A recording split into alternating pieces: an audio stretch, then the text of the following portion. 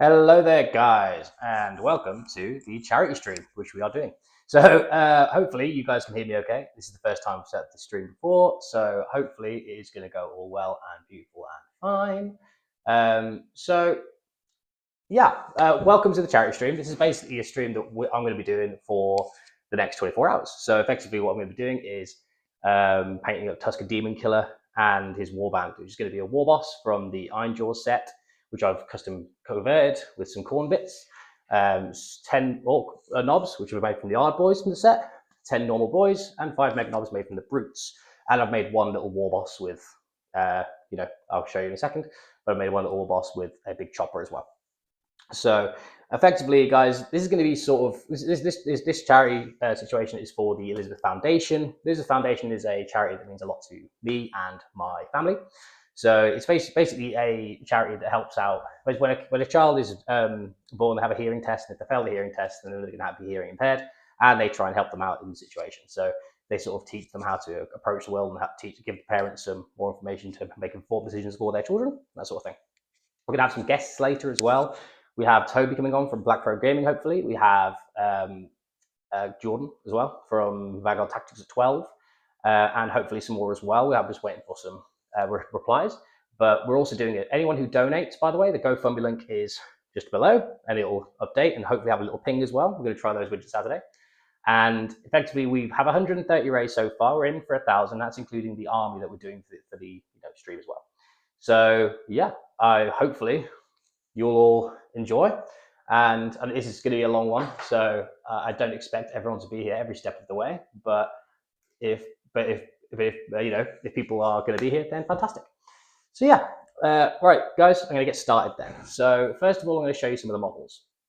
So let's try swapping some scenes over. Ah, that professional. So effectively, I'm going to be. This is Tuska himself. So I've basically converted him out of the war boss itself. This skull helmet is from the Weird Bruters or something like that. And effectively, this guy has the banner from the Blood Warrior kit as well, and a power claw that has got 3D printed for him, and has some horns on it as well, because it's called Tuska. So he has to have some tusks somewhere, right? And yeah, this is himself. I basically took off the big skull on here, filled in the gap with some green stuff, gave him a big axe, and the axe that it comes with, and he has some armor. So that is Tuska himself. Then we're going to go on to the war boss. The war boss is made from one of the Weird Bruters. This guy I think probably uses a war boss or a wereboy, but I'm going to go with it's a character of some description that looks corny.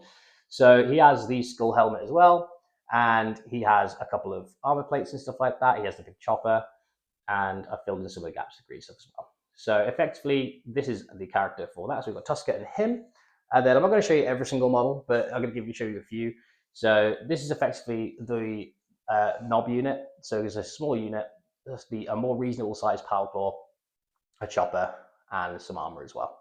So these guys should be really fun to paint. Unfortunately, they're very detailed, which is something that I just spotted now for the 24 hours. So that should be fun to try and navigate and negotiate. But yeah, so this is first one. Then we go on to the big guys. Big guys have comically large power claws. Now I thought, is it too big? And it might be, but it's an orc. So I think it's too big, but in a sort of acceptable manner sort of way. So these guys are going to be part of the army as well. I'm going to be doing the bases first, and I'm going to be priming them all and painting them and go through the process. So I'm going to get into it, guys. I am going to run out of stuff to say, so I'm just going to work away and see if anyone joins in. So the bases are going to be lava bases. So we have some corkboard. The corkboard is pretty good for this sort of stuff, and I'm just going to start putting cork on models. Let's see how it goes. Anyone who donates, by the way, is going to go to a prize draw, which will be done at about 7 or 8. I haven't really decided yet, but effectively everyone who donates can go to the prize draw, and I'll be basically giving away loads of stuff from my pile of shame. There's going to be some, there's a Necron Catan Void Dragon, which is from one of my 6+ teammates who donated it as a prize. That's from Steve, so shout out to Steve for that. That's awesome. And and hopefully we get that £130 up a bit by the end of the 24 hours. And a cool looking army, hopefully. Well, a cool looking warband. So The corkboard itself is quite thick, but I do want it to be that thick because, you know, I think it'll sort of read correct for what we want it to be. So yeah. And yeah, so let's just start eyeing up what these guys are going to be.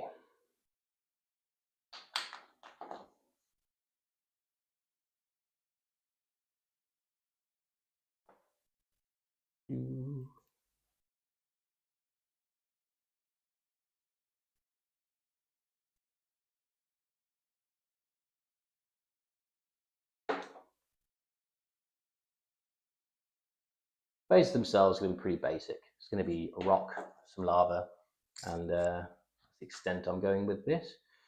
But I want there to be enough space to actually, you know, have the lava in a meaningful way. Need to make sure the rock's not too big. Also, some alcoves is always good as well.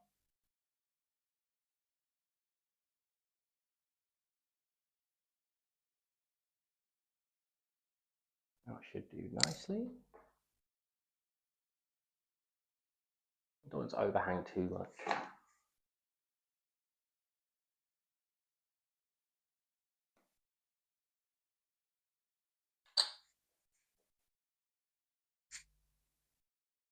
Any part of this process with the basing is always a bit messy when you have some cork on the go.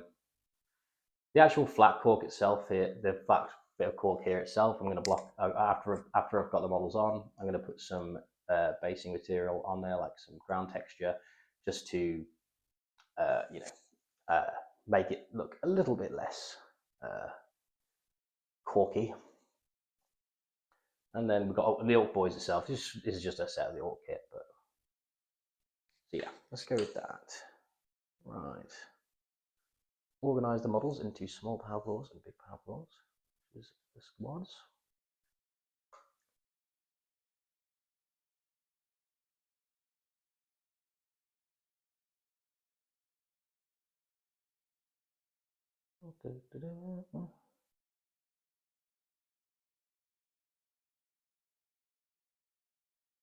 This kit, by the way, is fantastic. When I was building it, it takes a little bit of time to build. Oh, also, what I'm going to try and do, I have to say, model that reminded me. I'm basically trying to put blood. I've got a lot of bloodletter skulls from a skull pack, so I'm trying to integrate them where I can, because obviously he's on a demon world and fighting. And yeah, so actually, that's a story to tell. So the actual lore behind this. So this is a suggestion by Toby from Black Crow, which we spoke about the army quite a lot, and sort of what would be cool, what would be a good sort of army to do for this. What the idea of Primarchs was thrown around. The idea of the idea of Primarchs was thrown around. The idea of what else was spoke about? Primarchs, the Orc warband here, a small Space Marine force was discussed with me and Jordan at one stage. So I thought, well, everyone likes Space Marines, so we could do some Space Marines. But then it was a year of chaos, wasn't it? So I had to try and keep it vaguely on point and form. So we decided, well, I put a vote up in the Discord, and you guys voted on it, and the vote led towards Tuska Daemon Killer and his warband. So I'm going to try and make them as usable as possible as well. I was thinking about what base to put Tuska on, but I decided to put Tuska on a normal, like, mega armored war boss base, which is a 50 mil. Because originally I was going to put them on a 60 mil, because that's the other war boss comes with, and also it's a bigger base to put some more cool stuff on. But I still want this army to be playable, because this is getting auctioned off, and all the money from that is actually going into the charity fund as well. So I'm trying to make sure that we get that as on point as possible.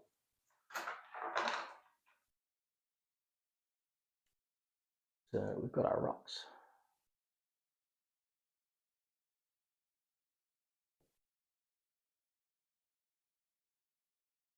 Luckily, super glue dries quite quickly with this stuff, so it's quite fun. Yeah, we've got that there. Make sure it's nice and cool. Put him on.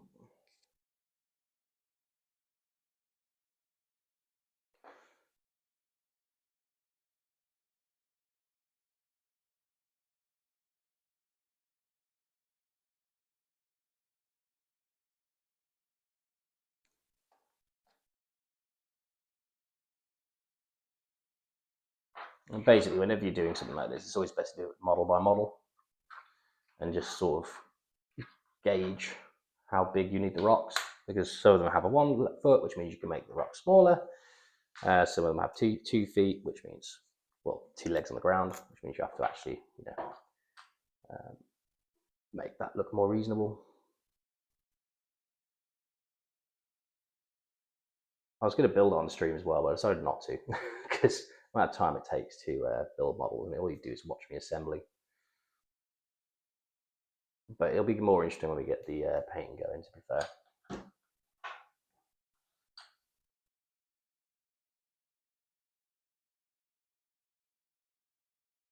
Build that out a little bit. Great thing about core, because if you go to take off a bit too much, just glue it back on.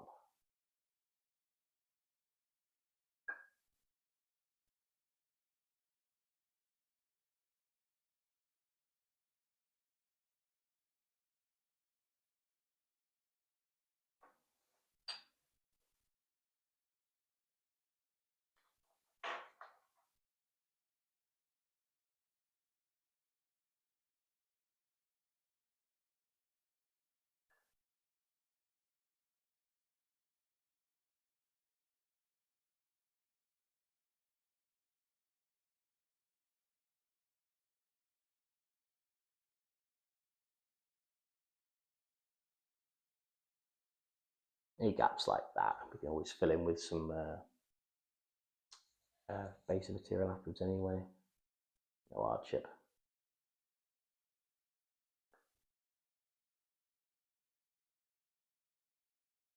Just going to try and be as conscious as possible to always leave some of the base showing. I want that to be the lava. Originally, I was going to go for flesh bases, so like from the because in the actual I was going to talk about the story. So the story of Tuska Daemon Killas. So we always love story time. So effectively, Tuska Daemon Killas is an orc that was fighting some people a while ago and decided that he was fighting some dudes a while ago and then started fighting some Khorne. When he started fighting the Khorne demons, he was like, "These guys are great. These guys are great at fighting." And when they found out that they were in the warp, he followed them in there into the Eye of Terror, and he was fighting for a long, long time. Kept fighting over and over again. But when he landed in the warp, he landed on a planet, and the planet that he landed on was that he looked at the ground and it was soft and bouncy. He was like, "Oh, interesting. This is cool." But then it turned out that planet was actually a demon. So he was actually alive and had a bunch, and basically it was made out of flesh and that sort of thing. So the orcs were like, free food, awesome. So basically they were eating the planet and digging into it, and obviously the demon wasn't very happy about that. So Khorne sent out some of his demon princes to deal with him, and Tuska just kept beating them. And eventually he sent a demon prince, and this one did eventually best Mr. Tuska Demon Killer. And when he beat him, but before he beat him, he, in an act of defiance before he died, put out his power core, grabbed his crotch, and twisted. And that killed the Demon Prince in return. So Khorne was so impressed by his display of violence and complete willingness to shed blood for the Blood God, not even for the Blood God, but to shed blood, that he revived him and got him to fight again. But that wasn't the only time he did it. And now Tuska lives in this perpetual cycle of fighting demons over and over and over again until he decides until he's not even until anything. He's still there now fighting them, I suppose. Which fair play to Tuska. She's got to be some dude to be able to pull that off. But yeah, so that's basically the story. And because it was a year of chaos, I either wanted to do like a chaos Primarch or a chaos army of some description. But then the orcs were suggested, and I was like, I love kit bashing orcs. They're so cool, especially with the AOS sculpts that you can put in there as well. So that was the decision made in the end, and that was pretty cool. And ultimately, that's why I'm here building them now. The yard boys are interestingly quite big compared to the 32s. So when you're trying to elevate them, it's a little bit tricky, but it just means you have a slight overhang. You have to tuck it, you have to like sort of cut away from the inside of the cork, and it settles nicely.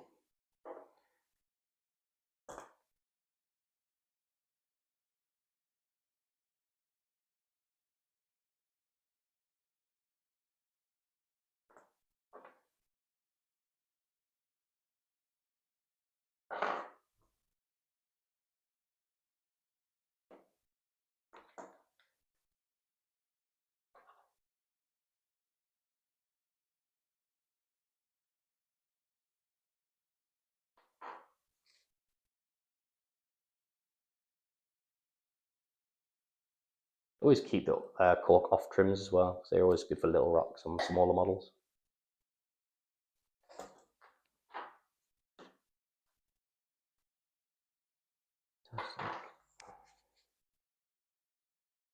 Color scheme as well, I had an idea for it. So the green itself, I've got my green orc recipe down. It's going to be like working from a dark turquoise into the moot green. Other people use Caliban green for the base there, but it doesn't actually turn too blue and just gives it a slightly cooler, not literally cooler, but like, just slightly, in terms of color. On the color wheel, means that it should go with the complementary colors a little bit more. And you can work from a Night Lord's blue for the red, so you still keep the same hue. Keep it more like a dark sort of, style, which is the idea behind the color scheme anyway. But we'll all find out together if it works, eh? I'm sure it'll be fine, but I haven't painted orcs in a long time. But also, the main thing here is I don't want to speed paint these. I want these to look quite cool. So this is going to be, I'm going to try and paint these to a pretty decently high level. Obviously, we are painting 20-something models. No, 17? Is it 17?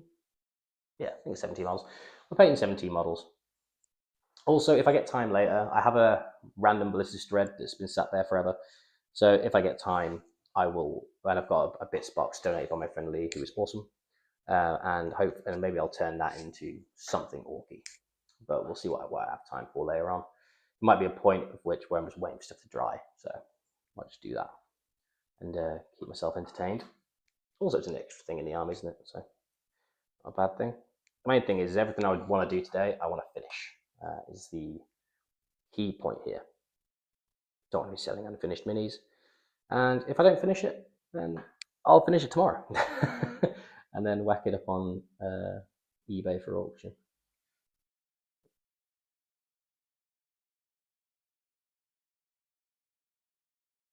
I'm not painting for 24 hours before. I pushed 16. I've been painting armies.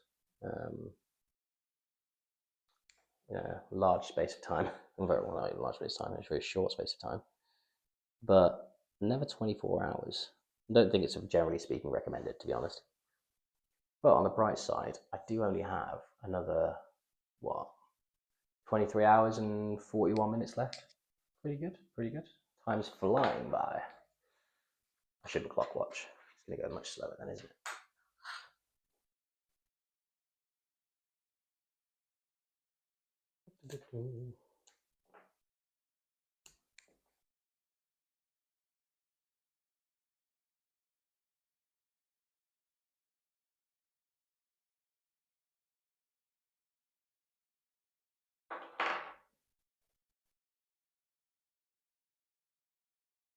This is the first time I've set this stream up, actually. Actually worked out very well. I was trying to do it with my camera. I bought a camera, Sony EV10, I think it was. And it's really good. Like if you actually, when it's got a data card and stuff, but to stream from, I need a capture card. Didn't have time to get one. And so I found out you could use an imaging software, like a webcam imaging software. And effectively, it means that you can just, what's meant to happen is you plug in your camera into the USB-C and you can stream from it, right? That's the theory. But did not work. Like, I don't know whether it's my Mac just did not want to allow that to happen, but it just did not like it. So I'm using my phone instead. It's actually worked out quite nicely. I only found out I could do it when my phone connected automatically to OBS. And as it turns out, you can just stream directly from your phone using OBS. And it seems like the quality's all right, actually. So that was a nice surprise. Happy coincidence. At least I can show you what I'm doing now. It's boring watching me do stuff without seeing what I'm doing.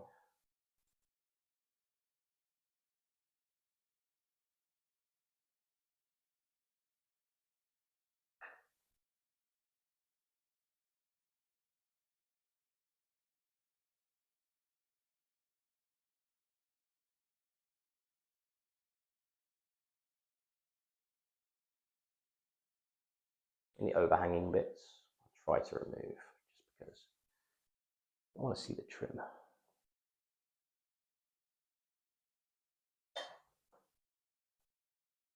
Already looking pretty good there. That's it. Just gonna put one bases and they're finished, right? It's fine. I wish. Imagine if 40k was that easy.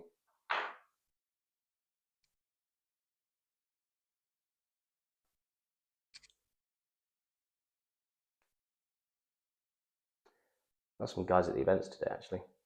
I think got some guys at the double saffron, which is pretty cool. Glasshammer of an RTT on, that's pretty cool. And I'm here, painting bees. As is my right.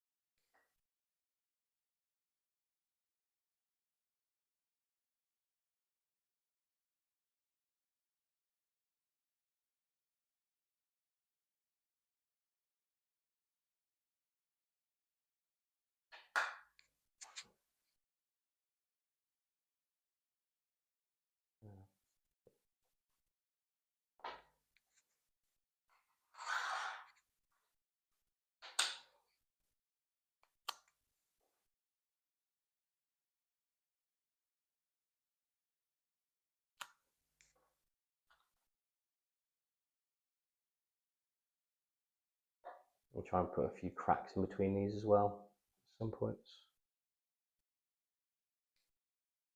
These rocks are quite tall, but I want the elevation for these guys. I think they'll look, they just make them look cooler.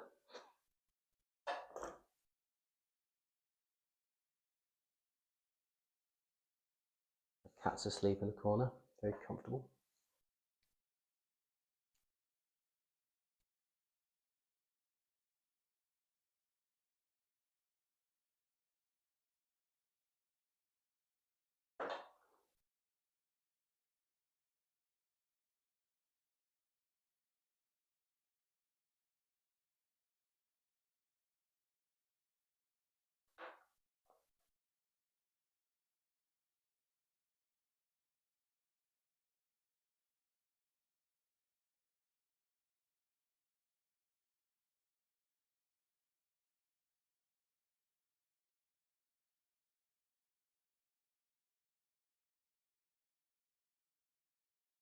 Thanks, mate. Thanks, Cypher. Thanks for joining me. Hello, mate. Is that Sam? It's got Backpro Gaming. Yeah. For some reason, the live chat's not working. That's interesting, isn't it? Let's see if we can fix that. I want to see what you guys are saying.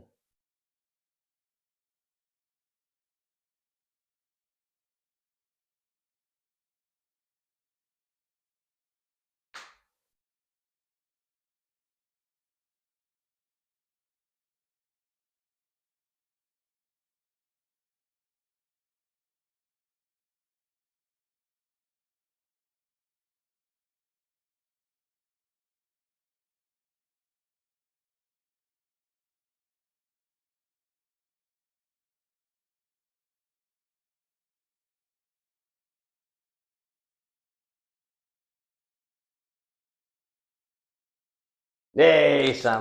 Yeah, my cat's asleep on a baby chair, weirdly. I'll show you in a bit.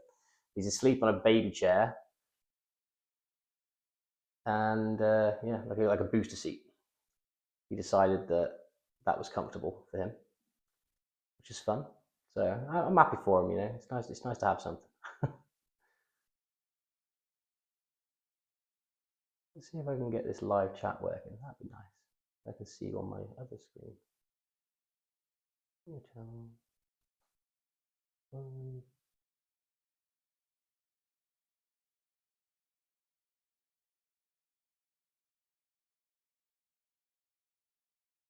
Ah. I see what I've done. There's two halves of the stream that I didn't put in the right one. That's what's happened. I'm good at this, I swear.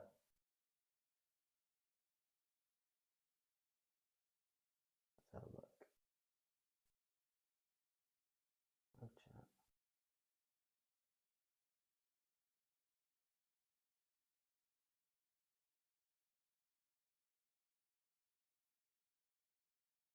Hey, there we go. I fixed it. Ah, what a technical wizard I am. Hard to read, but let's just. I know. And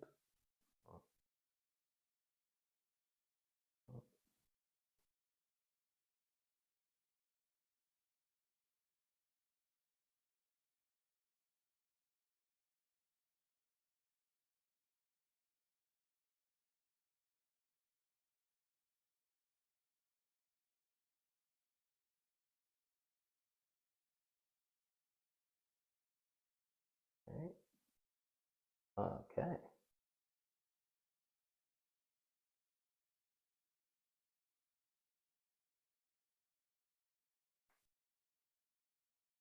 Okay.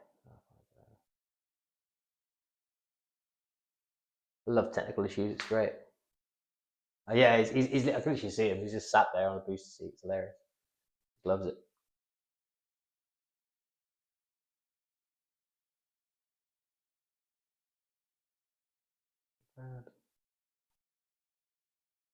Right.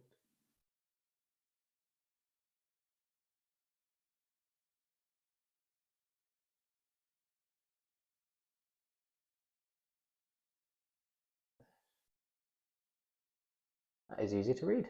Oh, technical wizard.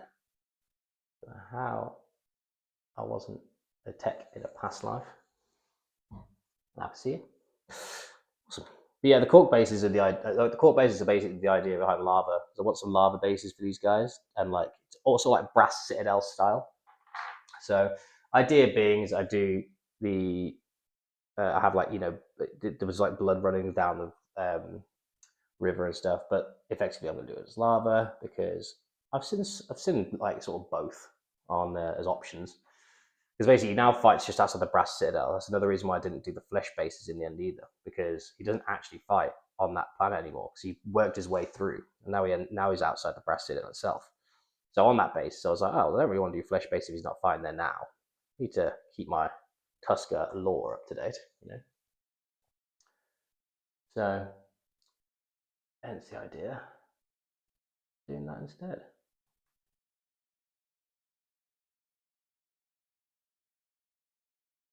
Right.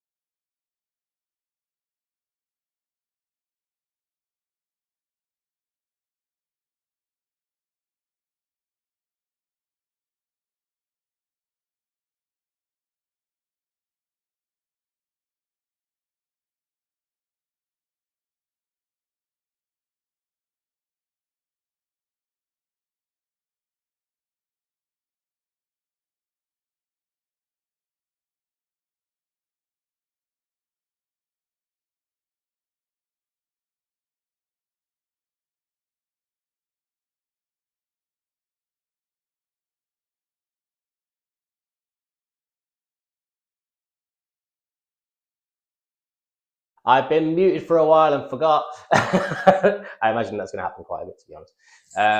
So yeah, I mean, I've found that generally speaking. Oh, it's not you. It's definitely me. So I just muted a while ago and completely forgot that I did.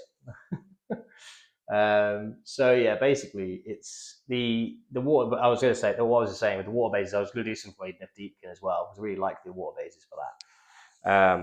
And I think generally speaking, water bases are cool because you can do the resin pours, you can make them swampy, you can like sort of do loads of different styles for it. You can sort of make it more oceany, you can make it more there's lots of different like avenues you can go down for water bases. And the water bases I did for the Eden of Deepkin, they were basically like sandy beaches, and the sandy beaches were really cool because it was yeah, it's back, the audio is back. And then that was the idea that's why I did the water bases that way. So it was just quite cool. But yeah, I think generally speaking, like I think the bases tell a story of an army, like in a way that people sort of might maybe sometimes underestimate. Like I mean, say for instance, I haven't won a best painted like in a long time. I got coolest army once. That was like some Harlequins I airbrushed in like a day. Sort of shows the standard of some tournaments you go to, which is the same as me. I paint armies to play with most of the time, right? But I'm trying to change that now. So, but the thing is, without I'm trying to go for best painting, I find that a good base really sets you apart from the rest because a lot of people have have like insanely cool looking minis, have some freehand, all that sort of stuff on there, and just be generally speaking awesome. And then their bases will be pretty basic with some brown texture, tuft, dry brushing, and all that sort of thing. And I feel like it sort of shows how much the bases have. Like Mike Duffy's gone to like a few tournaments and won best painted a few times now. I kind of think it's like 3 or 4, and his towel looked great. They're really, really good. But he's only gone around and highlighted, and we've gone around and like edge highlighted them all relatively recently. But he's still winning best paint anyway because his bases are incredible. I think they're 3D printed. It's like hexagons that are all popping out of each other and stuff. Which for the Tau aesthetic as well, it's just fantastic. A very clever base scheme. And even he said himself, like the best way you can win best painted and all that sort of things, you've got to have really nice bases. So now I've been very conscious about trying to make sure that the bases I've been doing have been cool enough to sort of justify. It's like I'm doing a young car at the moment, and she's going to be on. She's got a tree behind her. She has a waterfall on her base and all that sort of thing. I haven't painted it. I haven't done a waterfall yet, but that's the general theory that I'm trying to go for with the young car. And yeah, it's pretty cool. Hey, hello, welcome to the stream. Orcs. Yeah, but marble bases for Worldy for Ebrish Children are incredible, and blood bases for Worldy is obviously good, right? I think generally speaking, if you have it fit the theme of the army, it always looks really good. Another thing that inspired me with the lava bases is Emil from Squidmar Miniatures. He did a Iron Jaws army, which he finished off in 24 hours. He tried to go for best painted, came second in the end, but his base scheme and his a display board were incredible. Like they were amazing. Like he was doing his display board, and it was all lava flowing down a mountain with all the orcs in front of it and all that sort of thing, and it just looked absolutely fantastic. But yeah, as you say, like cool bases they're also just really fun to make. I think basing is one of my favorite parts of the hobby. To be honest, it's one of the most underrated parts for me because obviously you've got so many different avenues you can go down, and it's just generally speaking is really cool. So we have our 10 knobs done. Awesome. I'm going to go sit to one side, and we're going to go put this guy on the base. This is our war boss sort of thing, which I'm going to carry on calling it that. Yeah, technical paint's great too. I like that stuff that cracks. I think that might be the stuff that you're on about. I think that's like a cheat code for lava bases. You can just like paint the orange underneath, and then just like paint that over the top, and then paint it black over the top, highlight the black a little bit, and bosh, you've got some really nice looking lava bases. But for me, I tried to paint the lava bases with brushes before, and they look good. They can look good, but I find it through an airbrush, you just get those blends so nice, and it also just makes it more vibrant, I found, which obviously die catching, it helps, all that sort of good stuff. But I also have about 50 skulls in a box and some more sprues of skulls. That's for the bases as well. Yeah, contrast paints do taste bad. It's almost as bad as the old brown ink. That stuff's horrendous. But the thing is, you'd never have it intentionally, but like you just like put your brush in your mouth to like, wick it off. And then boom, you just get the taste of like, I don't know if I'm going to survive this. Thank you, Josh Parry. Welcome to the stream. Much love. Love you too, man. Love you too. Yeah. So we're going to get, currently we're doing the bases, but we're going to get onto the more fun bits later. It shouldn't take too long. Then once we've got them on bases, we can start priming and doing some more fun bits. But hopefully these guys will look good by the end of it. Also, for people who are watching, this stream is in 2 halves. Because if I stream for 24 hours, YouTube doesn't like it, and they get rid of all the footage. So we're doing 2 11.5-hour streams, and the hour break is going to be my lunch break, because I think I'm allowed one. I'm gonna take a lunch break with absolutely no shame whatsoever, and it's going to be great.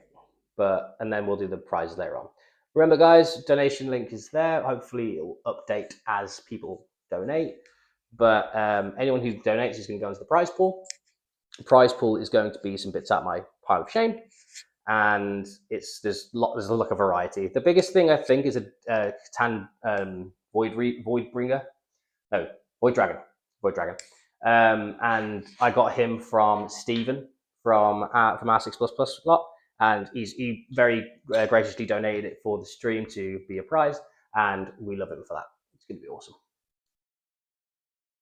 To be fair, you'd be surprised how little space an airbrush takes up. I'll show you at some stage, because I can actually, because this is my phone, so I can just bring it up and show. But effectively, it's literally a compressor, and the airbrush itself fits into a box like that big. It's like half an army case. So you can get even the compact compressors, which are awesome as well. I really like those. In fact, people in the chat, how tall shall I make Tuska's base? Shall I make him visible over UKTC ruins? Is that the level we're going to? I'm sure the person who's going to buy it won't mind.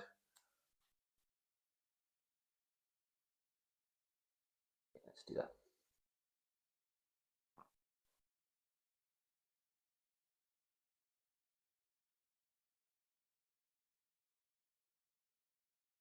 Yeah, that's fair. But to be fair, it's a new tool. It takes a while to get used to it, and obviously it does take time to use it sort of effectively, if that makes sense. It took me a while before I was using it wrong for a long time and didn't even know I was using it wrong. That's the level of wrong I was using it. But it does take quite a bit of effort to sort of pick up and learn. But now that I've actually used it, now that I'm used to it, I don't think I could go back now. But yeah. Thank you, sir. Thank you for the well wishes. Red Covenant.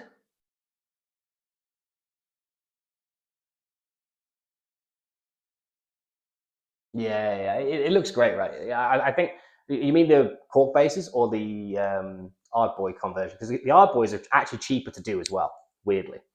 So just to give you a bit of a gauge for you guys. Oh, you got people who haven't seen Tuska yet. This is Tuska.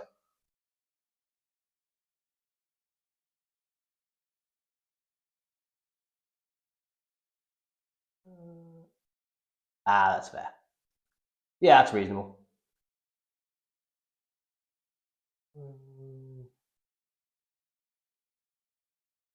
Yeah, so tip dry is actually something that can effectively, tip dry happens quite a bit and it starts to spur and stuff. But the way I get around it is if you have, especially if it's warm, you will eventually get tip dry. That's just a simple fact of the matter. But effectively, you keep cleaning it and your paint's thin enough, and sometimes you need to blow it, clean it out, blow it out, and all that sort of thing. Sometimes you are finding that you have to clean it out more often than you probably like. But generally speaking, I think if you're using the airbrush and trying to avoid tip dry, I would just constantly be wary of pulling. Like same as if I'm airbrushing, I'll just pull the needle back a few times, let some more paint come out until it's flowing properly, and then carry on. I've just got a new one, the Galeri Advanced GTAD, because I wanted to get a nice airbrush for this one. Because I generally speaking, I don't really have. I have one nice airbrush, but I don't use it very often. So, but I use cheap ones. Like I use these are 25 quid from Amazon. These things, and I go through. I probably go through about 2 or 3 a year. Probably less if I've looked after them properly, but I abuse those ones because they're so cheap. It doesn't really matter. But to avoid tip dry as well, if you take you've got an airbrush. But I'll swap it over to me for this because I have different scenes. Oh, there's me. So if you have an airbrush, right, you have the tip. Sometimes if you take that off and get a cotton bud with cleaner and just wipe it away and then put it back on, sometimes it just goes straight away. Also, if you're getting tip dry a lot, it might mean that you just need to strip it all apart and like clean it properly with like isopropanol. Because if you've got like a little bit of paint somewhere and it's like collecting, it's just going to keep doing it. So sometimes you just want to take it apart, isopropanol all, clean it all out, and then it should be okay. But yeah, that's the general approach for airbrushing. Me.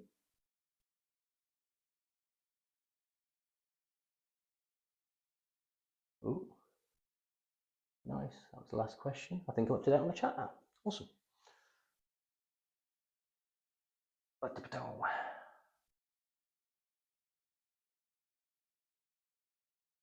Got Madonna on in the background, guys.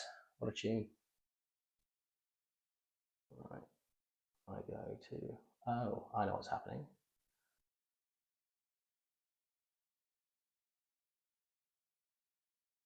Awesome.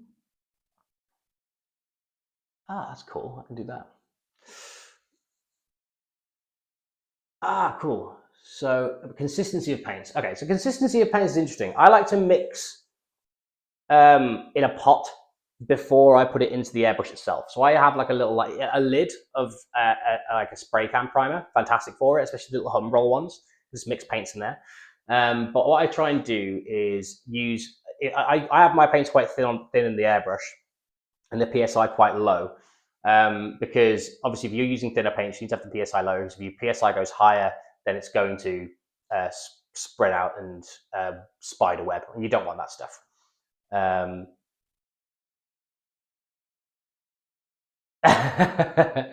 I say IPA? It's the no, it's the isopropyl. No, oh yeah, that's IPA, alcohol. I thought you meant the beer. That's hilarious.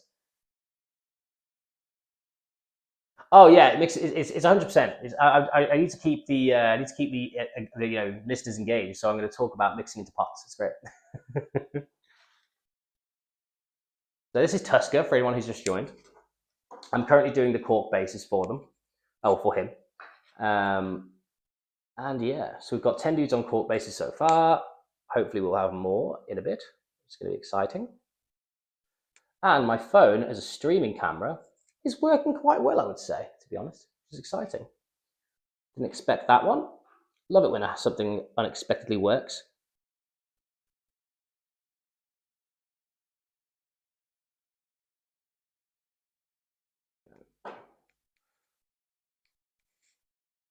What's everyone's like favorite thing to do while they're painting? Like, everyone has. Some people use audiobooks. Some people have like videos on in the background and stuff.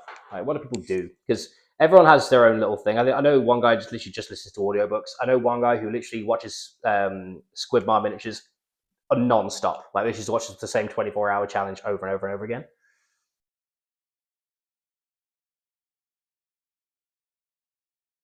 Good Stout is also known for a dry tip.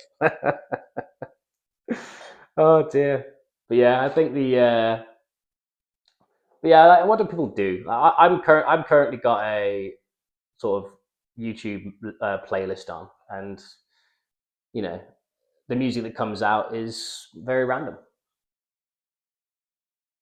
Warhammer Law podcast, solid. Well, a good one that I've discovered recently. It's not even a podcast really, but like I like I actually told the story of Tuska Daemon Killas earlier. I think probably before everyone was here, but effectively, the lore on that guy is so cool. The fact that it's like a fan lore that was made canon, that's the bit that like maybe really like I was like, that's really awesome. Because the fact that it's like an orc that's just found heaven. He's just chilling. He's just like, yeah, I can fight these hard dudes all the time. It's awesome. Just beating them up. Fight's dirty though. Right. He has his rocks.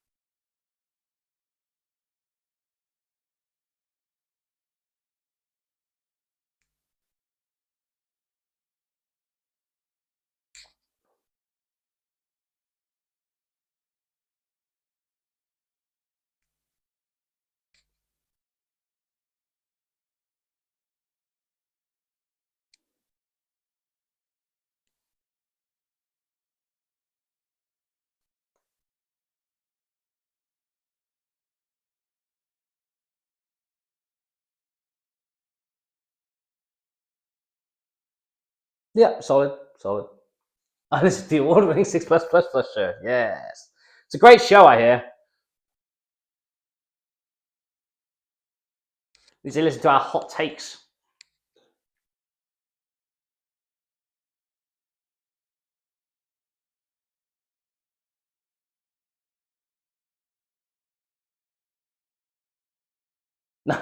Nice. Well, painting's just a reason to listen to podcasts, right? That's what I hear.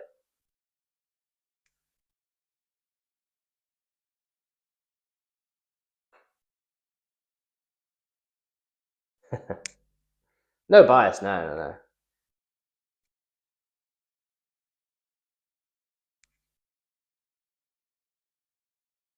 There we go.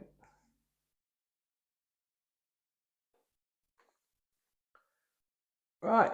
This is Tuska and his little rocks. I feel like there's something missing. Where's my base box? Everyone else got a box of stuff. My box of stuff is great. Oops. The box of stuff's great.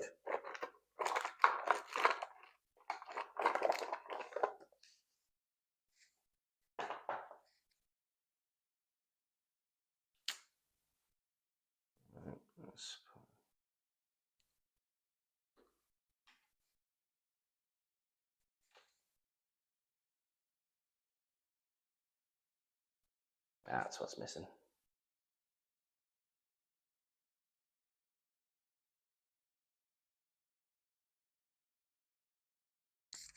Yeah, the current Vanguard list is a struggle, but the King of the Ping is great, and David does an absolutely fantastic job on that. We're very appreciative that he does it every time. It's just a great. It's great to get everyone involved and get everyone knowing each other in our little 6++ family. I need to join the next one. To be fair, been busy recently. Here are the comically large power claws, guys. Yeah, size of his torso.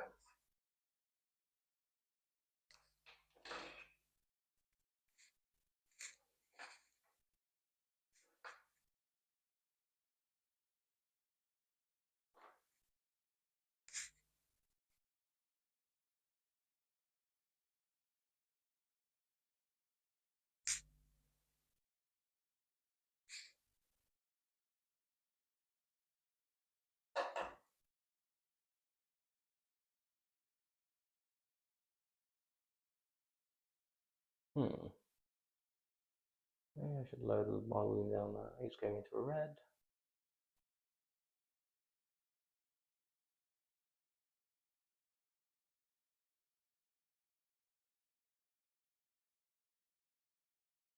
Is that better?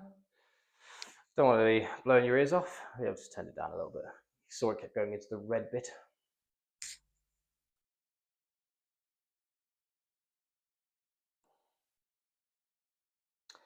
Data slate's out, guys. That's the point. Data slate's out. won't go into it too much because we're doing awesome videos on that at 6++. But what are your thoughts? Obviously, I know, Sam, you're taking anger on now. I'm aware.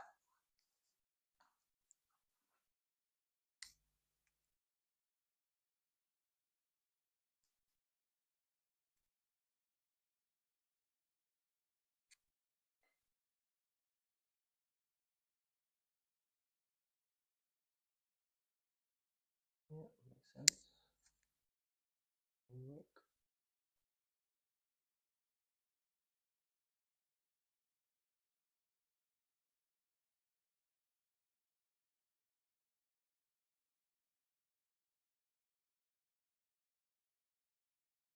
Yeah.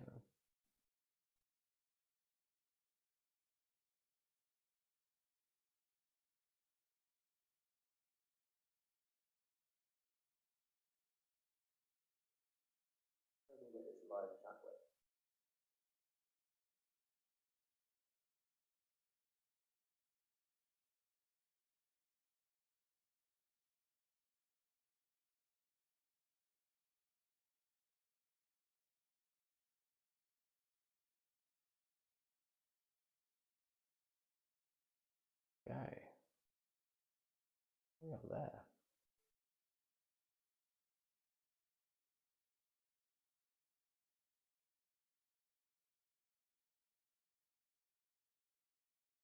Chickens are more fun now, unfortunately. They're a bit cracked. For anyone who doesn't know, chickens are good now.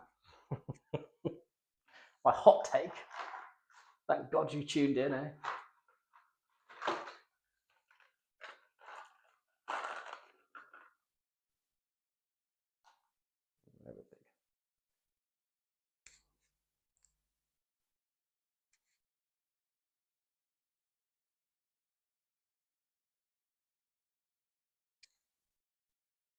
Right.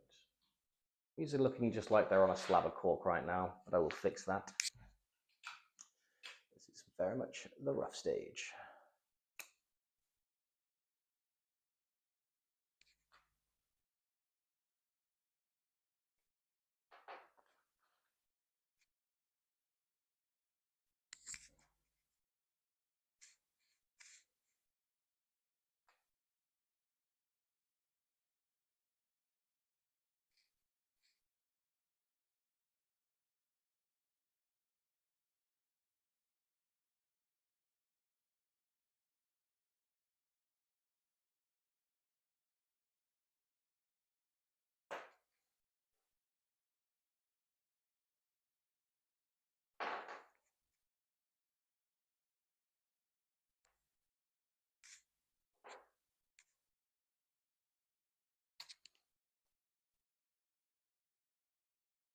Yeah.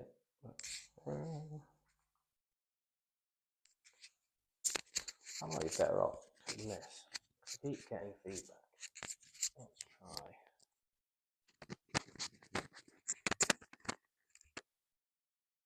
How's that? The audio on that, guys? Is that okay? Trying out something different.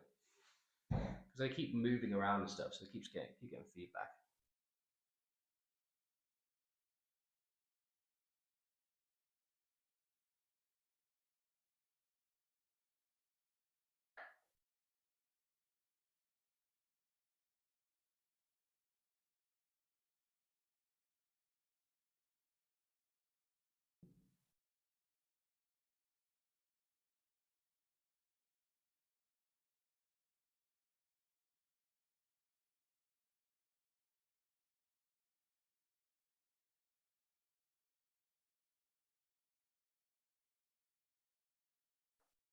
I think that's probably going to be fine.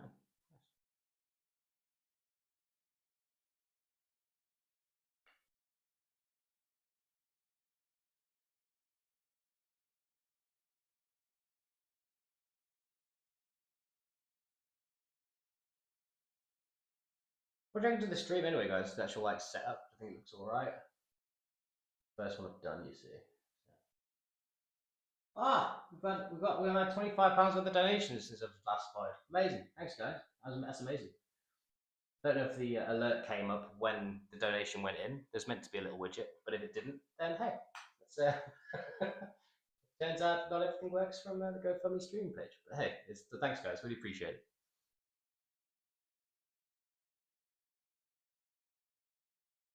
We get 1,000 in no time.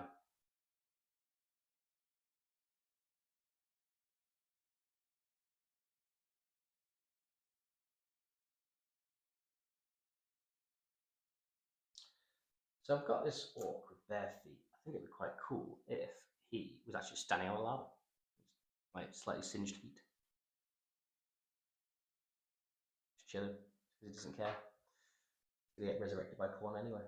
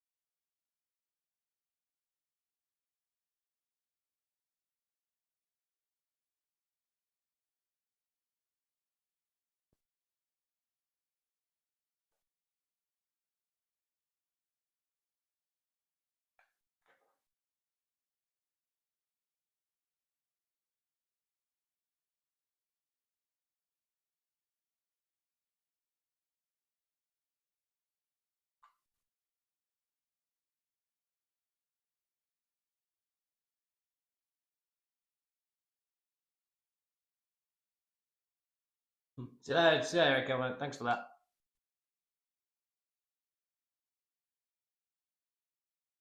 Enjoy your day.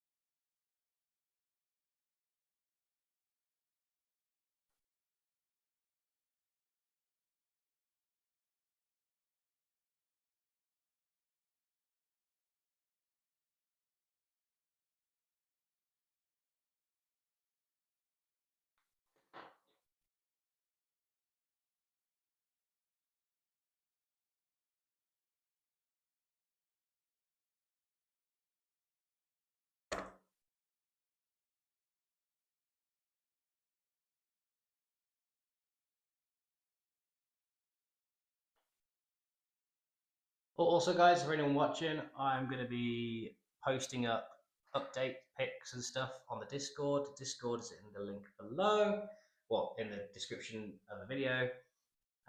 Feel free to go and join. I'm trying to grow that Discord a bit, try and get some more active combos going on. There's competitive channels on there as well to discuss things, but also it's a hobby channel. So if you want any advice off me about anything, you can just go and ask some questions and I'll answer them to the best of my ability. And you can also find out when we have videos up, when we have new videos out as well. So feel free to go and join the Discord. I'll be jumping on Discord for my lunch break probably and chatting to whoever's about.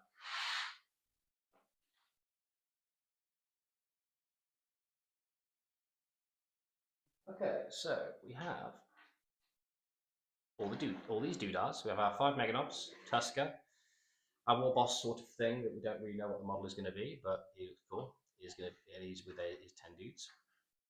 Then we have our 10 boys. This is unfortunately the new kit of the new boy kit doesn't actually come with an all chop or all shooter option, which I did find odd when I looked at it, because it's like some of them have shooters, some of them don't, all that sort of thing. They look great as sculpts; they look fantastic. But I'm not really a fan of. I don't mind the plug stuff together kits being there for new people or starter kits and stuff. But I don't think they really need to be there for actual kits that you sell because there's no customization. Can't really do much with it. So I prefer I don't prefer, not that I prefer the old kit. The old kit obviously looks worse, but I think as a concept, I don't really like the plug-in dudes.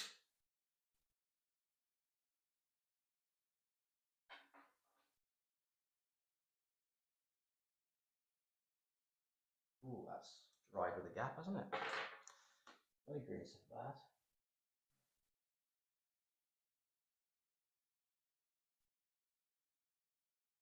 Well, good thing about a phone while you're streaming is it won't run out of battery because you can put it on charge. Like I planned it. I didn't, but looks like I did. It's not fun. Oh, green stuff hack for people who use green stuff or don't use green stuff and want to know something about green stuff. Leave it to dry for about half an hour, 40 minutes before you start working with it. Much more reasonable to work with.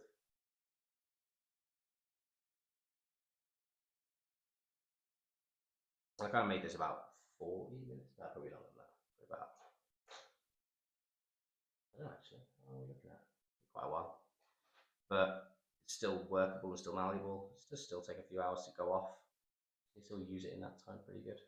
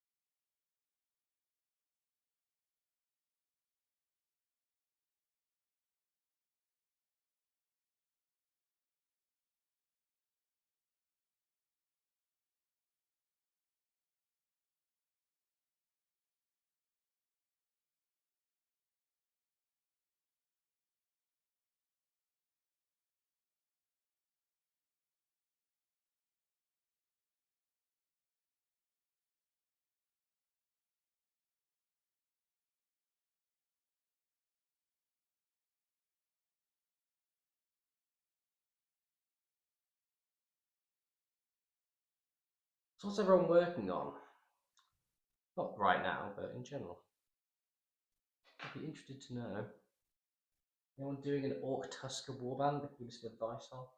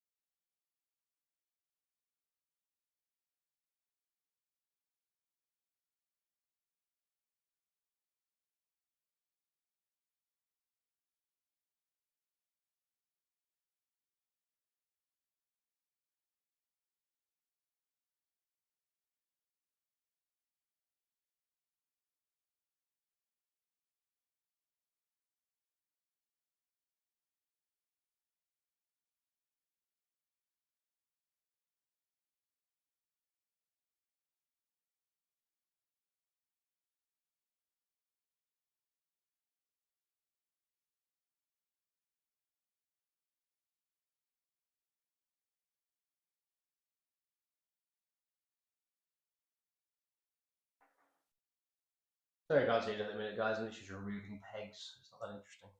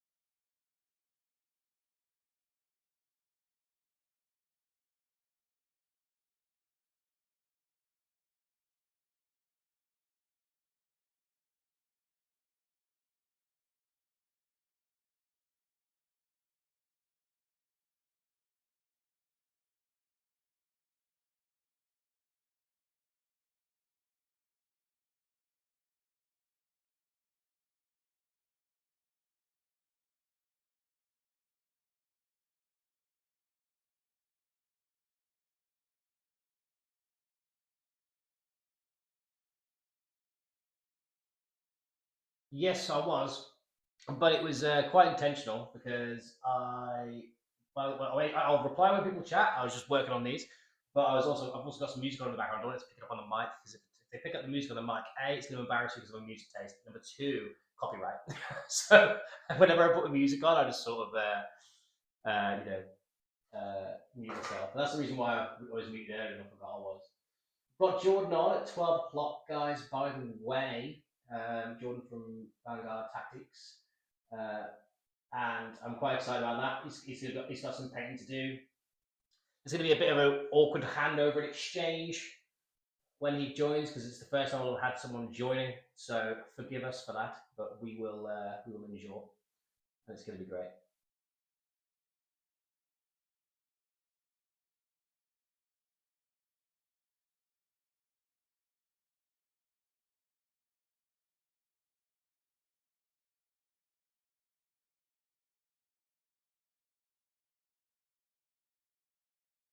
I'm quite happy with how it's all looking. Actually, I thought it was going to somehow go wrong. Oh my god, we've got £241, guys. That's amazing. Thank you very much. You're all in the prize draw, and I'm going to share some shout outs now for the people who have donated.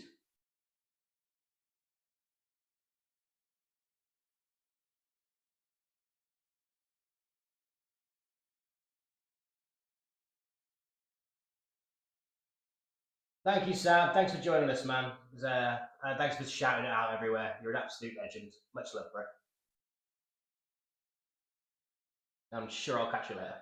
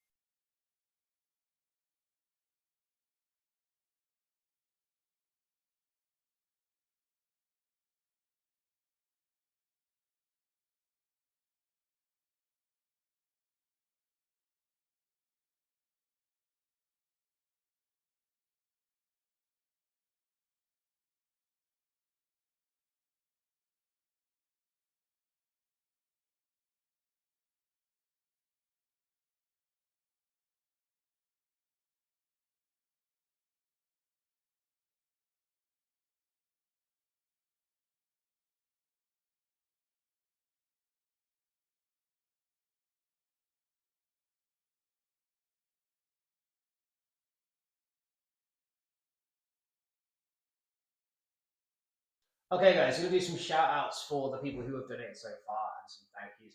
Cameron Ward, £86. Thank you so much. That is incredible. That is an amazing donation there. Getting us so close. Chris Owens, 25 quid. Thank you very much. James Webster, £25. Thank you very much. Co Rhodes, £30. Thank you very much as well. Gordon Eastingwood, 10 quid. Amazing. Jamie Clifford, £15. Amazing. Dominic Swallow, £15. Incredible. Tim Page, one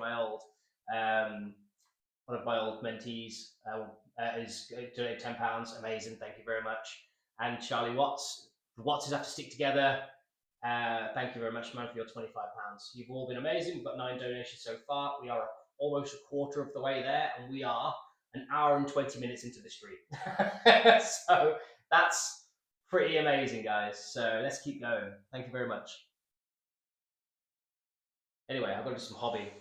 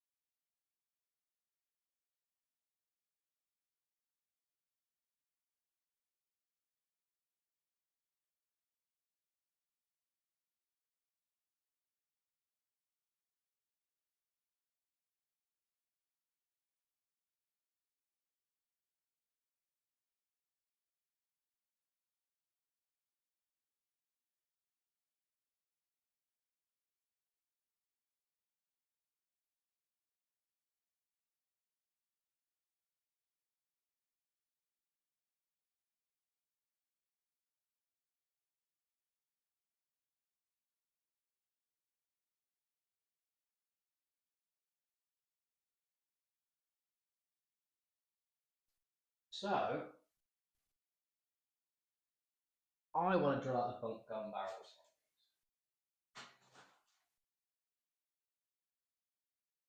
I've only got a 3mm drill bit. So is it even worth doing? I'm just gonna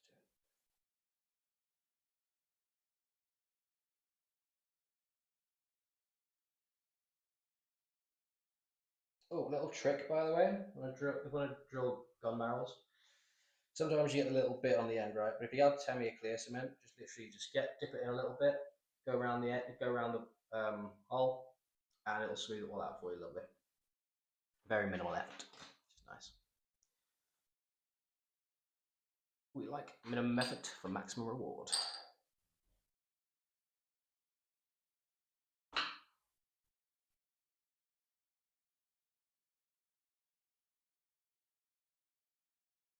I wonder how cold it is outside. It doesn't look pleasant.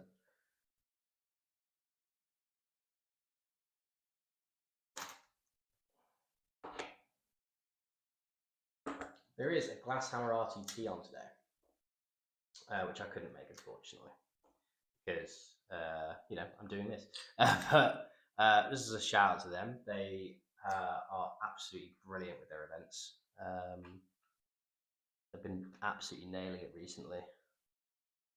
Absolutely, just really, really good feedback from everyone who's been going. Their team event recently, I didn't manage to go to that, but that's had absolutely fantastic feedback. The actual single, was it the singles as well? I've been to the singles. Really good atmosphere, and lots of space is the main thing.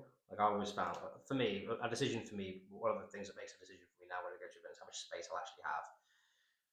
When you're absolutely crammed into a room, it doesn't feel great.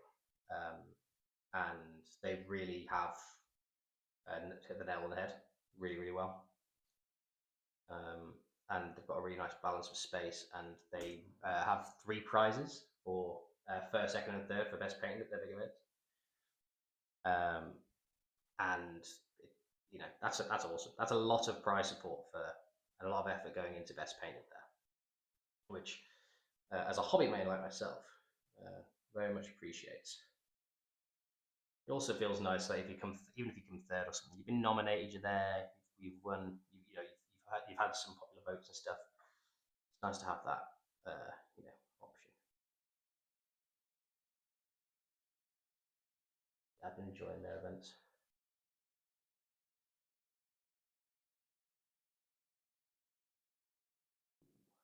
Hour and a half, we will have Jordan, our first guest. Exciting.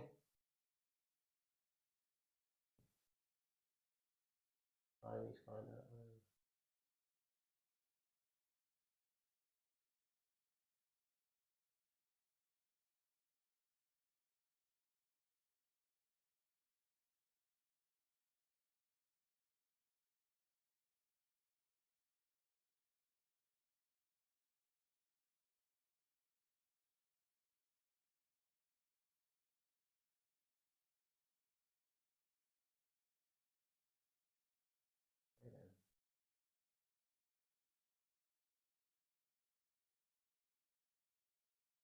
Well,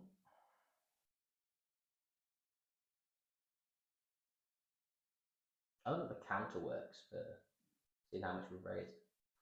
Shame the little alert doesn't come up when a donation goes in. Or maybe it doesn't, I just haven't seen it yet. I'm missing it.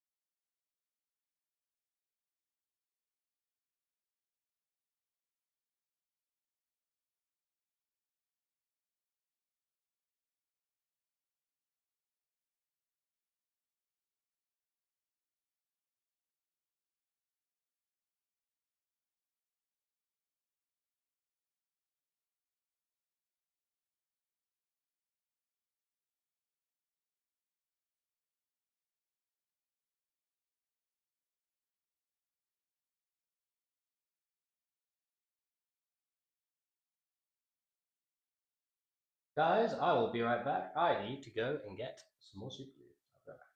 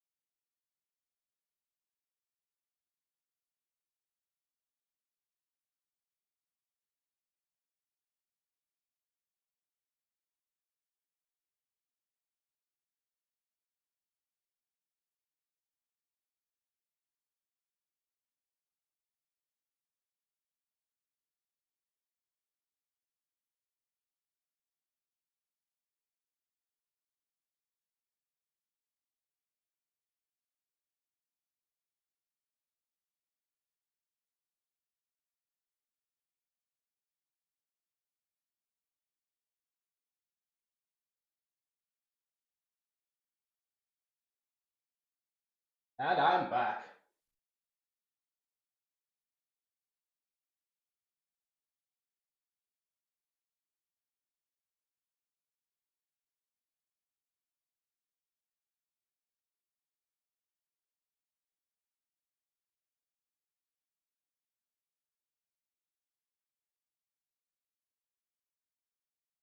Right, yeah. Super glue applied. Modeling continues.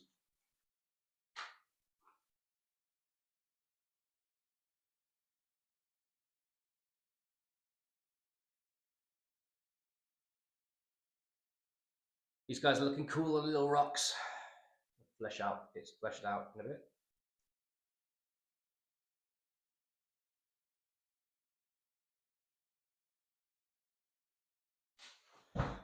And they'll look cool.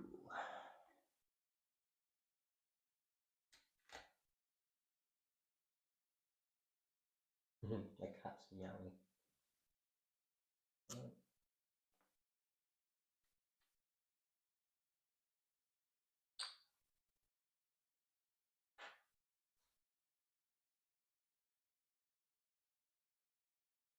Next step is skulls. Then fining. Just paint on this thing. Next sign.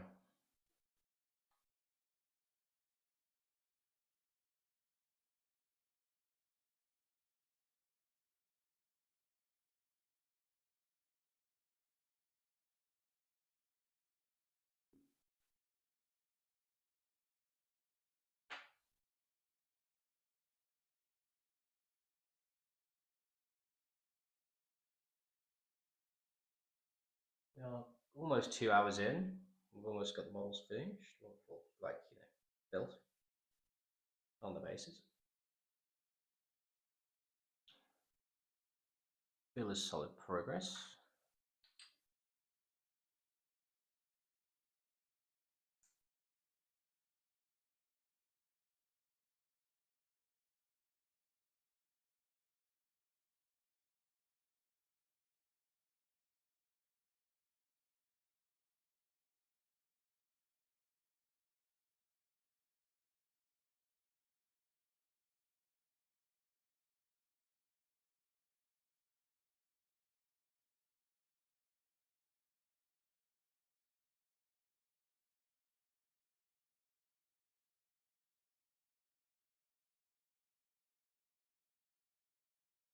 Okay.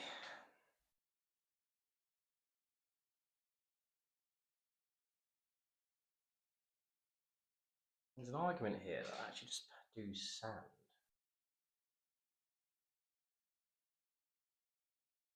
Paint it red. Molten rock instead. Yeah, I like that idea. Drive shit like black on top and all that sort of thing. Let's do that. So we can put the skulls on as well.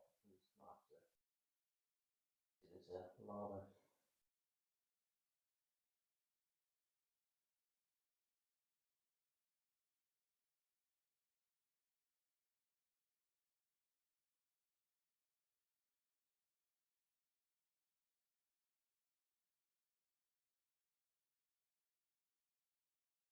Using these skulls from the skull set from GW.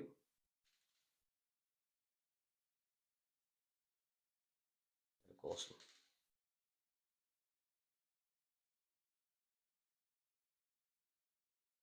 There's a mix of skulls here, I think. Got 5 regular skulls as well. So they use sparingly. We're on the Mega Knobs, and I want skulls to be everywhere. I want there to be loads of skulls.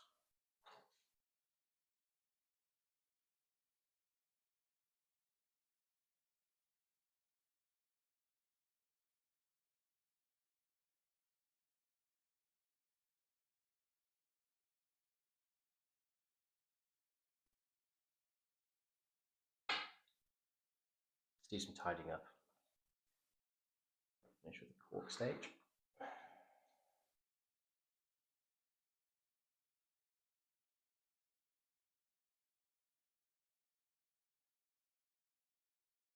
Skulls to one side.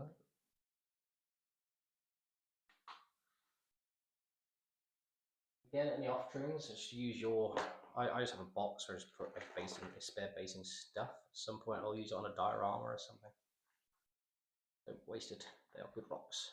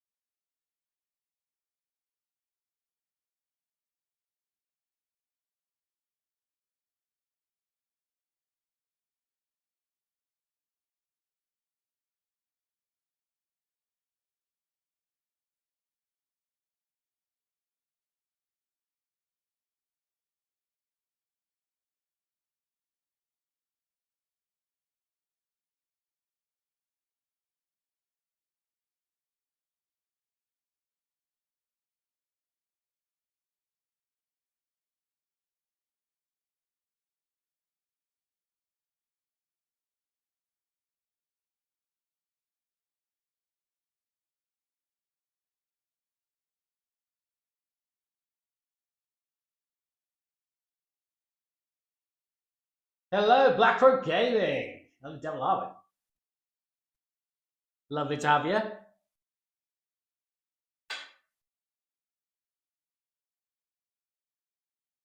Sorry, sometimes I mute and just go on, get the music on and just zone out while I'm putting skulls on, Mr. Tuska.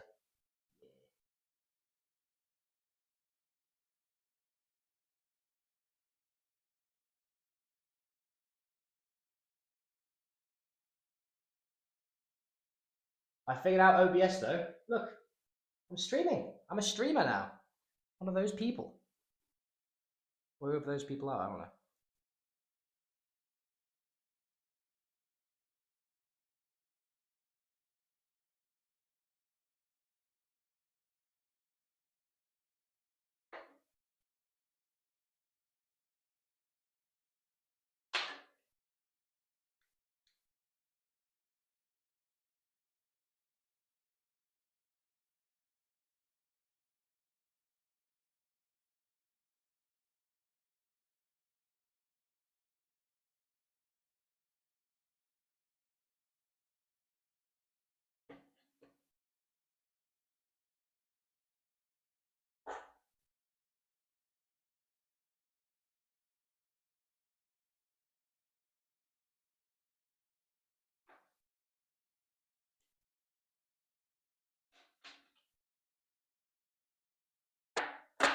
It is officially 43 minutes till we're meant to have our first guest. Exciting.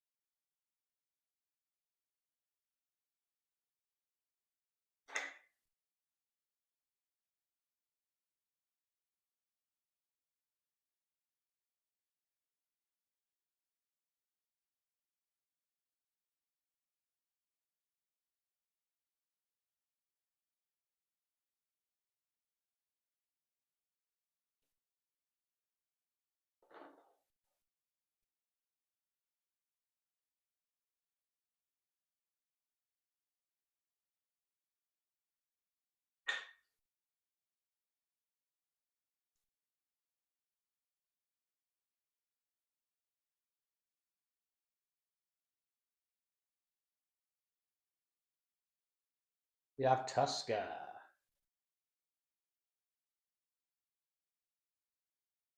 Look at him go.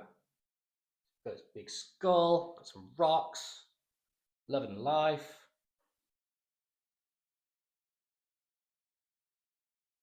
Put some skulls on the boys. We're good to go.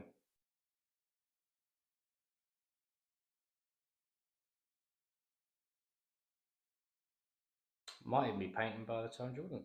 Over me and Jordan was chatting. Nice.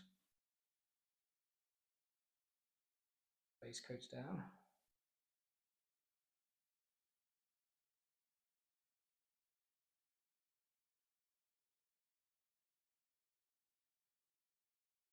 It's crazy. We got to 241 in like first, like what was 4 hours?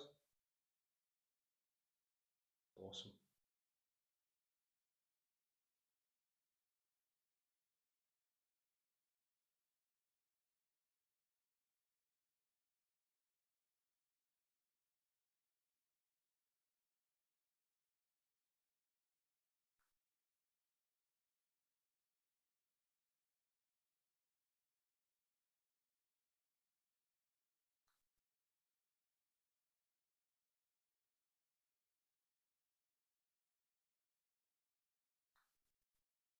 Once these skulls are on, it's priming time.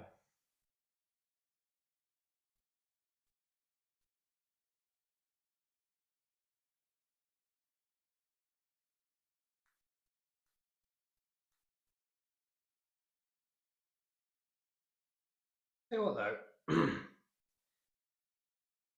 I'm putting all these skulls on. I haven't really got a plan to paint all that. Well, no, I'm going to have to paint them all, but like just adding time. Because on already quite detailed models, adding more detail is certainly a choice. Well, it's a choice I feel vaguely confident about. So.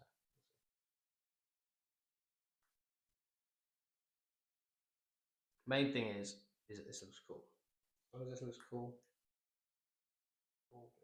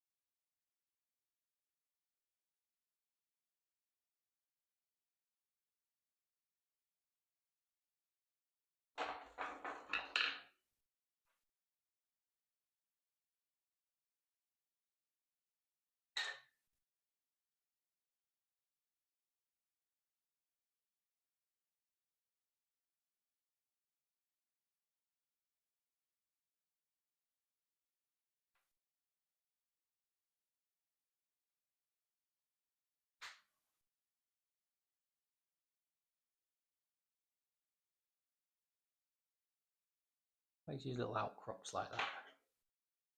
A little bloodlet skull on.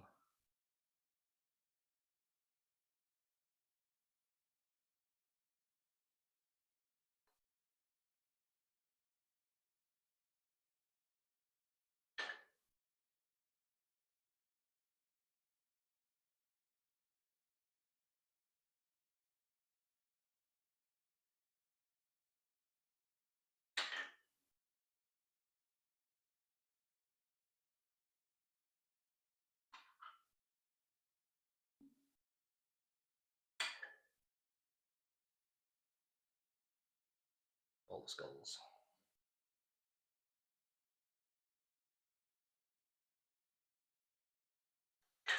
I've got a new plan for the bases. I think I'm going to do Yoo-hoo glue blood bases.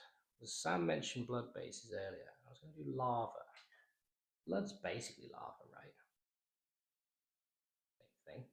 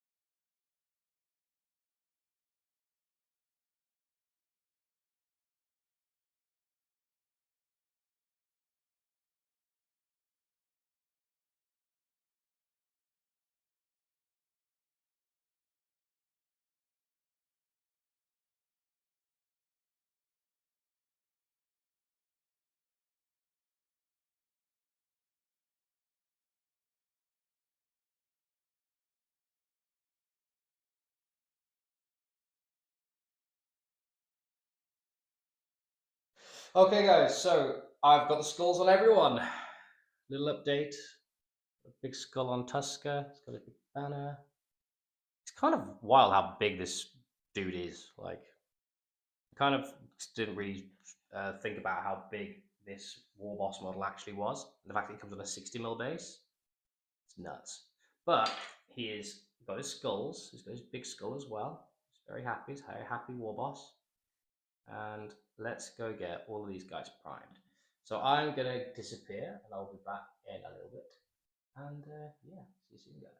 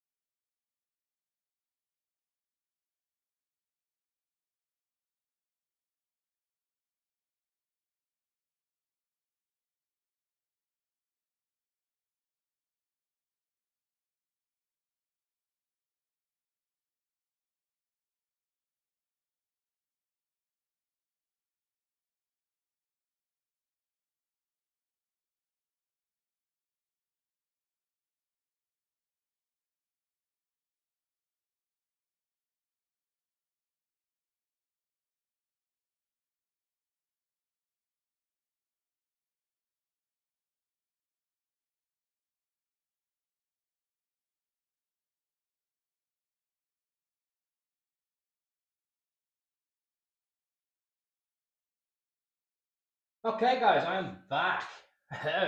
So we've got our first guest coming on very shortly. It is Jordan from Vanguard Tactics. I'm very excited to have him. Just setting up the camera again, and yeah, we'll get onto it. So now that we've actually got the thing set up, it's actually fine. Yeah, awesome. So, what I'll wait for Jordan, I'm going to show you some bits. Also, he's set up and ready to paint. Amazing. Sorry, I had to go get a drink. I am here for 24 hours. Needed a quick break. I've been sat here ages. It's not been that long. So we've got some. So we're going to show you some models. So we're going to show you Tuska first. Tuska, in all of his glory. Everything is prime now. Everything has skulls. Everything has all the good stuff. Very excited. So now we're going to go and try and set Jordan up. We go on to here. Excuses. Hey, it's going to be a long day. I know it's hard when I'm not here. You have to get used to the idea. And right.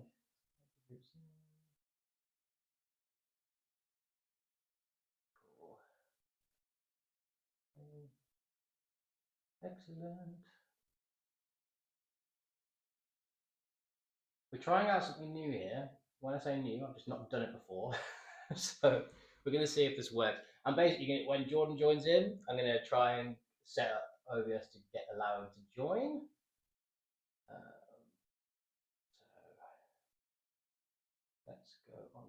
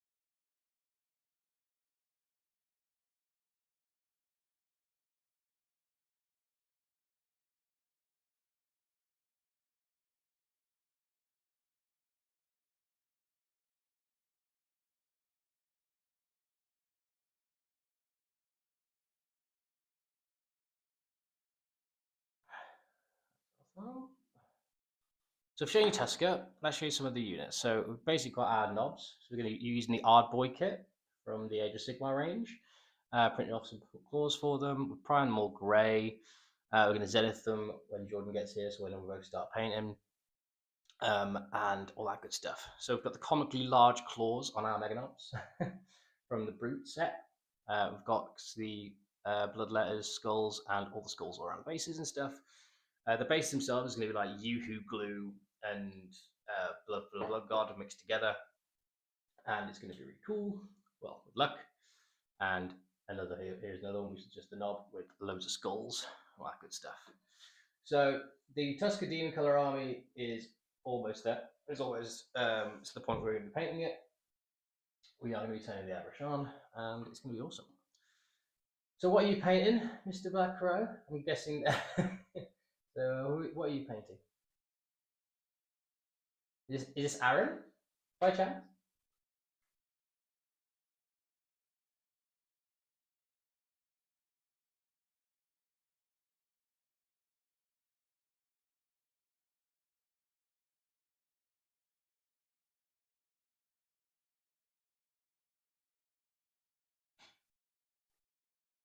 Space puppies, nice. Well, we all love space puppies. I like painting mine when I did mine. It was very fun. I enjoy having space dogs. They are fun to have around.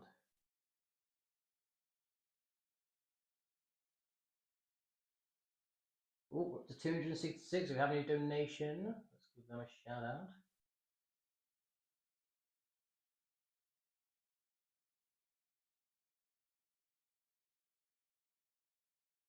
Aha! My mother has donated. Thank you, mother.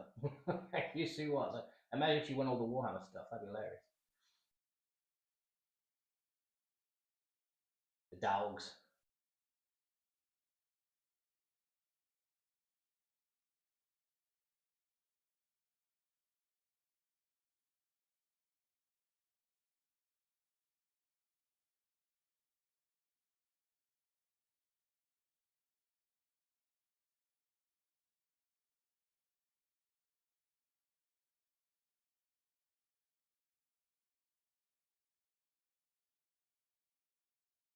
So you painting? What models are you painting? Is it some new spice? Is it the new Wolf Scouts? Got Matt McCurdy coming on next week for some awesome Space Wolf talk.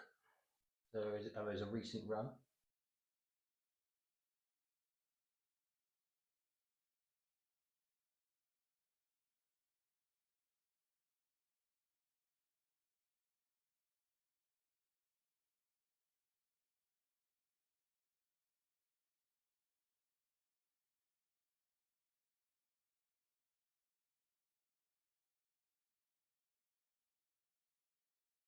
Yeah, the Wolf Scouts are very good.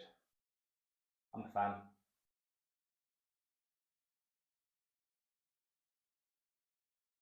They just got the little dog. Like it was infiltrating. They get to infiltrate. It's got scout 6, lots of little damage like profiles.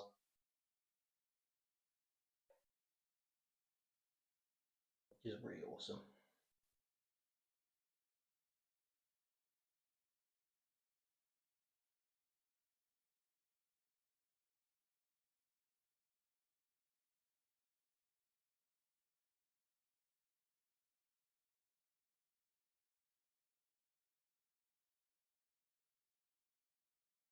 Yeah, Tunis 5 are pretty solid.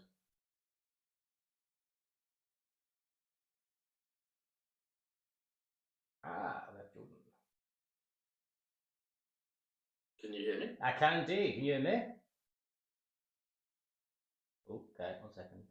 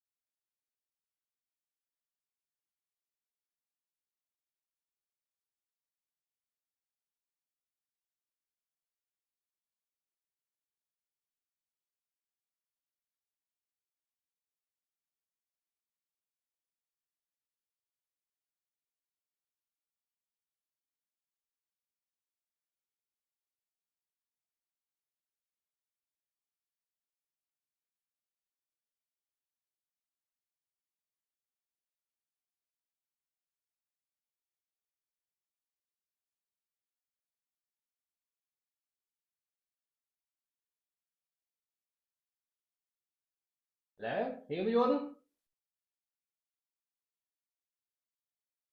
Ah, cool. 1 second.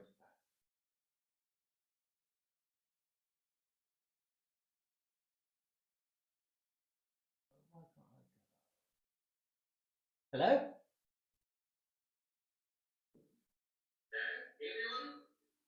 I can hear you on my phone then.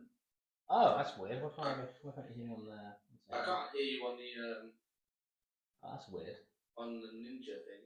1 second. Let's see if we can get it. Oh, you can't hear me on the ninja thing. 1 second. So let me see what this bug does. Double chat. Nope. Settings. What's on my phone? Ah, is that why? 1 second. I think I know what it is.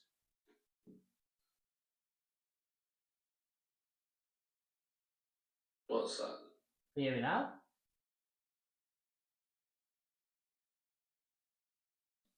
Why can't Hello? Hello?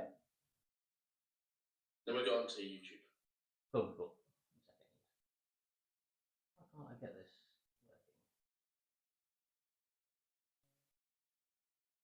Hello? Nope. What? I can hear you through my phone. That's so strange. This is mute. Message transfer. Hang up. First time I've used it, you see, so I don't know why it's not there. I can hear you on YouTube. Okay, cool. So the audio set. I just want to see if I can get it to work before we carry Yeah, on. I can hear you, bro. I can hear you. Amazing. External headphones. But it might be a bit of a delay. That's fine. Okay, that's fine. Mic delay. Compressor. Stabilization. Can't see how else I do. Oh wait, is that what it is? One I've second. accepted that. Oh, we've accepted it. Did that work?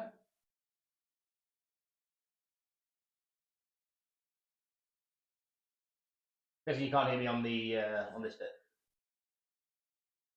It's fine. As long as you can hear me, it's fine. It's hopefully there's not too much of a delay. Yep. Amazing. Nope. Well, can you hear me on YouTube at least?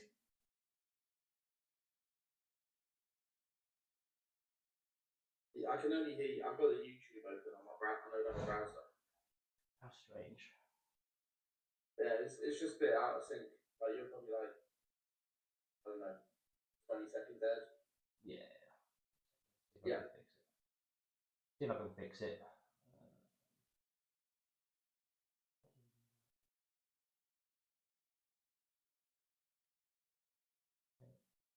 Okay, what about that? What about that? Yeah. That's so annoying. Why isn't that working? Let's see.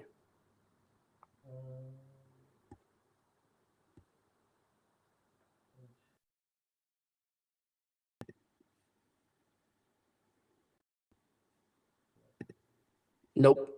Okay.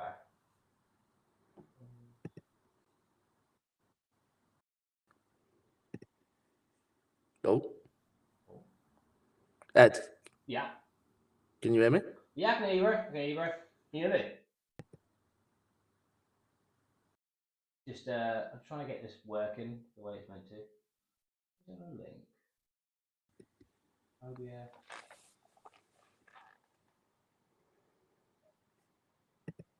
Hopefully I'll get this working because I've got other guests on. So let's see if we can get this going. So first time doing it. No, I can't hear you. I can't hear it all. I can't hear you on VOD Ninja. Yeah. Okay. So how do I fix that? Is it? Let me see. One sec.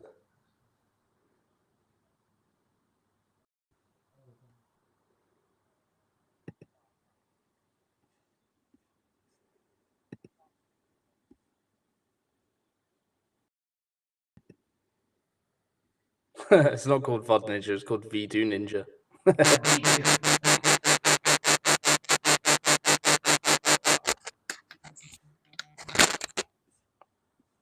Hello, Aaron. Hello, let me help you sort out video because I use it all the time. Okay, cool. How do I fix it? So when you oh, hold on, let me just. Ooh. Got some techno music in my ear. When you set up the chat room, you needed to make sure that you were acting as director. Yeah, I was. Yeah, did you say that you'd be performing with guests? Yeah. So when you then created the source on OBS, so you brought him over, you can see it through there. Did you say you control audio via OBS? Maybe not. 1 second. So oh yeah, I did, yeah. So, and when you go to video. On video, what's the settings you've got under for George for his headset? For his headset. And are you all ticked so that you can be seen? Like spoken, so can he see you? He can't see me, so how do I make him see me? Okay, right, that's where the some of the issue. Let me just quickly set up the room for myself so then I can guide you through it. Sick. Sorry, Jordan, I'm sorting it out now, mate. So when you set up the room, you would have put director will be formed as well as appearing group scenes, and you go enter room in control seat. You need to at the bottom, it says there, enable director's microphone and video. See, so do I have to redo the room? Yeah, redo the room, ask him to come out. It's all good, man. I was Yeah. vibing. Cool. So you enter as that. Right. So what I would do first is I'd bring him into the room first. So just put your B right back on. Bring him into the room first. Make sure he can hear you and you can hear him. Then Throw it back on. Yeah. Cool. Right. So anyway, what it's doing? So here, move side. Yeah, that's fine. So create room. yeah, Enter room name. Ed 1 2 3. yeah. Director will be performing in scenes with guests. Yeah. Second. So director will be performing as well, painting group scenes. Yeah. Yeah. Then you want to go at the bottom. There'll be a section that says enable microphone and camera. Do I click enter control center in the director's role first? Sorry. Do I click enter the room's control center in the director's role first? What have you just literally clicked the first one? Director will be performing. Yeah, and then it's not gone anywhere else. So I just click. So yeah. Just create. Then after that, just create room. Yeah. Okay, fine. And then make sure that you come up. So do your bit. So if you've got two cameras, you may want to. If you've got the OBS camera active, you're going to need to use your laptop camera for this camera. So you're going to want to go into the settings and change the camera. Okay, how do I do that? So you know on that little taskbar at the bottom. Oh yeah. You just go click on there and it'll give you video source and audio source.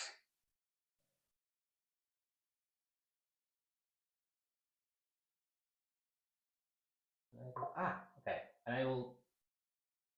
So change your video source to the other camera because it won't allow you to use a camera in OBS and a camera on video.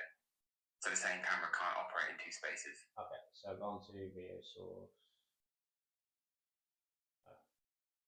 Where's video source? Settings.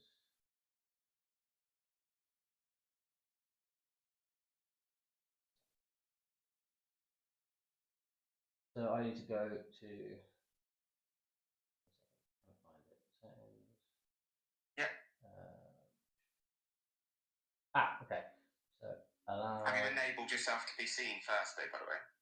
Yeah, I've enabled that. So it's just my so I actually be able to be seen. So my camera, so my mic should be working now. Yeah.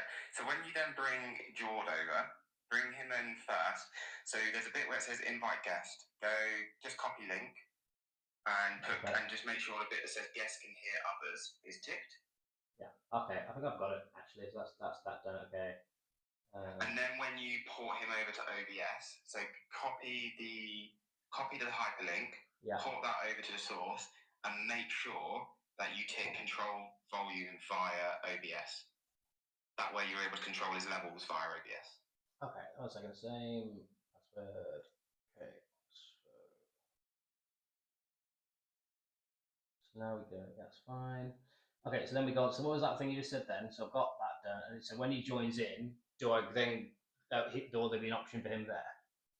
Yeah. So send him over the link code now. Yeah, I've sent it over to him. Yeah. So when he joins, just let me know. Yeah, it's cool. Just waiting for it. Might just mute. Yeah, it's me. Do this, yeah.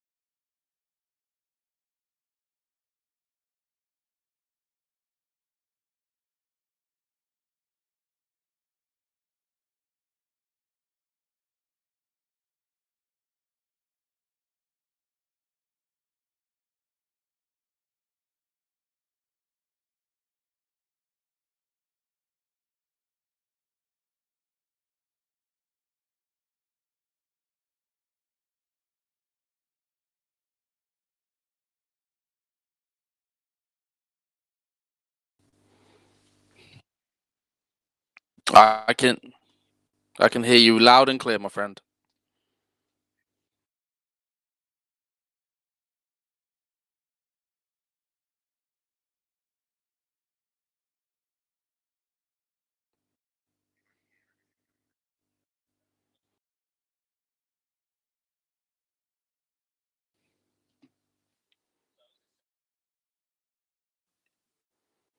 No worries. I'm good, bro. You? Good.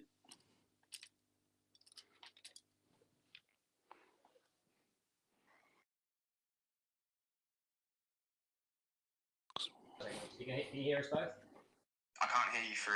You've muted yourself. Now I can hear you both. Yeah. Awesome. And you can hear us? Yeah, it's all coming through. There's always going to be a delay because when you do this, there's always a delay live streaming up to YouTube from this. So there's going to be like a 30-second delay come through. But crack on, lads. Good luck. Amazing. Thank you, mate. Appreciate you. Thank you. Everybody. Barry. Good job. Aaron's watching. I would not work that out whatsoever. Well, it's fixed now, bro. And we're here. And it's the And we're first, chilling. time doing it as well. I expect stuff like that. So apparently exactly, my man. camera is just going to be a square now, which is fun. That's okay. You've got the square camera. I've got the rectangle, bro. We're chilling. It's just matching me.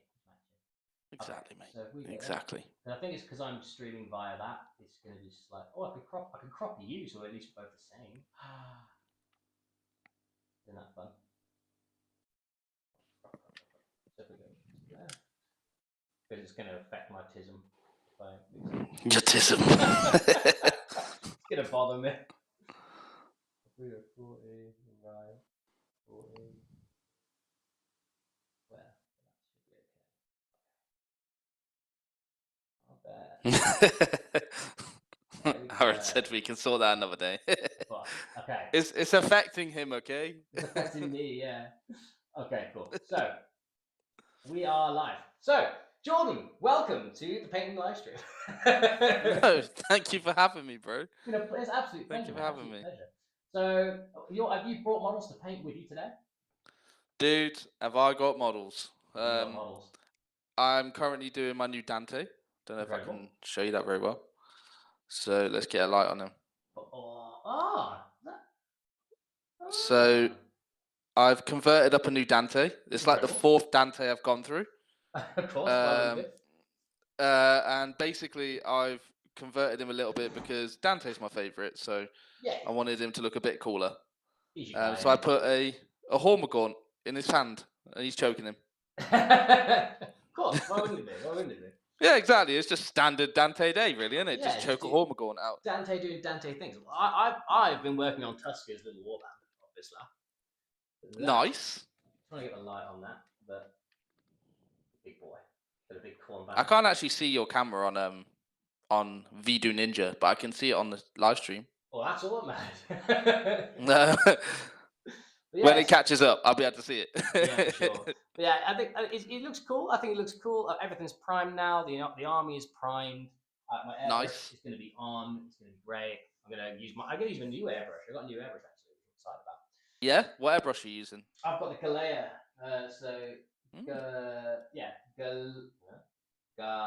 Galeri, not Galea. Galeri. Got a new Galeri. Nice. So it was a Black Friday buy. So I saw it and I was like, I really want to buy that. So I did. It was like 25 quid, but it was normally like 50. So I was like, screw it, why not? Treat yourself. I don't use like, horrible, dirty old ones. Just destroy them. But see, I really struggle with airbrushing. I really struggle with the patience of having to get the right consistency with the paint. Yeah, so a few people have been saying that. So I think that the key thing here is like you just have to make sure that you've got your. I always mix mine in a separate pot. Reason why is if anything goes, if you can always test it out. But I always over thin and then just go lower psi, and it generally is fine. But generally speaking, it just means you have to build it up over more and more layers. It just takes more time, but it does mean that you don't really have many consistency issues, and also it means you block less in the airbrush. So that's pretty cool. Well, that's kind of where like I struggle. My girlfriend Billy, who's in the chat, she's been trying to teach me how to do it, and Honestly, it's not been great. I've been terrible at it. I'm a terrible student when it comes to learning how to do paint, like blending as well. Oh, I ain't got the time for that. Yeah, I understand.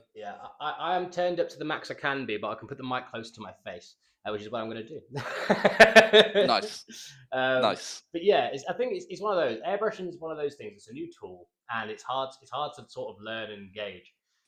But Yeah. as soon as you actually get that sort of sorted out, it's generally speaking okay. But it's quite a fun thing to do though.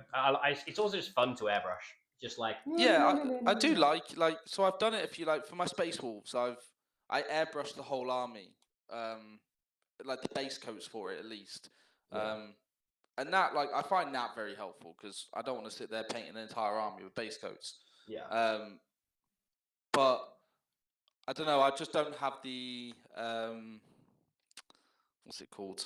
The patience, I guess, is the right one for doing details or blends or stuff like that. So yeah, I get you. I'm old school when it comes to painting. Use a brush. Yeah, that's fair. Well, I think it's one of those things, right, where like I've generally speaking got like I used to be pretty old school. In fact, I was just like I'm only going to paint stuff with a brush and all that sort of thing. And then I actually started to try other ways, and it was like, oh, okay, this airbrush thing is pretty cool because as soon as you actually start to be able to zenith and all that sort of thing, it's like this is super cool. Yeah, to be fair, mate, your Fulgrim looks amazing. Ah, the full. That was only the only airbrush bit on that was actually the what's it called?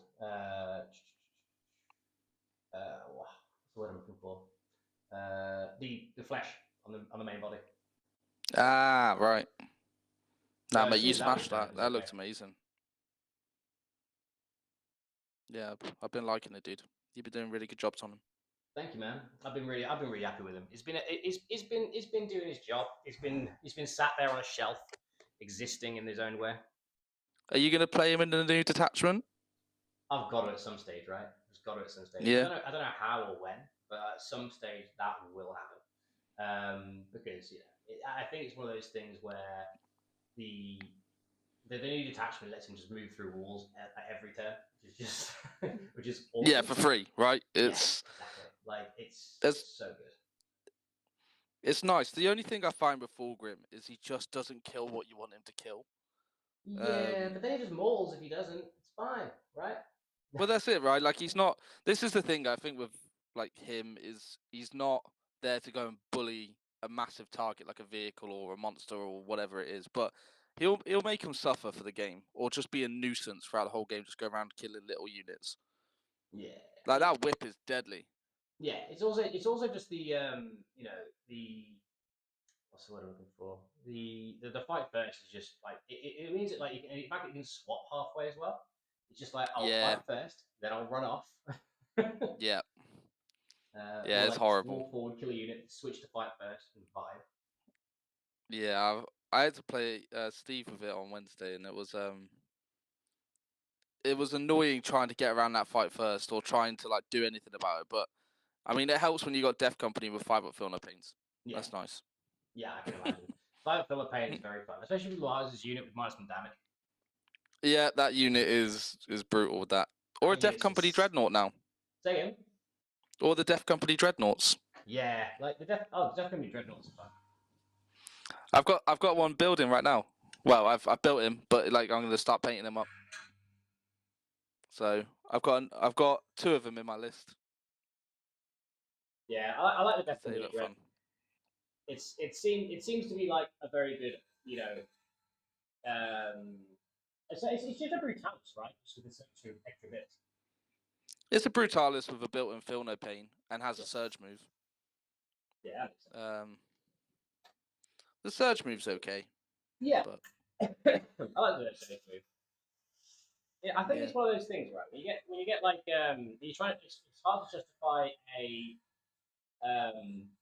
what's it called?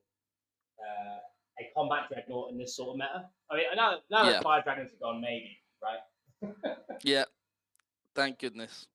Yeah, thank God. Oh, it's one of those things where like I'm not gonna go into the day state too much, but it's like I feel like they over nerfed Eldar. A lot of people disagree with me. Do you feel like they over nerfed Eldar? It did my boys. I can see it. Yeah, it did my boys. I can see it. Just because I think most people will be happy with it, but if you're an Eldar player like yourself, there's obviously things in that they probably could have left, like Eldrad for sure. Yeah, Eldrad and Storm Guardians didn't feel like a problem, right? No. That's just where I sort of sit on it. Yeah, I get that, bro. But I think overall the changes were good. I think that the fact that they didn't fix Victrix is insane. Yeah, I was saying to Steve, like, you can just put old or new Calgar in now, and that just gives you 2 Victrix bricks back because it's 60 points. Yeah. You do lose 2 Victrix though, but yeah, it's yeah. But I suppose it's not. Mad. I suppose it's still okay, right? Yeah, it's fine. Like you said, they did a good enough job on that data slate. And there's some exciting ways to play new armies, right? So, yeah, are you excited with the Wolf detachment? I am. I think that looks really cool, especially with the new, especially now that Wolf Scouts like have been justifiably made good. Makes me quite happy. But like, there's a lot to look forward to. I think the main thing I'm sort of looking forward to, weirdly, is Hammer of an Arrow because I just love that detachment so much.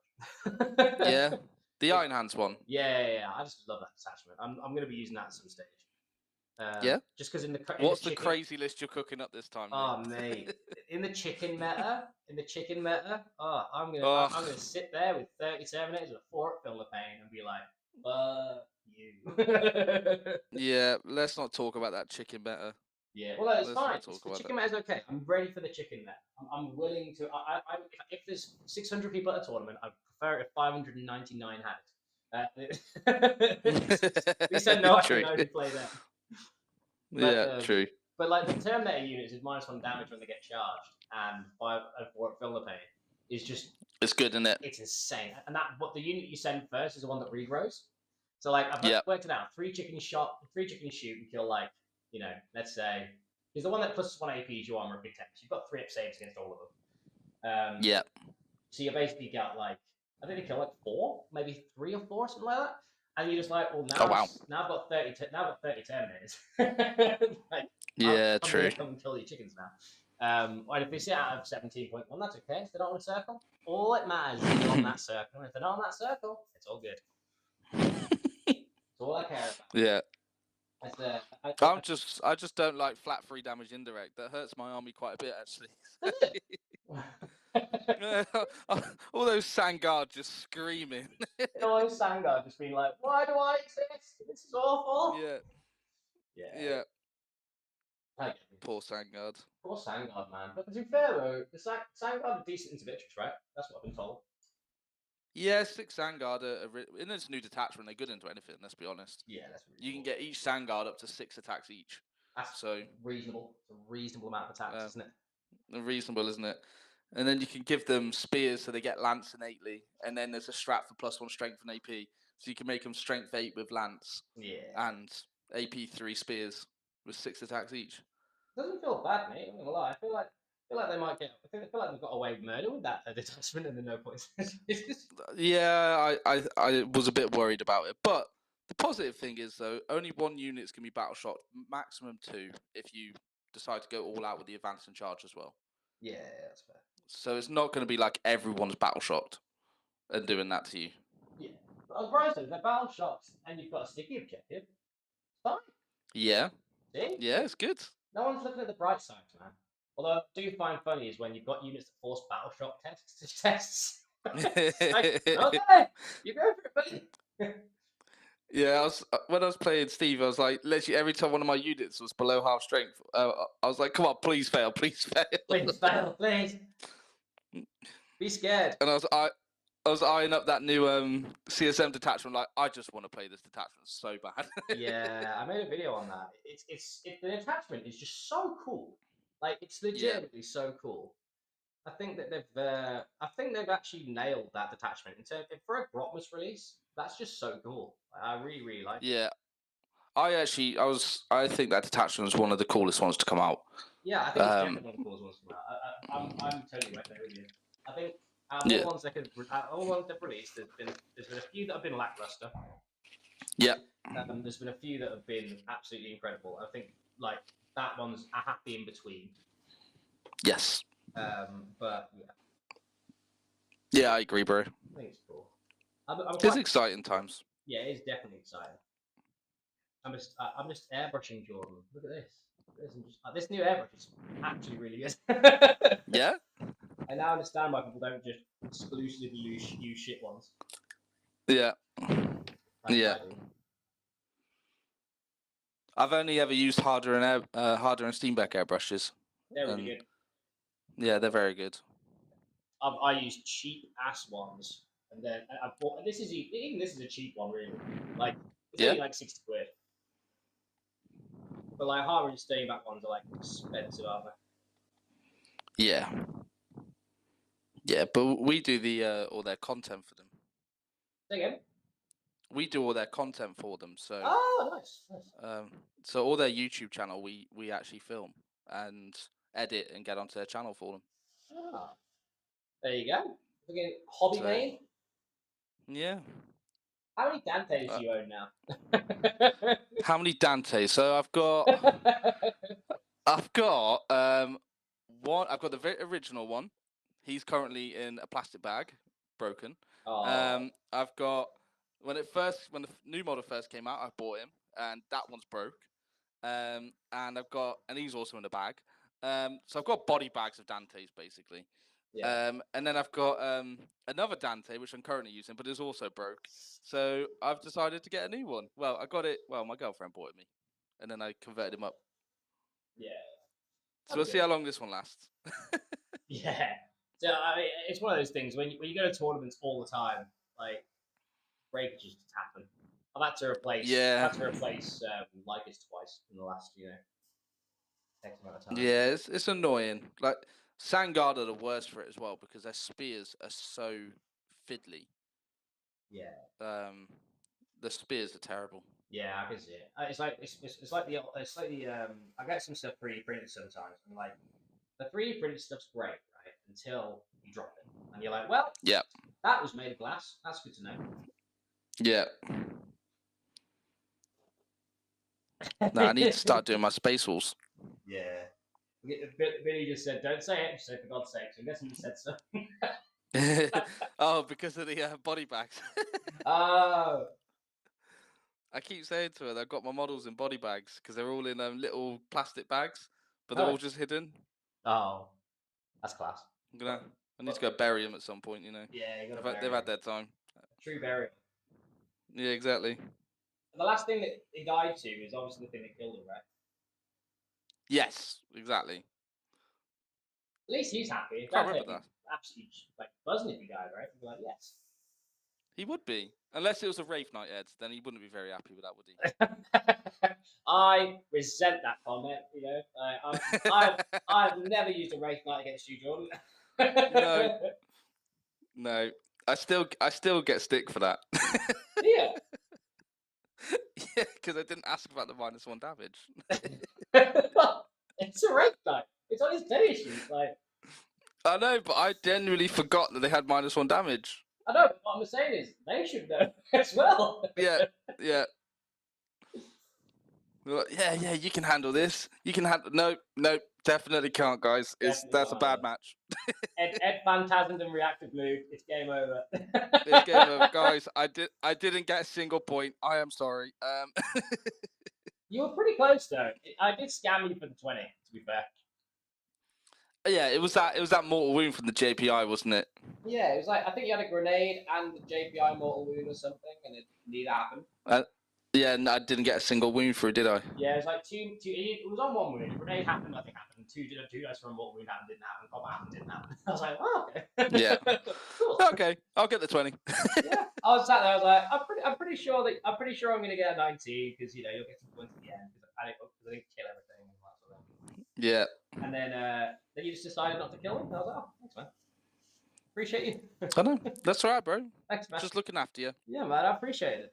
I mean, I don't think the guys did, but like. No, I don't think the guys did. I don't think the guys did. They didn't seem too incredibly happy about it, but. No, very well. And then it was our Space Wolf game. Yeah, Space Wolf game. With my Gladius Space Wolves. I love those Space Wolves. I just have that picture of your body just flooding the board. Oh, so good. That space that army took up was hilarious. Yeah. So, what's your planet? I'm going to exist here. Yeah. That event, though, was honestly one of my favourite events I've ever been to. Yeah, I think it was a really good vibe, right? Yeah, the 6++ events are honestly one of the best ones out there. Yeah, Hands I down. like the 6++ events. I've always enjoyed them when I go. Yeah. We've got the another one coming up soon, I think. Like in August? No, August. I think it's in February, by memory. But like, Ooh. that looks good. I'm definitely going to that just because, you know. Was it WTC again? Yeah. I actually enjoy playing on WTC because I've not played on that before. That was the first time playing on that terrain. Yeah. I quite like the It's quite good. I quite like the WTC terrain. Obviously, I play a lot of it. Yeah. I'm still not sold on the not being able to ninja from a wall, but I guess I'm stuck in my ways with that one. I am sold on it because why on earth would a Terminator stop my wall? Whoa! I held the wall. I held the wall. Oh, my Tau I Fly held the Warrior wall. is like leaning up against the wall. Therefore, the Terminator can't get me. What? What on earth? Yeah. I quite like it. I like it for that, but I don't like it. I didn't like it at first when I kept forgetting about it getting charged. Yeah. And that happens. It is like a shock, isn't it, when you first go into WTC and then you're like, oh wow, that actually is the thing. Yeah, sure. Yeah, that's actually exactly how that works. Yeah. The guy was just like, yeah, I can just do this, and I was like, oh yeah, you can. He's like, do you want to move anything? I was like, well, on the basis that everything is there and I can't do anything. Probably not, to be honest. He was like, I think I'll stay there. Yeah, he was like, I don't want to feel like oxygen. I was like, no, you didn't. Like, it's literally part of the whole set. I did briefly rally that game. No, it was fine. I just got charged and then recovered. Nice. Because I had a Wraith Knight. Because you had a Wraith. That is just the kryptonite of everyone. Every 40k player's kryptonite is a Wraith Knight. That's what I've told everyone. It's weird, right? People were like, oh, the Wraith Knight's not good anymore. And I was like, I think that unit's still rather dumb, to be honest. But... Yeah. Can it still do what it did in our game? No. Nowhere near. Okay. Nowhere That's near. good. That's a good Christmas present for me, isn't it? Yeah. Well, I don't think it's been able, ever since the new book came out, it's just sort of been dead. But... Yeah. But that's okay. That's time. It's had its time in the sun. Yeah, indeed. So you're doing orcs now, are you, Ed? Well, not really. I'm doing orcs for today, but that's just for the charity stream. I'm not actually playing as it were. I mean, I like. I thought you'd be loving the Gazgul brick. Say again. I thought you'd be loving that Gazgul brick. I do love the Gazgul brick. It is very cool. I'll submit. I'll admit it is a very, very cool unit, and I really like the change. And it's one of those changes that doesn't really feel like it's been too oppressive. If that makes sense. Like, it hasn't really dominated the meta or anything. But it's just been... It's a weird one, isn't it? Like, it's because I played it. I played Ben Jones with it, and it did feel very oppressive in that game when it picked up a Sangard brick, a Death Company brick, and another Sangard unit in one turn. Yeah, that would be a bit annoying. But at the same time, that is also Ben. So yeah, it's like the Wraith Knight. Yeah, Wraith Knights at the time weren't actually done. They just had some play, right? But yeah, exactly. But like, it's one of those things. Like that thing, still kicked out the damage. Yes. And that was it wasn't even released, was it? It was just just what it is. But I quite like it, to be fair. I think I want combat Wraith Knights to be a thing. Yeah, with the sword and stuff. Yeah. It's just very thematic. Yeah. Looks very cool. It's cool in Dawn of War. Oh, it's cool as hell in Dawn of War. Oh, speaking of Dawn of War and Total War. Oh, dude. Dude. Don't. We need to get a Discord set up for us to play, because I am planning to play that a lot. Oh, dude, I'm going to be sweating that. I'm going to be sweating Absolutely sweating that. Like, I saw it, and I saw the Galaxy map, and I was like, oh dear. That's where a lot of my life is going to end up going. Yep. Sorry, Billy, but I'm going to be on Total War a lot. Yeah. Well, you just play as well, you know, it's fine. Yeah, Billy, you're going to have to play it as well. You have to learn how to love it. Yeah. Coexist. This is Ed. It's important to play 40k with. Well, Dawn of War with. Dawn of War looks good as well. I like the new look of the Dawn of War. Yeah, it's funny though. They're releasing Dawn of War and Total War like near enough the same times, and it feels like a bit of a clash, really, doesn't it? Because I think most people can play Total War. Yeah, well, I found it quite funny. Someone turned around, because obviously I found out about the End Times release for Total War, and I was like, oh no, End Times has been announced for Dawn of War. They're going to delete it. They're going to delete it. That's what happened last time. But they didn't delete Total War, no. Luckily, I think I have put a lot of hours into Warhammer Total War, though. Say again? I put a lot of hours into Warhammer Total War. I have as well. Like, probably an unreasonable amount of time over the years, but... What's your favourite faction on there? I love the Dark Elves, man. I love the Dark Elves, yeah. I also like the Orcs. I like, what's his name? Black Orc guy. I can't remember his name. Grimgore. That's the one. I like Grimgore. Yeah. He's cool. My favourite's Manfred. Manfred's awesome. Like, it's just the fact that you're just like, I think late game Manfred's insanity as well. It's so hard to stop. Yeah. I also like a classic Archaon campaign. I struggle with Chaos, I'm not going to lie. Like, not being able to really settle down somewhere and bunker up is tough. Like, that Demon Prince campaign is so difficult. Yeah, I haven't used the Demon Prince one very much, but I like Archaon just for the fact that you can basically just, you just attack, you just find dark fortresses and go for it. The biggest issue you have is the what's his name? They're like the Russians, but they're not Russians. Does that make sense? Oh, Kislev. Yeah, there's like one Kislev faction that's right next to Archaon at the start. He's the one that gives you the most grief. As soon as that guy's out of the way, it's generally speaking plain sailing. It's because Archaon's busted. Yeah, there's some mods for there's some mods released for Total War recently. Actually, well, not recently, like the last few months. And basically, it's just like, it makes it harder and like because obviously it's not harder, but like more realistic in the way things react and stuff.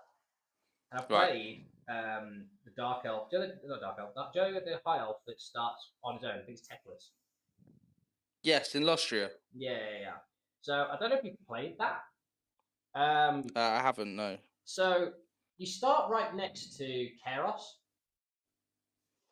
Oh, yeah. And Kairos is a bed. It's just such a prick. Like, I saw it and I was like, this is awful. This feels terrible.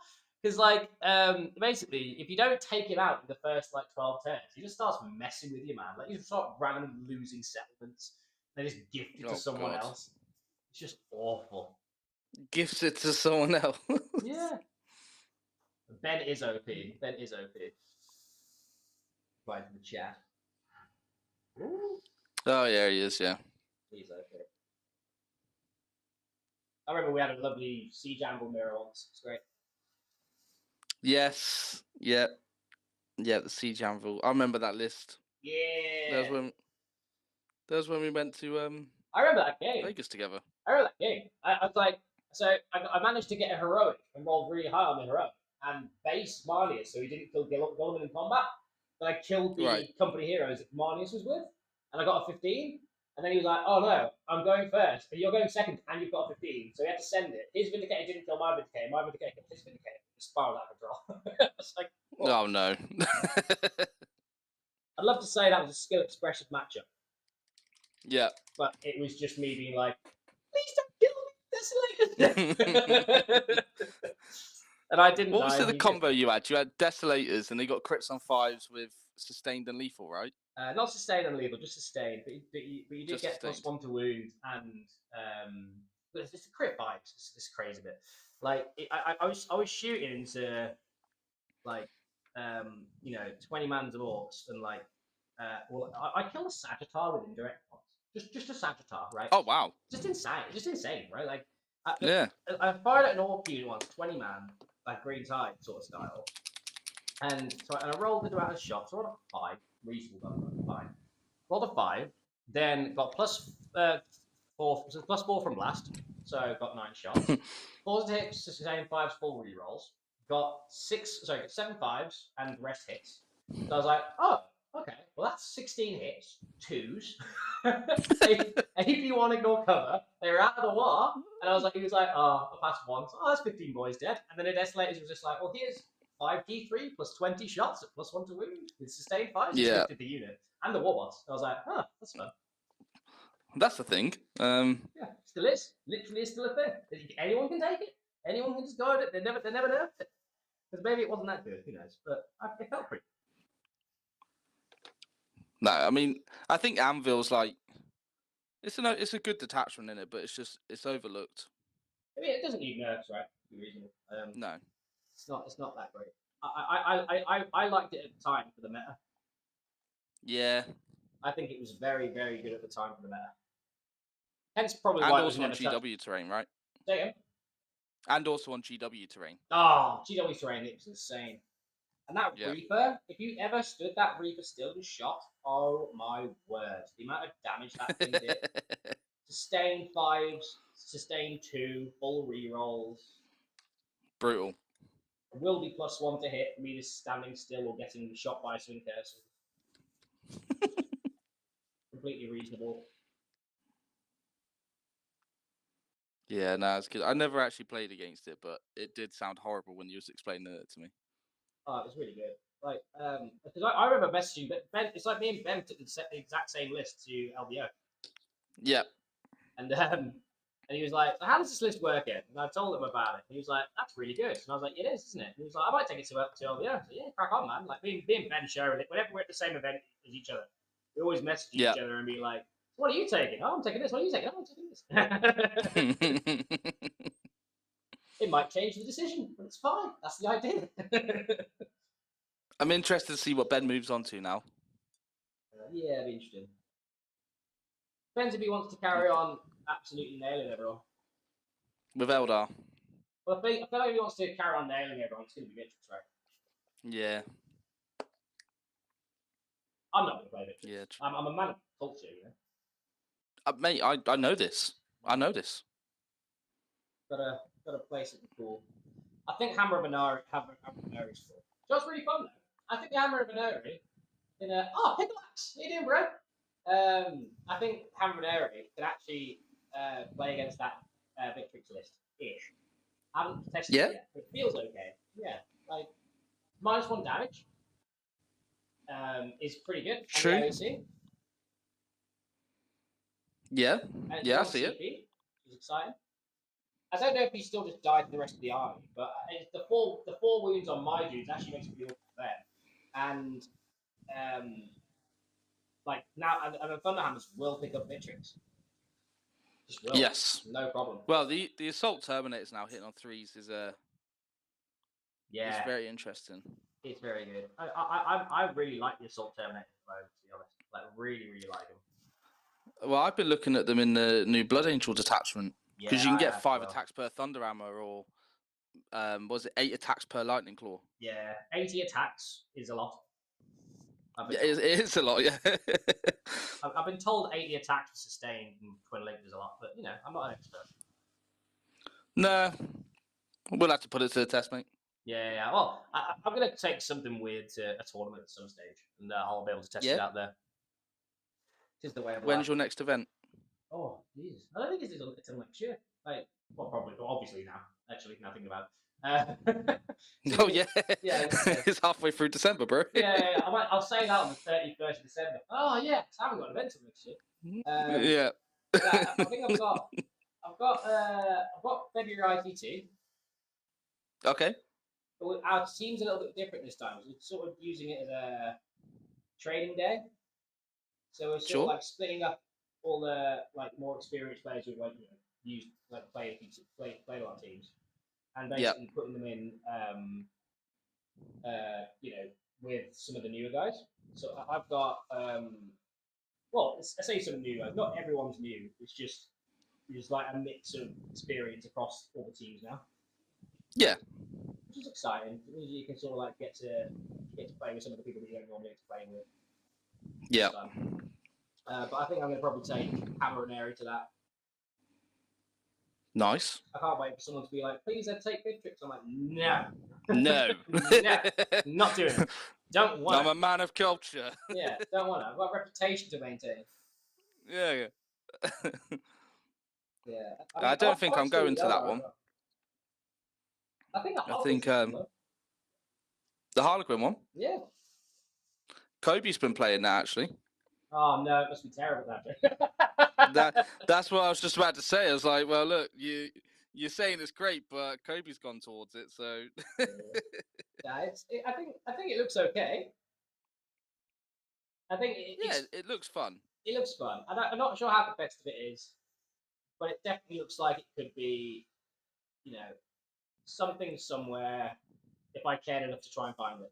But I think it'd just take a long time to sort of like test it to the point where it'd be useful.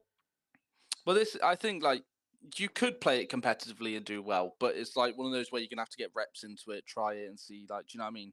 Yeah. And see what combos actually work, because I think you probably do want some Eldari units in there.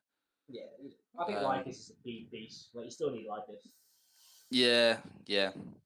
Your entire army Crits on has fives, sustained. Having a crit 5 pieces are rather good. Yeah. Wind Rider Host as well.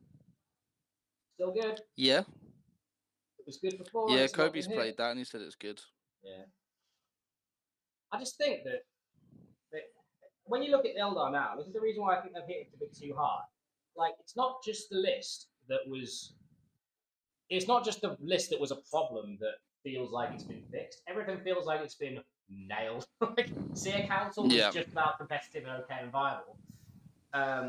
And now it's like struggling to try and make a list. You know what I mean? Well, this is it. It's like sometimes they go a bit too hard on like a single detachment when actually it's just a few individuals. I actually think Fugan should have gone up, not the Fire Dragons. I think Fire Dragons going up to 240 is totally fine. Fugan going up, absolutely. But it's the mix of everything is the issue. Like, it's the fact that they went, all right, you can't. Star Rangers counts as an advance. You have to be in combat to get in for Skyborn Sanctuary. You can't use a flip on a character anymore. And Fire and Phage, you can't get back in trans. And then they hit them with all the points. Like, that's the reason why it's too much. Like, if you did, like, I think any one of those rules, I think the main one is make Star Rangers count as an advance. Totally fair. Should have been anyway. Yeah. But if you're going to do that, then I don't think you need to go. I don't think they needed to go so hard on, certain, units. So like Fire Dragon's fine. Warp Spiders in 5s Warp Spiders go from 5s. Maybe I can see, but 10 points. Quite a lot. They always getting a hit. Like, it feels like they went ahead of the curve and nerfed the units that people would have pivoted to after the changes, And I'm like, oh, that's mean. that's ruthless. Jesus. It's a weird one, isn't it? It's a weird one. Because Eldari are one of those factions where it's a very high skill level army. So, like, top players will find the things in that faction, and they have got a lot of good data sheets, haven't they? But I'm sure there'll be something that people will then find in the Eldar Codex that's really good. I'm not wrong. I think there's still some bits. I do still think there's some good stuff in there. But not through, but not obviously good, if that makes sense. Yeah, exactly. Like, it's just like, oh, it's fine, I suppose. I still think Marine should lose a +1 to wound. I don't think Marine should. I think Ultramarine should. Sure. Yeah. I can see it. Because, but if people are using, what's it called? I can't remember his name. The Salamander Detachment. Sure. Happy +1. Still good. And like the Hammer of an Airy, I think that's just about good enough. What's happening there? Oh, no. What's up? No, no. Well, my airbrush's nozzle has come off. Exciting. Oh, no. Oh, that's fun. Jesus, how's that happened? I've not seen that before. This is going to be a messy cleanup.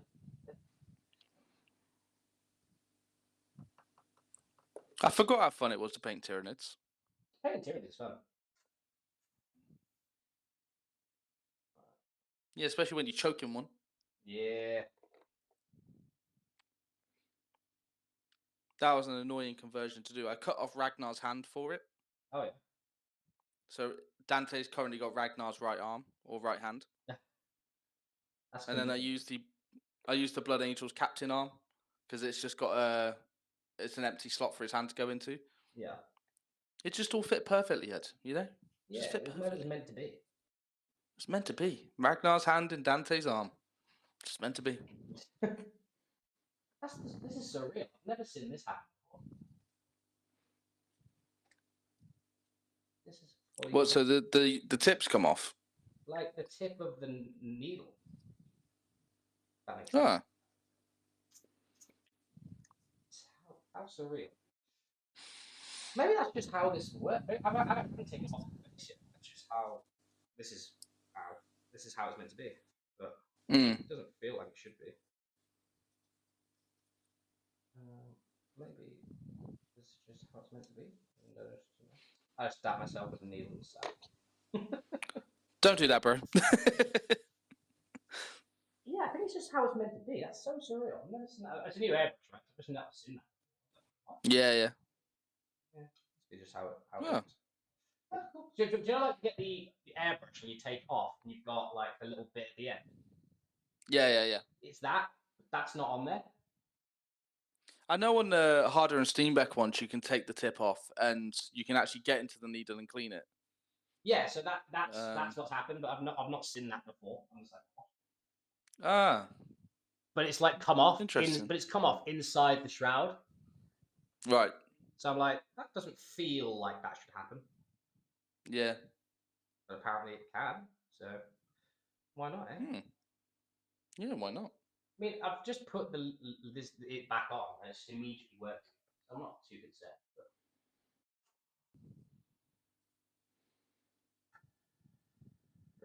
Oh, balls. I am now, however, coated in white paint. Exciting. You meant to paint the models, not yourself, Ed. Oh, mate. I look like a Jackson Pollock paint. It's awful.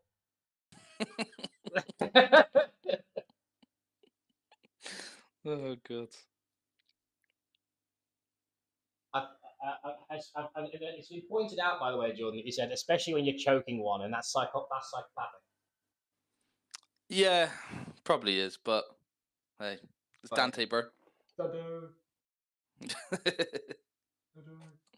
Okay, I'm going to try and clean this out. Let's see what it's like. What's your favourite paint, Ed?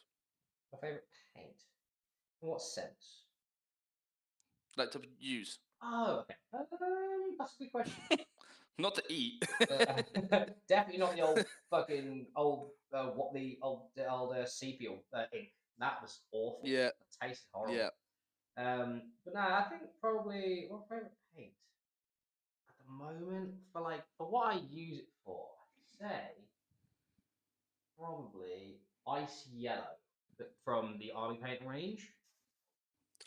Just because, right? It's a color you can add to anything and have a warm highlight. It's just it's just like a cheat code. I'm like, I have this and it works. I really like it. So nice. I haven't actually used that one. So again, I haven't actually used that one yet. Oh, it's really cool. It's really cool. Yeah. I think it's one of those ones where like it's you need to highlight something. I'll add some ice yellow, and it's just done. Yeah. It's just like that. And now I need to decide what color I'm doing. Oh, you're here for this actually. That's fun, isn't it? What color do I do? Tuska Daemon Killas, warband armor. Oh. Good question, isn't it? Everything is finished. Everything is ready for a coat of something. Well, you had a corn banner on him, didn't you? Yeah. And I am partial to a bit of red. I am also partial to a bit of red. So I'm going to say red. I think I like red too. I think it'd be red. Cool. Let's do red.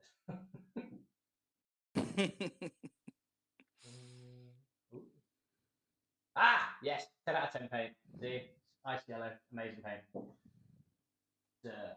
Billy approves. Nice. Oh, you used it to highlight your deep kit? Nice. Fluorescent red. Ooh. Should we just go fluorescent and work backwards? Yeah. That feels like the correct call. You could hear the more noise picking up from this paint shaking on my mic. What? Lord. Damn. Okay, let's see. This looks like more of an orange. Quite like. Let's just see what it looks like. Let's do one. If I do one and it looks bad, then we'll just do another one. I love all the war paints bone colours. Bone colours. I think they're absolute. Yeah, the ancient stone and skeleton bone. They are absolutely amazing. Yeah. Okay. I'm slowly but surely working this airbrush up. Trial by fire, mate. Yeah, this fluorescent red is absolutely orange. Let's not use that one. Disapproved. That orange. Orange. Billy, you're in chat. Billy, is there any? What are the reds, or how do you paint the reds with the army painted stuff? Oh, actually, because I know there's I there's use a certain. okay. Yeah, I use Mephiston red, but Billy's swore by using the army painter reds. But I think there's a wash you use to get it to the right color. Oh, that's interesting. Yeah, I haven't used them yet. I've used their turquoises. Oh, yeah. And their pinks. Oh, their pinks are amazing. I'm going to be using Divine Light and Spellbound Fuchsia in a bit. Oh, Spellbound Fuchsia is amazing. Yeah. I like Spellbound Fuchsia. I like what's it called? I use Wicked Pink, Pixie Pink, Pink Potion, good colours. But I start from a royal blue or a dark purple terrestrial titan. Okay. Oh yeah, I've got that one. Yeah, it's a great paint. I used Diabolic Plum for this. Diabolic Plum's good as well. Yeah, I did that one for this Hormagaunt. Yeah, I use that one. I like it for just as a base for like pink NMM because I do a lot of pink NMM. Yeah. I like that pink NMM. Makes me happy. Yeah, you do really well with your non-metallic metals. I like them. Thank you, sir. I've entered my non-metallic metal era. Is what I would like to say. I can tell from all your models, mate. You love your non-metallic metals. I do love them. This makes me happy, you know. That's good, mate. As long as it makes you happy. I was like, look at this! Look what I've done! Look at this non-metallic metal. I'm going to up the pressure on this because it feels like.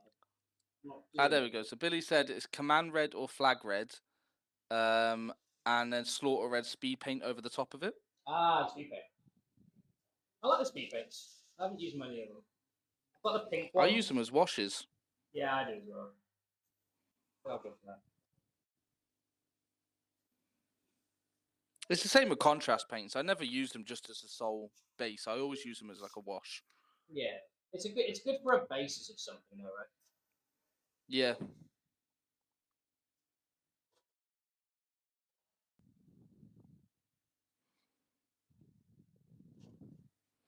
Yeah, no, it's good. Yeah, I like this red. Yeah. Which one's that one? AK Blood Red. Ah. Good red. Oh, I approve. I've used it now. Well, I haven't used it through an airbrush yet over a Zenith, but I quite like it. I tell you, the monument paints are really good. I used their blue to do my Death Skulls. Oh yeah. There's some great paints. Yeah. I like it. I like the army painter stuff. It's really good. Yeah. Army painter paints have now become my favorite paints. Yeah. Like, I will only ever buy army painted paints now. Yeah, it's been the same with me. I've just found that they've just been so consistently good. Yeah. It's been hard to argue with them. Yeah. I was stuck in my ways when it came to like Citadel paints. I was like, nope, Citadel paints only. That's all I use. And then Billy converted me to army painter, and I'll never look back. Yeah, it's the way. I think army painter is just better. To be fair. It's like their blues are just really good as well. Yeah. Like, it's just stuff that you wouldn't even think of or expect. Just like, Well, I'm going to try out their blues actually, because I'm going to, the new Star Wars Legion stuff. Oh yeah. I want to do a 501st clone army. That'd be cool. So I want to, I'm going to use the blues on that. Yeah, that'd be good. You ever played Star Wars Legion, Ed? I never have actually. I've always liked the look of it. But It actually is a really good game. Yeah, I've been told some good things, and it's on my to-do list. Yeah. Because I just like other game systems. To be honest, like yeah, I love AOS as well. I'm in an AOS phase at the moment. Have you played much of it? Yeah. Not loads, but enough to make it count as a main, right? Yeah. What faction? Daughters? Nah, I've been on what's it called? What's that what they called? The fucking vampire guys. Soulblight. Yeah, Solid Rainbows, yeah. None of those. I've been playing Soulblight. Neferata's insane, and the new Lord Capdry guy is insane. Yeah. Yeah, I've got a Soulblight army. I've got Manfred though. That's fair. I like Neferata. Manfred's redeploy into combat is great. Yeah, that's fair. I just like can't anyone do that with a mana trait? No, so the normal for Soulblight. I think we're talking about Soulblight. There's a command trait for the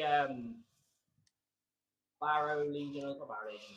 I can't remember the call. It's B something. It's one of the detachments, effectively. Yeah, the skeleton one. No, the vampire one. Oh, maybe there is. I don't know. I haven't played it much with the new edition. Sorry, not edition. The new General's Handbook. Kind of went off it with the way that they do battle tactics. Yeah. I preferred the old way of doing battle tactics rather than building it into your list. Yeah, I get that. I think some of the battle tactics are just too difficult. Yeah, it's not a balanced approach, is it? No, but I still like it. Like, I think AOS is, if they got rid of the double turn, I actually think AOS would be better than 40k. Yeah, I think it's not far off now, to be honest. I think especially in terms of internal balance as well. Like they've done pretty well. Yes. Oh yeah, you can tell they put a lot of effort into AOS, can't you? I'm just a fan of that. I just really like it. Like if it wasn't for like my life revolves around 40k, I'd just play AOS instead. Like I just really like it. Yeah, I get that. Yeah, Soulblight are very fun. Seraphon are very fun as well. I love playing Seraphon. Seraphon are pretty cool. I just like the models as well for AOS. There's so much better. Yeah.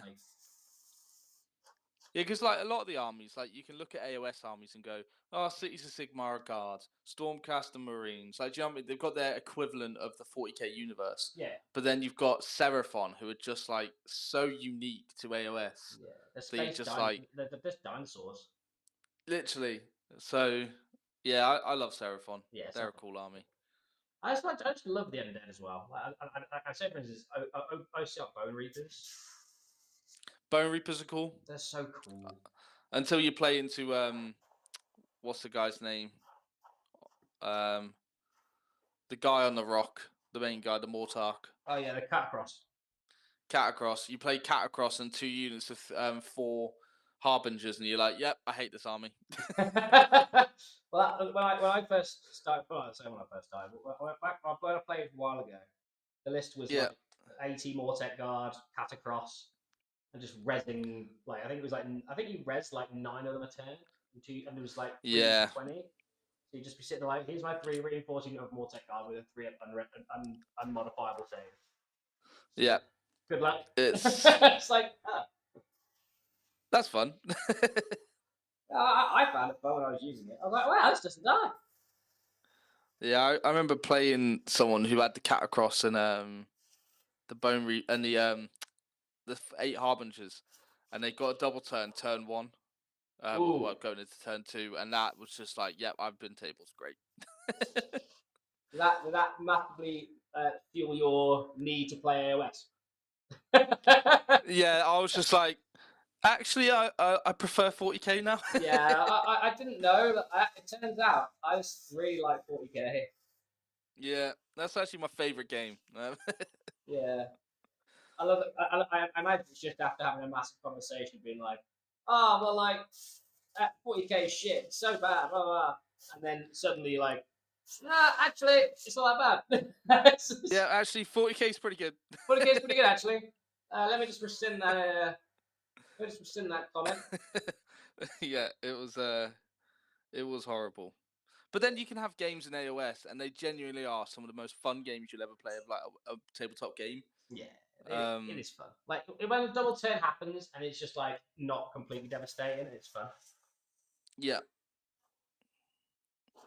Yeah, it's just always been the one thing that's just put me off AOS whenever I've played it, because I've gone to a few tournaments with it now, and like enjoyed the most part of the events, but it's just that one game you have and you play against like 4 Bloodthirsters and they just double turn you, or Archeon or whatever it is, and you're just like, fuck. Yeah, I went to a tournament, the AOS one that the Grafton guys did, and and oh man, I was having a really good game, and it was going really well, and I was live turn 2, and then the old Stonehorn list double turned me, and I was like, oh, my army's gone.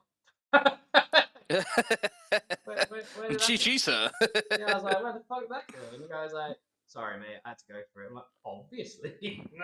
But it got to the point where like you had lists that couldn't kill the Stonehorn list, literally on maps, probably would not can't, but very unlikely to. So the Stonehorn list would be like, well, if you send him to me and it goes wrong, which it should go wrong, then I'm good. So why wouldn't I just send in to you, and then if it goes, and if I get a double turn, I beat you anyway, just automatically. Yep. And I'm like, it's a really good tactic. It's a really good tactic. I say good tactic. It's not exactly rocket science. It's like, if you can't kill me, I run into double turn you. I'm like, yeah, that's accurate. Yeah, it's just full send it. That's all you got to do. That is accurate. Like the amount of time that's happened in an AOS game where you're like sat there having a really intricate like back and forth game, and then you're just like, oh, it's over. Yeah, and it does actually happen that quick as well. Yeah, literally that quickly. I'm like, oh, okay. So I've only found it happens in tournament play.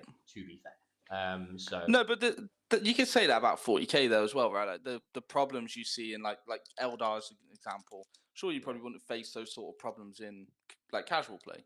Yeah, true. Tournaments are just the extreme of the game because people are looking at ways to break it. Yeah. Fucking tryhards. Yeah. Ruining our game. We just want to have fun. Yeah, we just want to have fun, man. We're just chill, non-competitive players.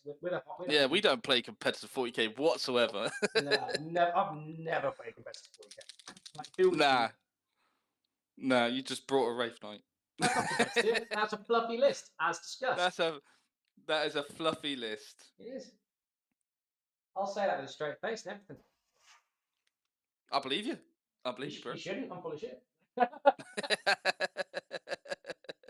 It wasn't as bad as the back in the old days, Wraith Knight, but it was still good. Oh, bro, yeah. It wasn't even the most, like you said, it wasn't even the most competitive thing at the time, was it? No. So it was good. Not wrong. Oh, absolutely. But it wasn't like insanity. And then put it into your hands as well, and it's even better. I'm all right. I'm all right. I know a few things. I've been told. Oh man, I like the AK painting. They don't like airbrushes. No. No, just go with that one. Just clogging it up.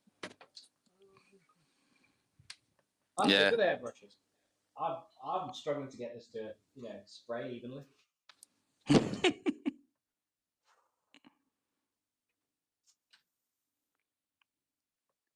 let's get all this out.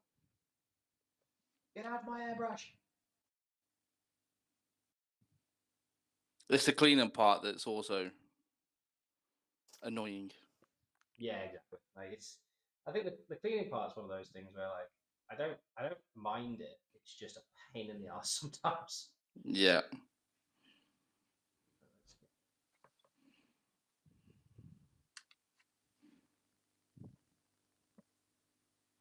Yeah, it's like dried in the air. Basically, there must be dried paint, basically, Ah. like in the bottle. Yeah. So that's all I have to sculpt. I don't know if you can see on the brush there. See that? All that dry stuff. I'll have to wait for mine to catch up. I'm waiting. Let me see if it'll catch up.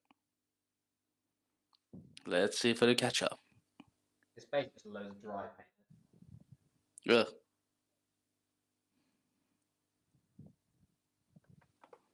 Oh. Ooh. Yeah. Ow. Brand new airbrush. Get that in it. Yeah. Get it down, yeah. There we go. Yeah, it's just everywhere. Sadness. Sadness. My poor airbrush wasn't designed for this level of, buffoonery. Of a paint. Yeah, which wasn't designed for that level of paint. No. There's also the GW paints that I find struggle in airbrushes. Yeah, there are a few. There are a few that don't. I've never had one that I've never had a paint do that. I think it's just because it just has dry paint in it. You know what I mean? Like, Yeah. which doesn't matter if you're using it, right? Because like, Yeah. It doesn't matter. But when you're putting it in an airbrush, woo!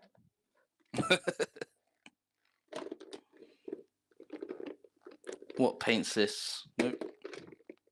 Okay. Almost cleaned it out. We're almost home free, guys. So what's the total of stuff you're trying to get painted by the end of the day? So by tomorrow morning, I should have 10 knobs, 5 mega knobs, 10 boys, and a war boss. Nice. Sorry, and two war bosses. I like it. It's not it's the amount of war bosses isn't crazy. It's the level I'm trying to go for. Yeah. I want it to look real good.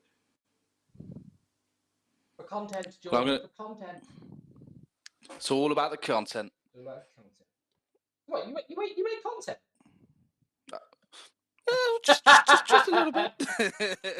What's your channel called, man? Shout it out. I might be able to get you some views. Well, it's called Tactics Vanguard. Tactics Vanguard, nice. Is it Tactics run by Vanguard, Beacon Top Stocks? Yeah. Nice. I'm guessing you've been very busy this week as well with all the Grotmas stuff. You'd think so, wouldn't you? But to be honest, I've had a pretty chill week. I've been mainly busy getting ready for the stream, like learning what overlay means, and like how to use OBS in any way, shape, or form that's reasonably useful. I find OBS is great because we use OBS for our live streams. Yeah. OBS is great. Like, there's so much you can do on it, but it's also, if you've just loaded up OBS, it's so confusing to look at because there's so much going on. Yeah, I've found it difficult to use at first.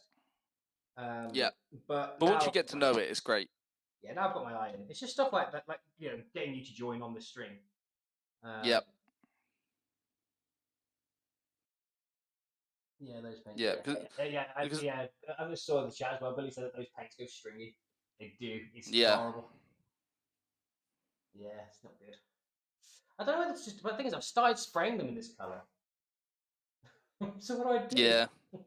You've got to keep going, mate. You've got to push through now. I don't think I can though. I can push through. I think I might have to like spray with a different base color, and then Right. Or do I just give up on the airbrush and paint it by hand? Oh, I am No. partial to the old school, but no, I'd stick with the airbrush paint. I don't think it's saving me much time though with how it's going stringy. Yeah. I'll give it one more go. One more go. It's looking good though. I like that color. Change it. I like this color. It's a fun color. It's just it just doesn't like airbrushes. I don't think. No. From what I've found, I might. Ooh. That looked positive. That didn't look like there's any stringiness. Okay, let's try that. Feel confident. Have I ever shown you my Captain Jordonius? You haven't, but now you have to. Okay, let me see if I can get a good. I'll try to get the light on him. There we go. Sick. Can you see that? Yeah, I can see it. I don't know how well the lighting is. Let me try to turn it down. So it's like the what's he called? The Sergeant Joven model. Yeah, I know what you mean. Yeah, I like it. I like it. Solid. You got a sword in the base as well. Yeah, it's got the orc, and then he's got the base. I've got base top. Oh, dropped in there. I've got base toppers on all the army. Oh, So, nice. But I like base toppers. yeah, I started to do it because my army, like you said at the start of the stream, is like obviously taking this army to events all the time, and it just breaks constantly. Yeah. It's been like I want this army to be done nicely because obviously it's my favorite army. I want it to be done the best I can do, but my other models are in an absolute state. So I thought, do you know what? I'm going to redo it, but I'm going to make it look different. So I've bought base toppers for the whole army. Nice. I've just got piles of base toppers on my desk. All of the base toppers. All the base toppers. It's nice as well because it adds weight to the model. Yeah. Yeah, that's true. That's true. I like the foam because the height. Yeah. The height it gives it is nice. Yes, it does look cool. I like it. Okay, this is now spraying nicely. I'm suspicious. Does that make sense?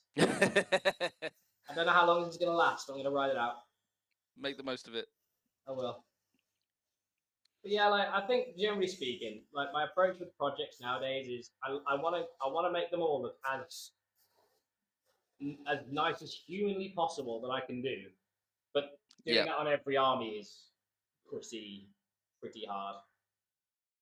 Well, yeah, that's all. It's very difficult in it to keep the consistency of having an army look amazing and actually get it to especially when like myself and you, we go to events quite a bit.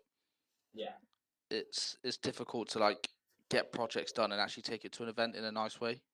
Yeah, and have it to the point where it's still good when you take it.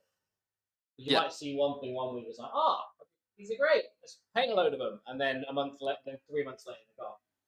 So Yeah. Yeah, true. Flames for bases, eh? I like flames. I think flame. I just restuff flames. It's one of the easier things to sculpt. It's because Billy's doing a Salamander's army. Sick. So, yeah, she's trying to find some flames, but we couldn't find any on eBay that actually looked decent. Yeah. So it's difficult to actually find some. But like you said, maybe using green stuff, maybe. Yeah, I think sculpting flames is probably the best way to do flames. Weirdly, I always sculpted flames when I did them. Yeah. I mean, if you want candles, I've got a candle guy. But I've got candles for you. Candles are great. There's more Templary in it. Yeah. I'm sure they have candles though. Yeah, probably. I'm sure they have some. Flame bases, I think. To be honest, I sculpt a lot of my bases anyway. Yeah. I just find myself sculpting bases anyway, just because they're so much more bespoke. and like it's very unique to your own army. Yeah. Which is nice. Okay. A Leviathan. You know, Leviathan claws for Tyranids, are they red? Again. You know, like Leviathan, the color scheme for Tyranids. Yeah. Are the claws red? Yes, they go from like a black to red to orange. Ah, okay. It's like a blend. Yep. It's not like a blend. It is a blend. It is a blend. Yeah. Thought it was. I've just had a bit of inspiration. Do you reckon orange armor would be cool? Orange would be cool. Because it could contrast well with the Yoo-hoo glue bases with all the gore. Yeah. Maybe. I mean, I That'd be think cool. sprayed them red to do either or. So, but yeah. Yeah, that'd be cool. Yeah, I like that. I had to do some trying to fix spears the other day, actually. Right, and what, sorry? Some spears. Oh, okay. Because they snapped. And me and Billy came up with a genius idea. Okay. Which probably is quite normal for everyone else, but we just heated up some what are they called, sewing needles. Oh yeah. And just melted it through the stick. Yeah. Yeah. And then cut the needle off, melted the other end, and stuck it through the other end, and then just glued it. Yeah, to be fair, I mean, I normally just pin everything. Yeah. Like, there's just like, you know, I've had it before. I've looked at a joint and gone, at some point that's gonna break, so I break it and then pin it, so it doesn't break again. Yeah. Like I break it at the assembly stage. Yeah. But I've done that on one of them now. Oh, nice. To be fair, any legitimate way to fix things which is, you know, reasonable is a good thing to do. Yeah, especially when they always snap. To look after armies. Yeah. I do actually need to snap off these swords so I can give them spears. That's pretty cool. Oh, are you a full spear main now? I think for this new detachment, I want spears. Yeah, I think so too. Because you don't have the plus. You don't have the like toughness 12 is hard, isn't it? Yeah, and like actually, like I think for the most parts, if you can put chaplains in or something that gives you lance, you need it. Yeah, I agree. So I think like 6 Vanguard with spears is the way to go. Just one unit 6, and then just going with the rest. Yeah, I can see it. Was it 1 unit of 6 with spears? Yeah, 1 unit of 6 with spears, and then the rest will just be like Death Company units. Yeah. Are you using the dudes on foot? No, I've just gone with jump packs. Brother, they good. But I've gone. What, you think the ones on foot are better? Not better. I still think you want 30 jump pack Death Company. Yeah. I just think you want a bit of both. Maybe like between 15 and 20 for the foot guys. It's a good housing for your +1 strength aura as well for Death Company. Yeah, true. Yeah. See, I was thinking because I wanted to put the 2 Death Company dreads in. Yeah, I can see it. Gives me some flat free damage. Crazy. Say again. What did you say, sir, bro? I said the amount of attacks you can get on that is crazy. Well, yeah, 8 attacks with full hit and wound rerolls with flat free damage at AP3 is good. It is indeed. I will not argue. That is a pretty damn good profile. So, yeah, I think 2 will be good, and they're also a pain to get rid of. So they are annoying. From what my understanding, it's just like they've got 2 up saves, right? The what? Sorry. They've got 2 up saves, right? Yeah, 2 up save, 12 wounds, T10, and 6 up Filner Pain built in. And then they can get a 5 up Filner Pain for a strat. Yeah, that's annoying.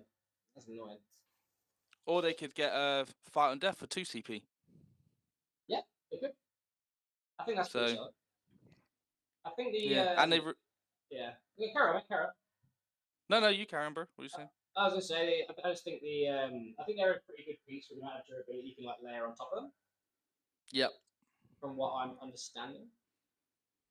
Oh no. Yeah, like this this is the thing with them. It's like I've tried them in other detachments and I've just not enjoyed them. Yeah, that's fair. But like this detachment, actually, with the extra attacks, it means that, and the feel no pain strat, I think it just makes them tempting. It's nice to have an attachment that makes them good. Yeah, exactly. So I want to give them a try, and if they don't work, I'll just go back to my my standard double ballistas. Yeah, it's no harm, right? Yeah. So we'll see how it goes. I don't think I don't really rate ballistas though, but everyone likes them. I just don't like them. They always miss. I've always liked ballistas, just because for me, I don't have to invest anything into them. I can just put. I don't need oath. I don't need any strats. They just solo do what they need to do. Yeah, I get you. I just find they don't do anything. That's the issue. Like even with full hit rerolls, I'm just like, They can feel like that at times, but then I've had other games where they have just popped off. Yeah. So I think it's the consistently bad bit that I've found. I'm not saying I'm unlucky, woe is me. I'm just saying I found I'm not unlucky. It's a user error, mate. I'm not unlucky. It's weird. It's the thing is when I shoot a tank, when I shoot something that's anti-tank at Rhino and don't kill, I'm like, yeah, don't like this. yeah. Don't like this. No, it's good though. Like, but I actually tried a Lancer for the first time in like a year. Just a single one in my previous list with the change on UKTC terrain because of that new block. Oh.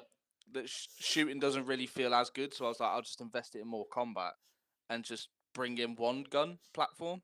Yeah. And like that was good on its own. I quite like that on its own. Yeah, I see the value.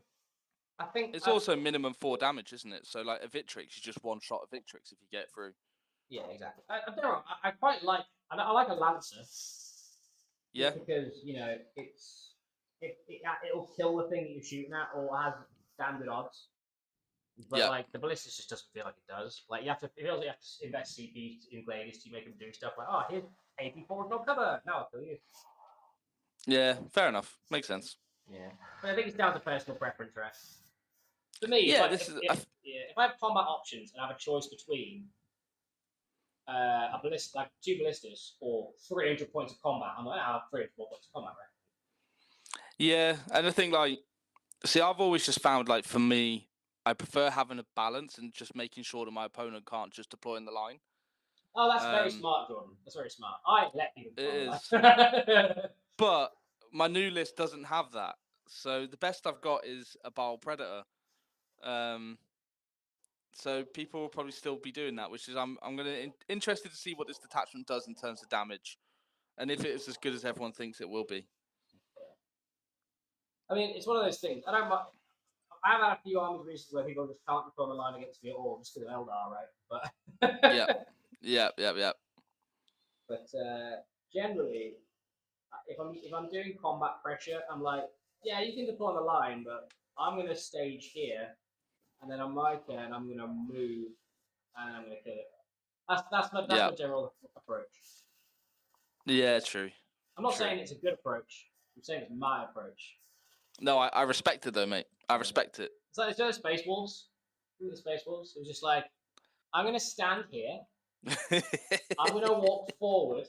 Then you're gonna shoot me. Then I'm gonna walk forward again. And I'm gonna charge you. Yeah, that was fun. That honestly, that deployment, I was just like, I've really got to put JPI on a line just to make sure you can't hit everything you want. Yeah, that's what I mean. Like the thing is, with that list, I'm like, yes, you can deploy the line. Yeah. Do you want to? Yeah. No, that's funny. Yeah. And Ragnar, absolute beast. Oh, Ragnar was an animal that game, wasn't he? He was running around. Yeah, I couldn't deal with that 20 brick. Yeah, it was fun. Because I think it was that left and a Terminator unit.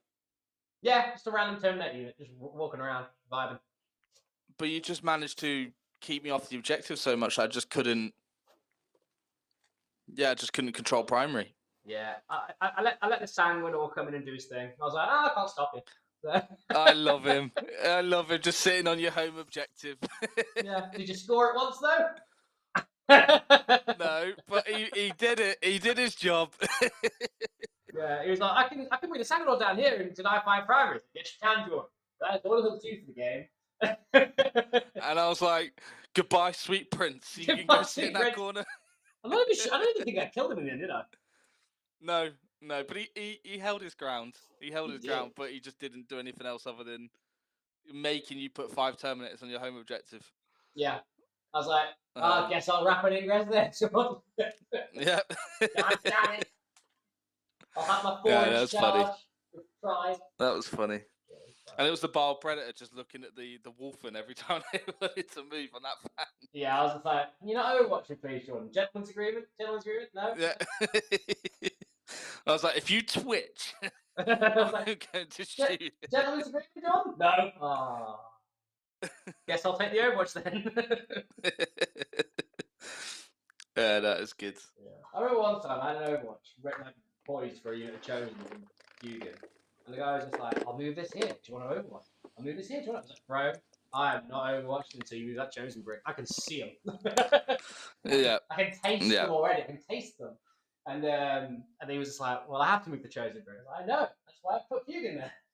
And then he moved. And I was like, oh, what's a Fugan? And then, Fugan and the Fire Dragons. And then, the Fire Dragons was the Fugan got 2 flips, got 9 hits, 9 wounds, killed 8. I was like, killed 8. Yeah. And then the Fire Dragons killed the rest of them and the Lord. And I was like, great. This is a fine unit. This unit's okay. It's perfectly balanced. About this unit, God. Oh, God. I love that I was just saying they're over nerfed. I'm not really helping my case, am I? It's funny. Let's just talk about the Fugan brick. Case in point. Yeah. No, I hated the fact that it was so uninteractive. It was so bullshit. It's the get back in vehicles. It's just. Yeah. I like the idea of it as like his cool movement stuff you can do, because Temp does feel very limiting with the tricks you can do in the movement. Yeah, I agree. But it does come to a point where if no one else can do anything about it, is it really fair? No, I'm with you. To be honest, I think that was one thing that needed to be changed. Same one.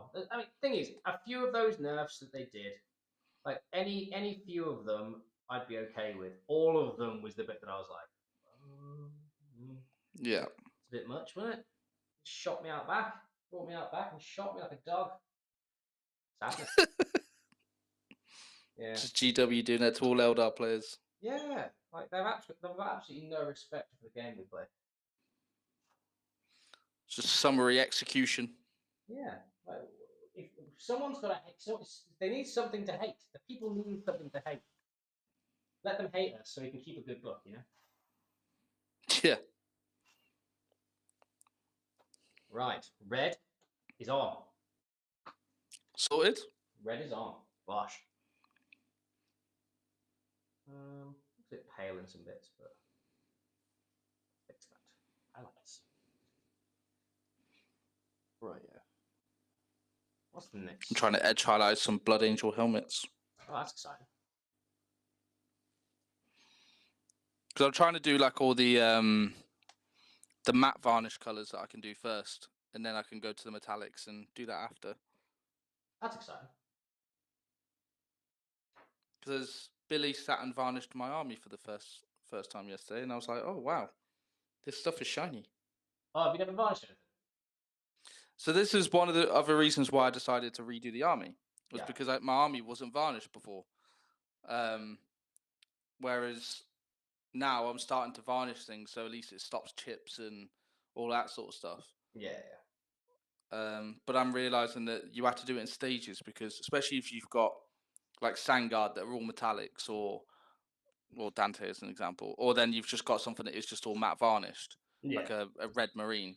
Yeah. That it's doing the army in stages, which I'm not used to. Yeah, I get what you mean. I think generally speaking, I try to varnish anything I can. Like if I can get anything I can get away with, I will. It's good practice. Yeah, sure.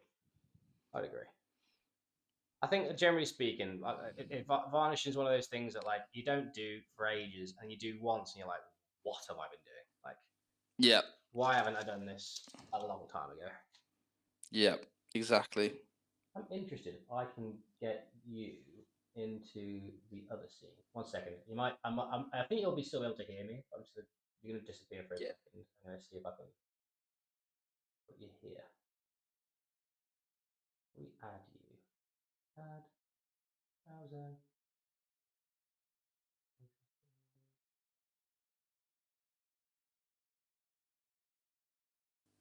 Aha! And I can still hear you. I put you into a different scene. Ooh. Fine.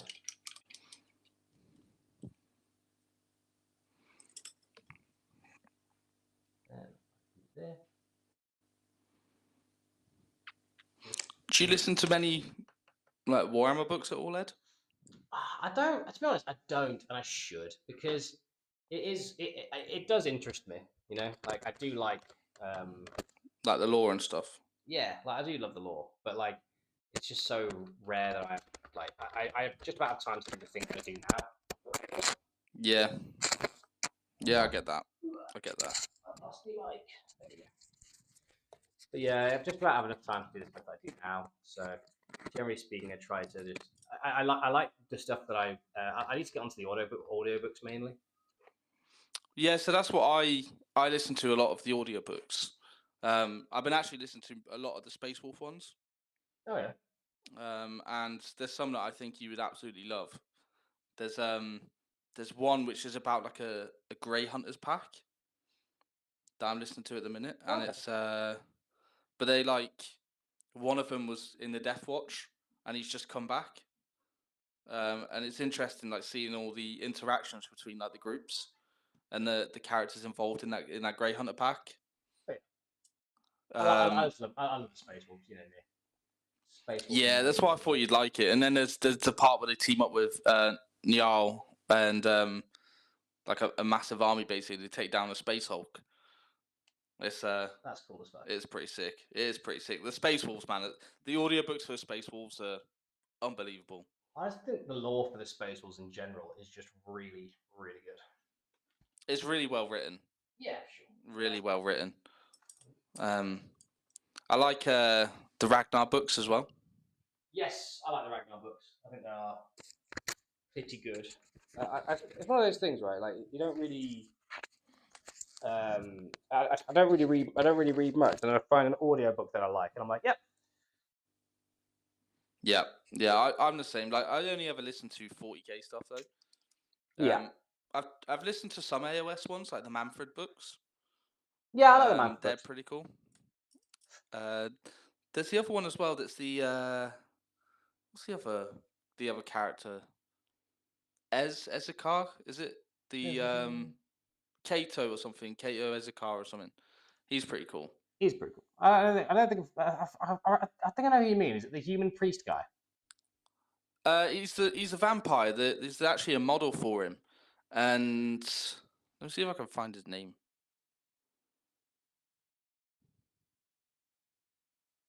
I like Vlad. Yeah, Vlad's cool. And Conrad. Remember the Conrad model where the blood was dripping into his mouth? Yeah. That's cool. Yeah, that was cool. And he had the sword above his head. Yeah, like the dual swords. Yeah. Dual wielding. The Hollow King, Kado Ezekiel. Ezekiel. I don't think I've heard of him, weirdly. There's actually a model and a unit you can use for them in Soulblight. Oh, okay. He's very cool. Although when I played him last, I actually played against my granddad because he plays Warhammer as well. Nice. And he had Seraphon at the time. He had some chameleon skinks. Nice. And I sent in Kado into the unit, and I was like, "Yeah, you'll kill them." I spent 3 whole turns fighting these chameleon skinks, and I still didn't kill them. And I was just like, "This guy sucks." I hate this guy. Like you listen to him in the books, and he's like taking people down. He's an absolute monster, and you're like, "Nope, chameleon skinks is his weakness." That minus one to hit, baby. Yeah, that's horrible. I'm gonna quickly change my water. I'll be right back. All right, then, bro. Too red.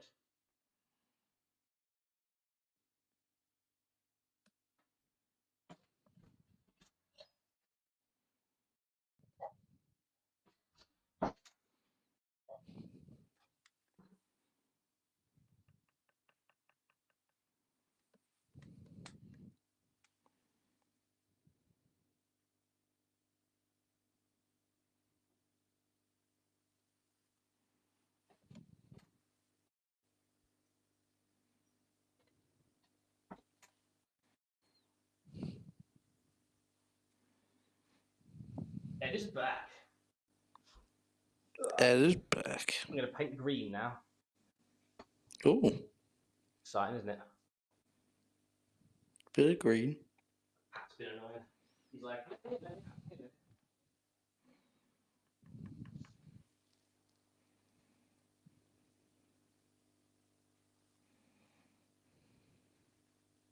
doing cat things. Doing cat things. Doing meows.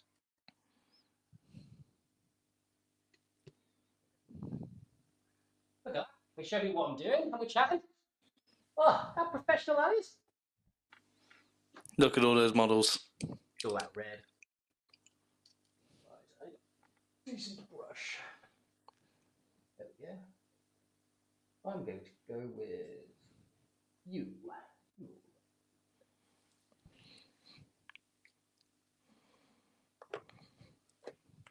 So, Blood Angels. Yep. You Dante. You going to? Yep. Is your color scheme changing much, or is it the same? Just. I've actually changed slightly because I used to like mix. I think I spoke to you about how I did my gold before, and you mentioned about doing washes. Yes. Because I kind of was speed painting my army to get it up to scratch, and I've actually been doing it. I think I might be able to show you a Sangard I've done. I've started to do wash, layer, edge highlight, and stuff on them.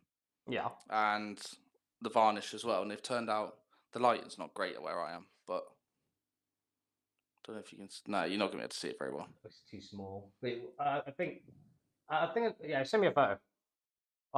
Send you a photo. Yeah. Is it on WhatsApp? Because I can open it on there. All right, I'll do that now. Sick.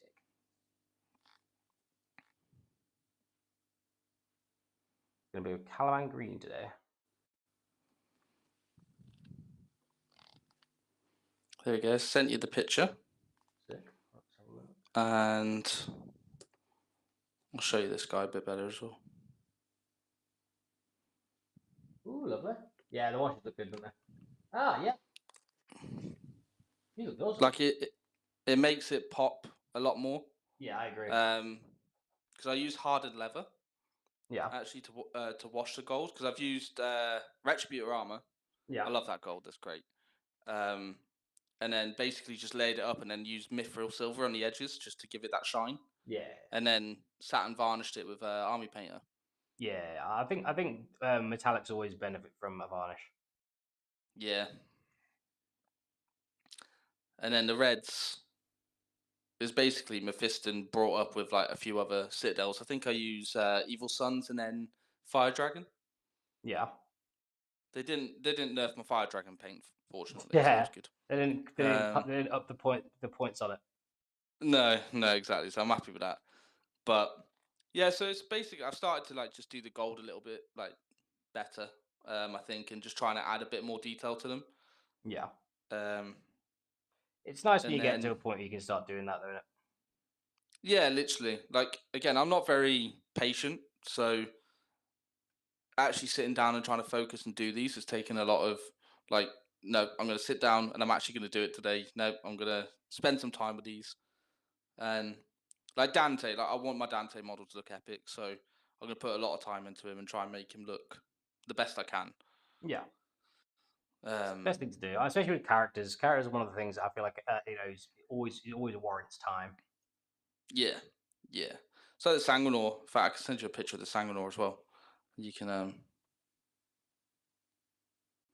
because the wings on the Sanguinor, like painting white was a nightmare. Yeah, but it's bad. Once you matte varnish them, they turn out really nice. Yeah, matte varnish is a cheat code. It literally is. Yeah. There you go. I'll send you a picture of the Sanguinor there. Yeah, that's lovely. Yeah, see the varnish really like it cleans up a lot of layers as well. No, it does. But the next thing I need to figure out is how I'm going to do the power weapons. Yeah. So I've done all my weapons silver at the minute because I used to paint them blue and do like lightning on them. Yeah. But I also was going to try and wet blend, and again, I just didn't have the patience for it. Yeah. So I'm going to do them silver and probably do like a wash of blue at the start and then do some lightning coming off that. That's fair. I like the non-metallic blue look on them is really good. Yeah. Yeah, it's But like the way I did the Sanguinor looked all right. yeah, looks good. I think But it's just one of those things you got to try and. For me, it's just like I've got so many recipes that I really like, but it's just not replicable across like yeah, an entire army. yeah, absolutely. It's like Fulgrim. I love the look of Fulgrim, but am I hell doing that to an army? Yeah. Like imagine NMMing every infractor. Oh god, No, absolutely not. it's an awful experience for everyone involved. No one wants to see me NMMing everything like that. I'd just be like, ugh. I'd also be unbearable if I did it. Like, look at me! I NMM'd everything. That's very Fulgrimy though, isn't it? He's very Fulgrimy. Very Emperor's Children-esque. I've enjoyed playing Emperor's Children. That's a fun army to play. It is a fun army. It's a very fast army. So. It is a very fast army. That's why I like it. Yeah. You know me. I love jump packs, so I love fast things. Don't like Wraith Knights, they're too fast.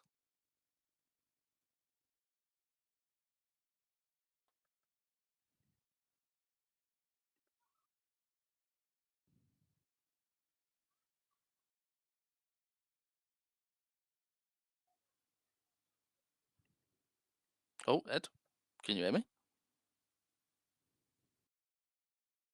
Hello?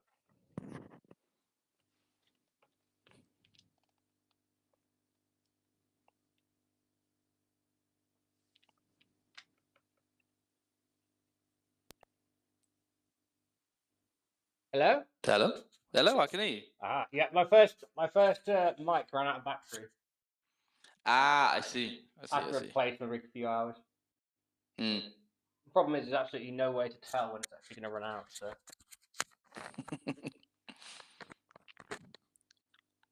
Look at that though. So, like a machine. wait for it to catch up. Already sorted it. Love it. Yosh. Need to finish off these guys, and we're happy with life.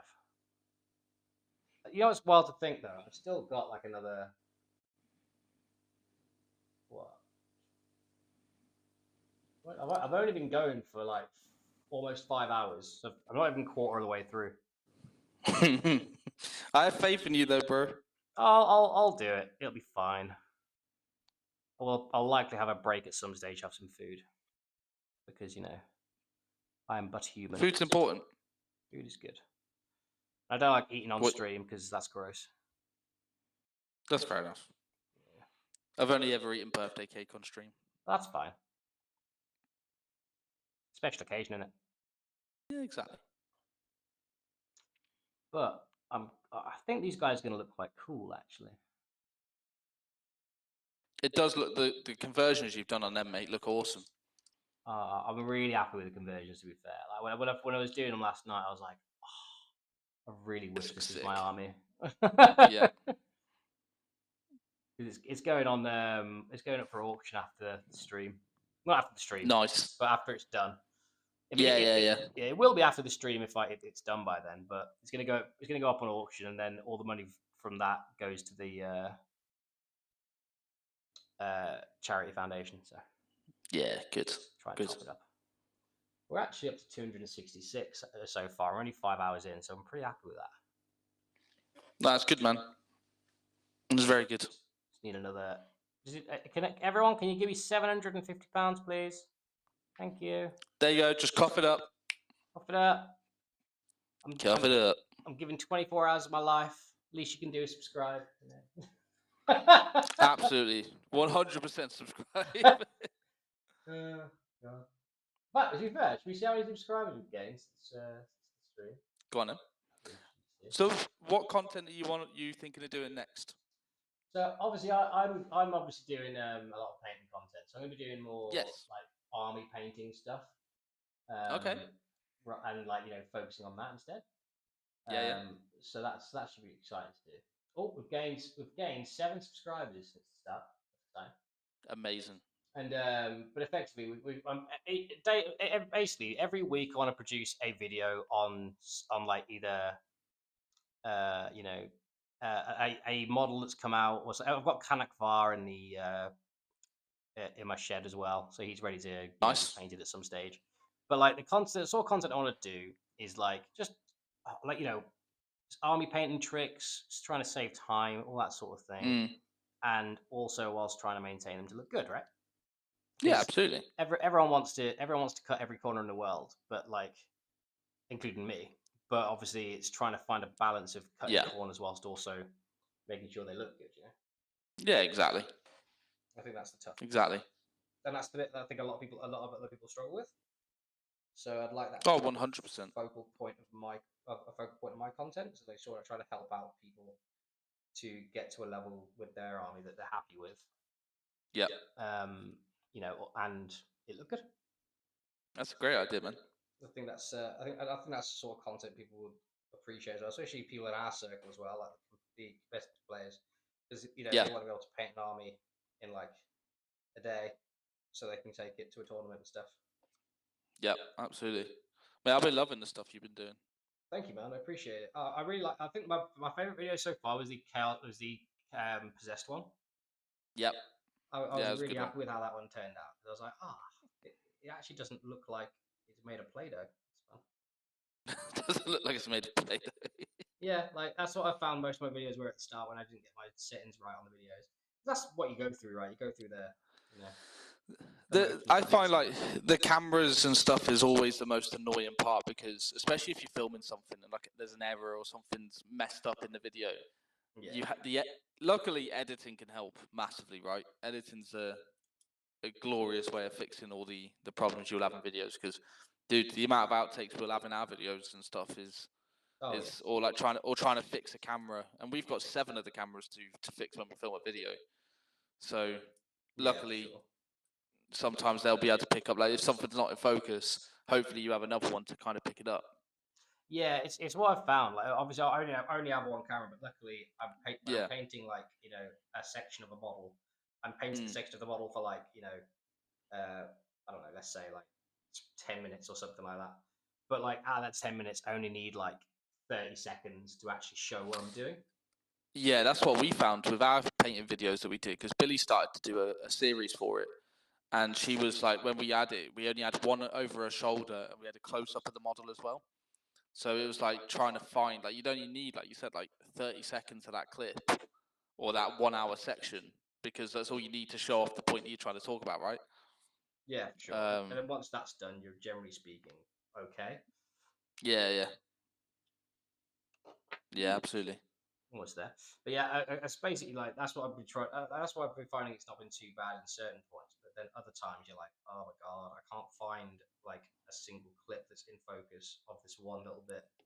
Yeah. Or you'll just start filming off camera just because you forget. Yeah. And you get comfortable, like I'm doing right now as we speak. But there was a bit that I was struggling to get to. But yeah, I think it's one of those things where with painting content, it's also very fun to do. You're just painting models, right? It's pretty fun. Yeah, exactly. The hardest work of painting content is the editing.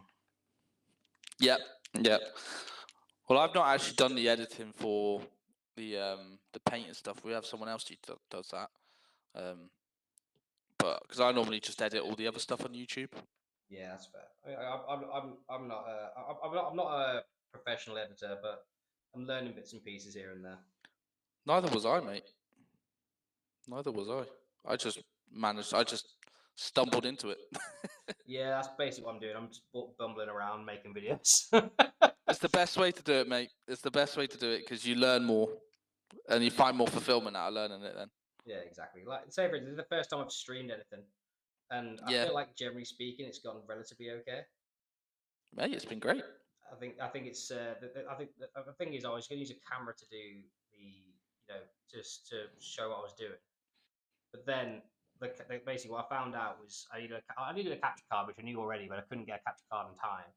So I was like, okay, so I need to find another way to use this camera. And there's this thing called there's an imaging software. So like it's basically turns your camera into a webcam. I'm like, yeah, sweet, that's fine, no worries. But I downloaded it, but it just didn't want to download. yesterday when I was downloading it. Just didn't want to do it. So I was like, oh my god, Right. how am I going to? I can't sit there with just the camera on me and not showing anything I'm doing for like, 24 hours. So Yeah. what am I going to do? And then and then eventually I was just like, okay, I need to find another way to do this. And then while I was on OBS, my Mac automatically connected to my phone camera and added Yeah. it as an angle, and I was like, I can do that. That's amazing. It's like, I'll just do that. I'll use my phone. It means I can't use my phone while I'm, streaming, but also because I've got a Mac, everything on my phone is on the Mac. So apart from I see. Yeah. apart from Facebook Messenger, if anyone's messaging me right now, I'm very sorry, but I can't reply. But, I love the fact you can like open your Mac up and then you can literally open your phone up on your Mac. yeah, It's great. It's just like it's so good. I just love the compatibility, just the cross function. I was like, this is beautiful. Yeah, I agree. Also, I just like Apple products. The vibe is good. Yeah, Apple's great. I turned to Apple and I was like, I'm never going back. Yeah, well, I've been on Apple for a long time. But like, I once, like, whenever I pick up a Samsung phone to, like, let's say my mom needs to find something, like, what is this? Yeah. What on earth is this? Yeah. Yeah. It's not that it's bad, it's just different, That's it, exactly. Everyone has their own preferences. Exactly. Some people's preferences are wrong, but we don't talk about that. I was just about to say, some people are wrong, but... Some people are wrong. We have to respect that they're wrong and not tell them that exactly. they're wrong. You can have an opinion, it just might not be the right opinion. Okay? Yeah, what's very important is to have the correct opinion here, because we judge people who don't, Exactly. But we're also allowed to judge. Okay? Absolutely. So... This cat is driving me insane, right? All he does is scratch the door to come in. I let him in, and he scratches the door to go out. And I'm on a stream, so I can't keep doing it for him. And I'm like, right, like, make a decision. So yeah, make a decision. Get out or stay in. Yeah, I don't care what you do. I just don't want to have to keep getting up. Yeah. He just looks at me like, bro, I want more food. I'm like, I know you do. You've had 2 pouches today already. So, like, stop it. Greedy little mite. Hell. Greedy cat, as all cats are. As all cats are. Mm-hmm. As they are. They were born greedy. They're like, I've never had a cat. Well, they're born without food in their stomachs. Therefore, they're hungry forever. Forever. Yeah, that's my theory anyway. Yeah, there's a good theory. Solid. It's up there. That's what I'm going to go with. Just from owning a cat, that's the only explanation I can think of as to how hungry he is.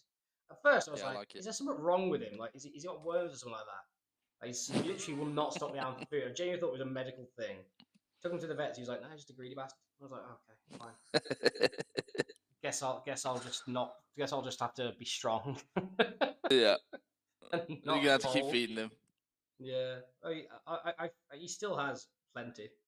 But it's just, oh god, I can't. It's the fact that he just keeps scratching the doors going in and out. I wouldn't mind at all if that door right there was not the one I was streaming next to. Yeah. See, I'm a dog person. Oh, see, I prefer dogs. I'm just an animal person. Nice. See, whenever I had a kitten once, a very my dad had a kitten, and I met it, and it scratched me to death. I hated him ever since. Nice. So no, that's not the vibe I'm into. That's fair. Well, I've got a dog and a cat, right? I've got Murphy, who's just he's basically Pablo, who's the cat, is like like a apathetic roommate. He's like, "You're right." Yeah. And I'm like, "You're right, mate." And he's like, "Yeah, you're right." He's like, "Can I have some food?" Yeah, like, yeah, go for it. Whereas Murphy's like, "Oh, you're home? Hello, how's it going? So where have you been? How's your day been?" He's like that over enthusiastic friend. And I'm like, hey, buddy. I'm like, hey, buddy. He's like, so, what you doing? What you thinking about? Did you miss me? Okay. Yeah. That's typically what they like. I like it. Yeah, he's a cute dog. That's the vibe I'm into, mate. That's the vibe I'm into. Yeah. See, the thing is, I like it sometimes where like my animal just sort of looks at me and goes, "You're right, mate." I'm like, "You're right, bro," and then that's it. You know what I mean? Whereas the dog every time is like, "So human, how's your day been? Like, did you think about it?" And they won't leave you alone. Yeah, exactly. Yeah, they'll come and sit next to you, and they'll just keep pestering you. Exactly. Which I don't mind. I love them to bits. It's just like, sometimes you just get home and you're just like, I want to chill. Yeah. So that's why I like both. I like dogs and cats. I like both. I don't get when people. I get it when people like prefer one, but when people like see like, do you get people who like actively hate cats because they're dog people? Yeah, that's weird. That's weird, Yeah, right? That's weird. That's weird. Or like people who are cat people. It's like you don't have to pick sides, but you can like one or the other, but you don't have to pick sides. Yeah, like it's funny though, because I had this discussion with someone once where I was just, like, basically he was a dog person who hated cats, not as in like didn't like cats, hated cats. And I was like, Right. You never see a cat person hate a dog, hate dogs. You know what I mean? You never see it. You never see it, but you see a lot of like, dog people who hate cats. It's just a strange, parallel that I'm like, oh yeah. So I just like both. I don't wrong. There are cats that are little shits, but there are also dogs that are the same. True. Get that Chihuahua, and you're just like, oh man, I don't want I want a cat. Thing. Say again. I want a cat. Yeah, I want a cat now. Like suddenly the idea of having a cat that like just chills out and doesn't bite me. It's great. Yeah. It's a great theory. Yeah. The thing is, I saw a husky puppy the other day. Like, oh my god. Oh, huskies, man! I've always wanted a husky. I want a husky, but there's absolutely no way I could have a husky. No. I'm not home enough. I wouldn't be able to give it like 2 1-hour walks a day. Yeah. Like my mate once was just like, I'm getting a husky. And I'm like, no, you're not. And he's like, what? I was like, no, you're not. You're not getting a husky. He's like, why? I was like, because you would not look after it. Like, it will tear your house apart because you will not go out for 2 days, twice a day. Like, you won't walk enough. It will get bored. It won't be fair on it. And he was like, oh, well, you can't stop it. Like, no, I can't stop it. I'm going to tell you that you shouldn't. And, and then he was just like, yeah, you're right. So then he got a, what's it called? Like those tiny little greyhounds. Tiny greyhounds. The baby ones. Well, not off the top of my head. I know what a greyhound looks like, so I can imagine a small one. It's just a baby greyhound, and he got one of them. He got one of them. And that was perfect for him because it goes out for like a 15-minute walk, and it's like, oh god, I want to die. Yeah. It's quite cute. This green is gonna look nice. Well, I hope so, anyway.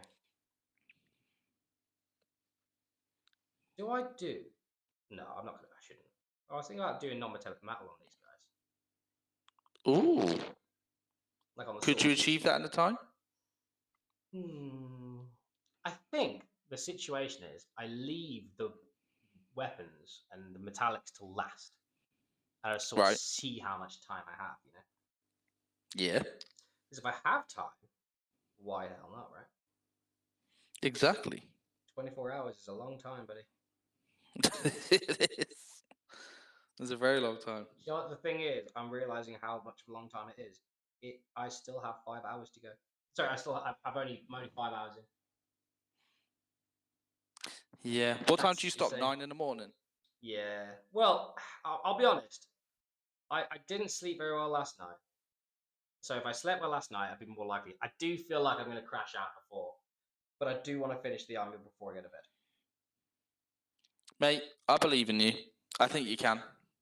I think I could. I think I am. I'm definitely going to finish. I'm definitely going to finish the army, or at least get it to the point where something is drying. So tomorrow I have to do something small. Yeah. And then tomorrow I'll do a little video of a showcase. Nice. Just to show everyone what I've done. Yeah. That'd be sick, dude. I'm excited to see the final product because, as I said, the conversions you've done do look sick. Thank you, man. I appreciate you.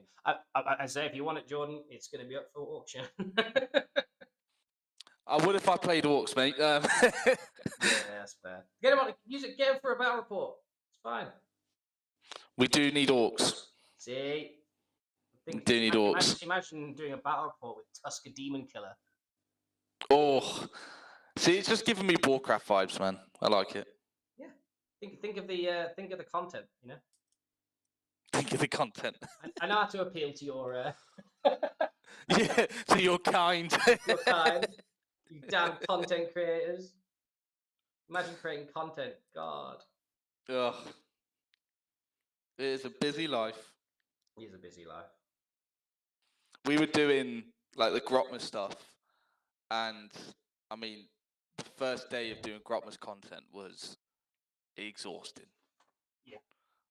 We did we did 6 videos and edited 6 videos in a day between me and Lee. Oh God, that's insane. That was a hectic day, but it's worth it when you put it out and you're like, we did it, and it looks cool, and we're happy with it. Yeah, as soon as it's done, you're like, this is good. Yeah, exactly. Yeah, it's like the thing is, luckily we have quite a big team with 6++, so we cover quite a lot. Yeah, yeah.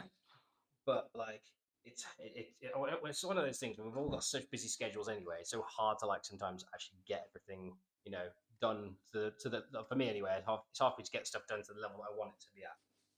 Yeah, we're the same because like we had we were redoing the Space Marine How to Play course at the time. Yeah. So we'd done like 50 videos for that course, but in the process of that happening, we were also trying to get Grotmas done. And you're trying to get a product done by a deadline, but also trying to get something else done for a content that you're trying to put out for free view. So it's like it's difficult. I get it. It's like it's very difficult to do. Yeah, it's hard to find a balance of the stuff that like you want to produce and like to the level that you want it at. Because I find that like sometimes I'll release a video and then afterwards I'm like, I should have spent an extra 5 minutes editing that, or I should have spent an extra hour editing that. You know what I mean? Yeah. Because the editing thing is different, isn't it? Because you always want to put more time into the editing because that's when like filming it's fine. Like you can make mistakes. It doesn't matter how many takes you do. That's absolutely fine. But like the editing side of it, because it could be graphics, it could be like maybe you want to just proof check things. Do you know what I mean? Like it's very difficult to actually put the right amount of time into a video. Yeah, exactly. It's hard to gauge. But like it's one of those things. Sometimes you just get it right and you're like, yes. Yeah. That's what it's worth. That's why it's all worth it. Whereas some videos you release and you're like, oh God, that was awful. I shouldn't have done that one. Should have left that one in the bank for a little bit longer. Yeah. But you never know, right? Because YouTube also like YouTube's algorithm's weird because it changes constantly, and you also don't have a control on how many people it will reach. Yeah, exactly. It just sort of depends. You put it out in the wind and you just go, fingers crossed this one hits.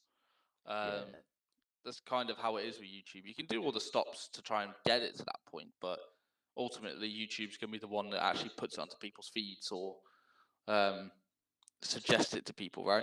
Yeah, exactly. I think the main thing for me is the main thing for me is like thumbnails. Like thumbnails are so hard to get right. Yeah. Luckily, Steve's shown me taught me over time how to do thumbnails. He drilled it into me because I was terrible at it before. He drilled it into me how to make a good thumbnail. Yeah, a good thumbnail makes or breaks a video. Yeah, absolutely.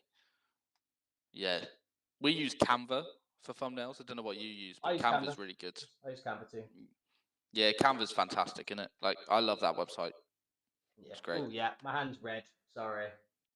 Yeah, I had a bit of a situation with the airbrush. One with the army now, mate. Yeah, it's all part of the experience, you know. Yeah, exactly. Yeah, it's good. It's one of those. I like doing the painting content. It's fun. Yeah. And I'm enjoying it. The thing is, I'm not getting many views, but that's the standard, isn't it? Bro, it's the start of the channel, then, mate. It takes time to get to that point, and like I said, it's YouTube as well, isn't it? YouTube's also at the minute going to be pushing a lot more for starting channels. That's what they've said in recent updates. Yeah, it's really hard. It's really hard to when you start to actually get the views that you want and all that sort of thing. Yeah, you just got to be consistent. Consistent every week, and YouTube will see that, and they'll start to push it. So. And Ed, it's you, bro. People love you, man. So honestly, I genuinely think your channel will pop off. I'm hoping so. I'm releasing every week. I'd like to do more shorts. Is the only thing I'd like to do more of. But shorts is a great way to get content. A great way, and also trailers for your content and stuff. Putting that onto socials. Yeah, trailers is an interesting one actually because I need to do a Warp Palette Studios Facebook page and all that sort of thing as well. Like, yeah. There's a bunch of stuff I need to do. I've got like, Instagram, I've got TikTok. The problem is TikTok isn't pushing it at all. I don't know what's going on with TikTok. Like, my own personal profile gets more views on stuff than my than Warp Palette Studios. Wild. It's weird, like, because TikTok, because we've started to do a lot of reels as well, and TikTok pushes it almost the same as Instagram, but again, it's very weird with their algorithm. Honestly, algorithms are just frustrating. Yeah. But I think it's one of those. I think, as I say, if I just keep it consistent, keep posting stuff, keep making videos, It'll get there. And I am enjoying it as well, so it's not like a hardship. Good. And stick with that as well. Make sure you're always doing stuff that you enjoy, right? Because otherwise you will just feel like it's a chore to make content.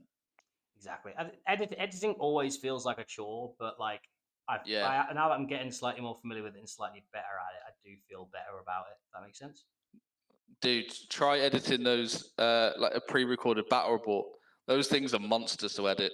Honestly. Yeah, I used to do. Oh, I say used to do. Like on one of the channels that I used to do some content for. I did. It was like Battle Brothers stuff that we used to do a while ago. And yeah. And basically, it was like I found the edit, like filming it all was fine, as you say.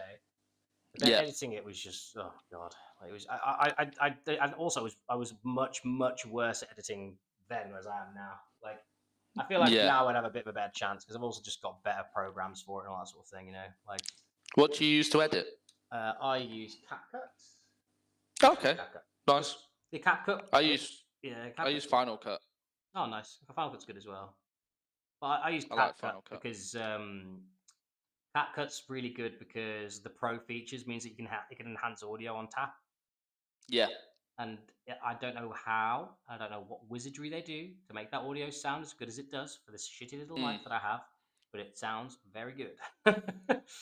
Considering it's like a £9 mic. Audio is one of the most annoying things to fix.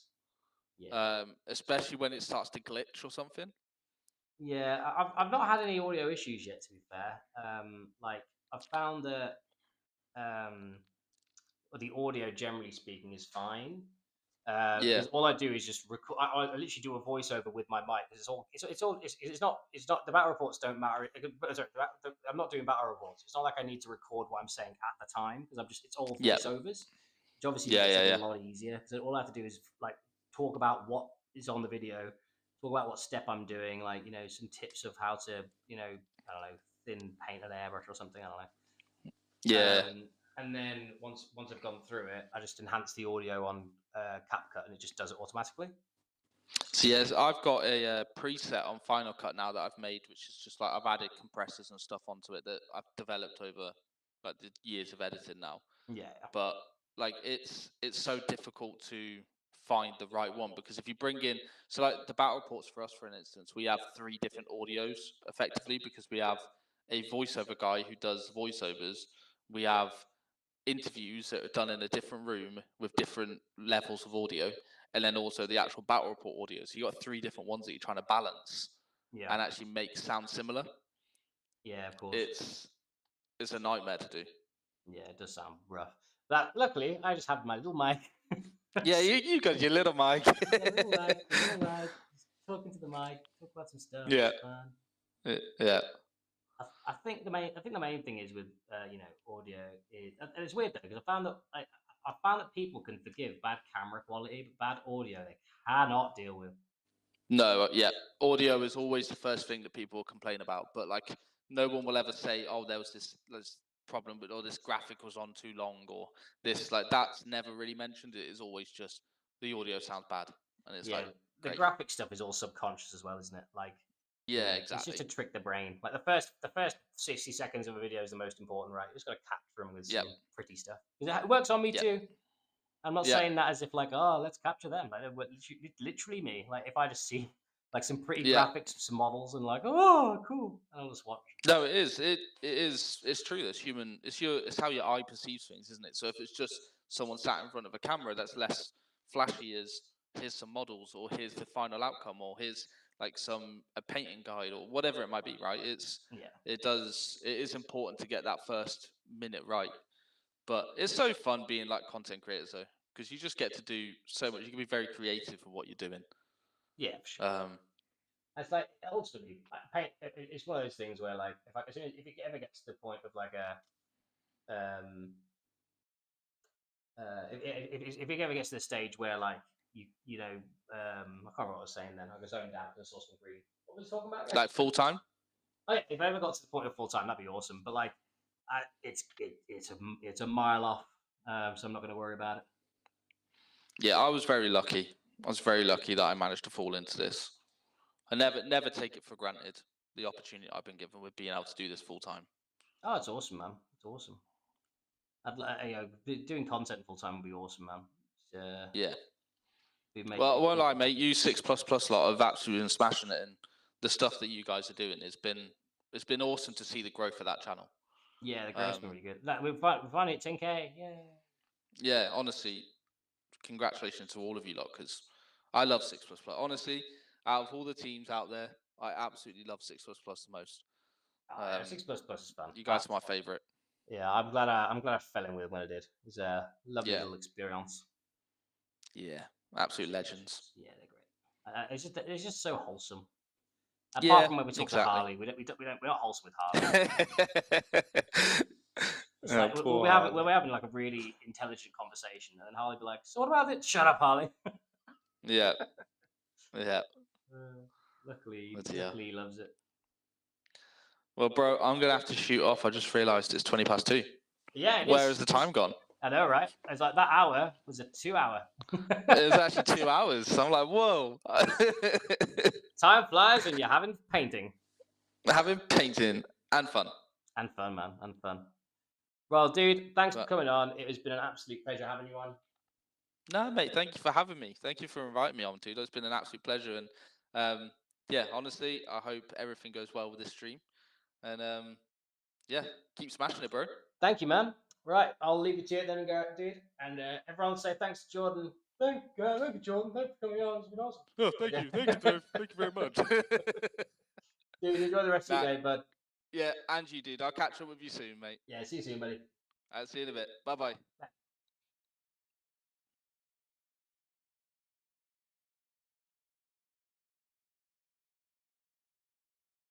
Okay, guys. It's just me now.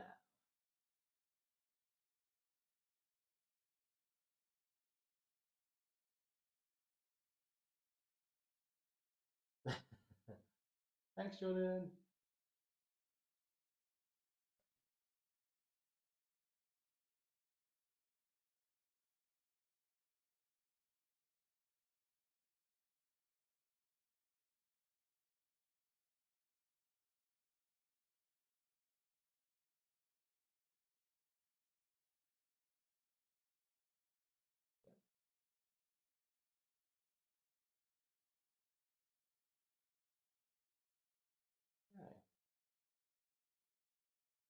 And that was Jordan, ladies and gentlemen.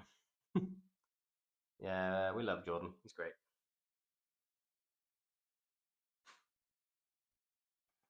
Probably time for me to have some food soon. Have a little break. I want to finish off some green on these guys.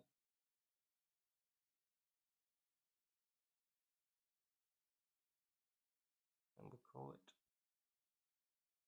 the first quarter.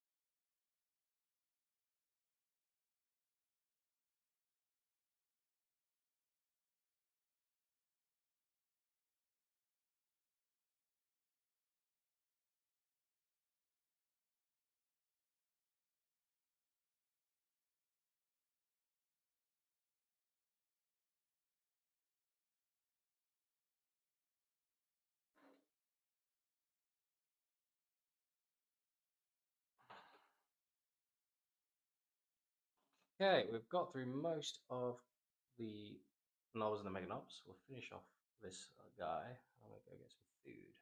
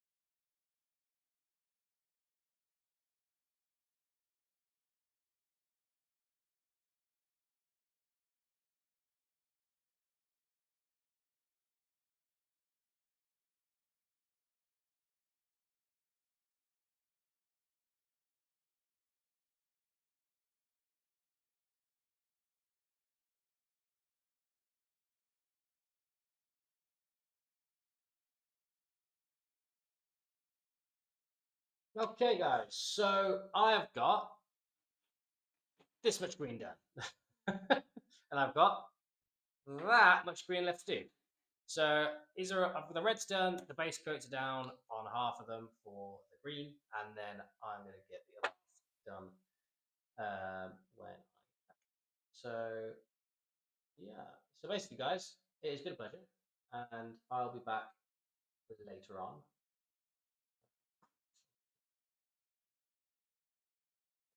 I'll be back later on. We're gonna get some lunch. Probably walk the dog. Probably about 20 minutes, half an hour, something like that. But I will be having a break.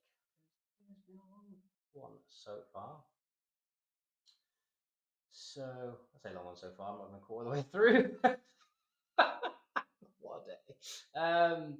So yeah, right. I'm gonna go get some food, guys, and I will be back later on for more painting. So yeah, much love, guys. I will see you all when I am back, and yeah, see you in a bit.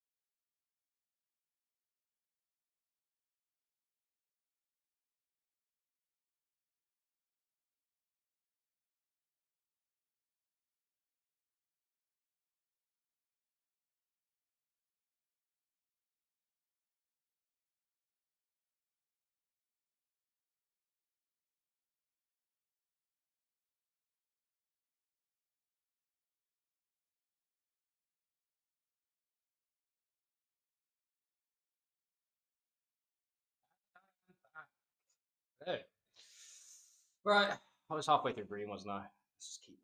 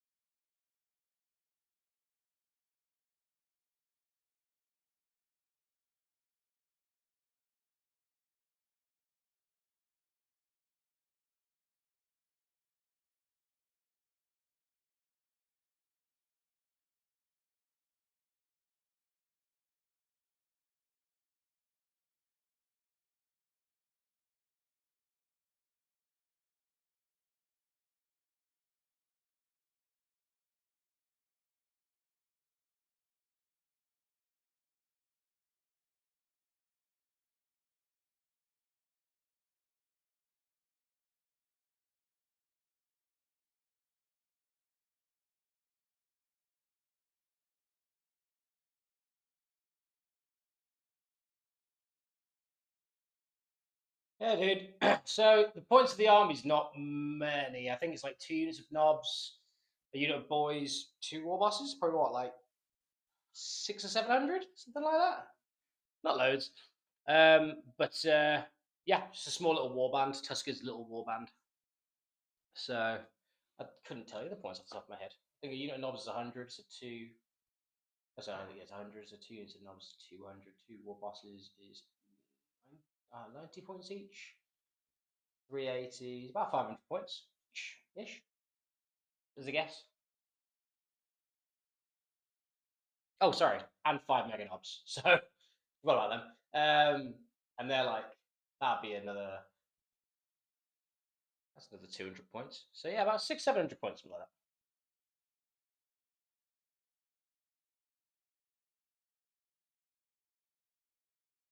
Not a big army, just designed as a little warband.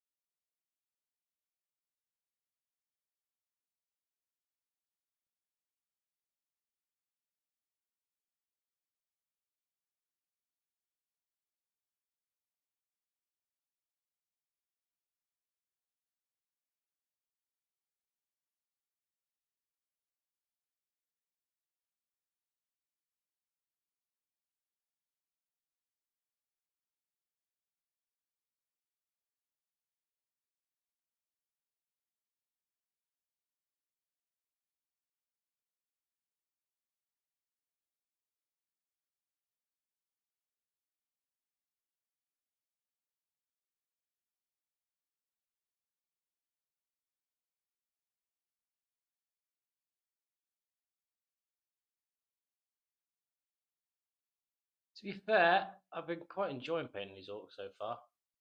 Green's a slog, but once that's done, I'm on the highlight and the fun bits. You can see this being quite an enjoyable process. Managed to skip some time with the red as well, using the airbrush. Nice, but still got a lot to do on the red as well. Do some weathering, need to do some scratches. Put some inks in to shade it. With the airbrush again.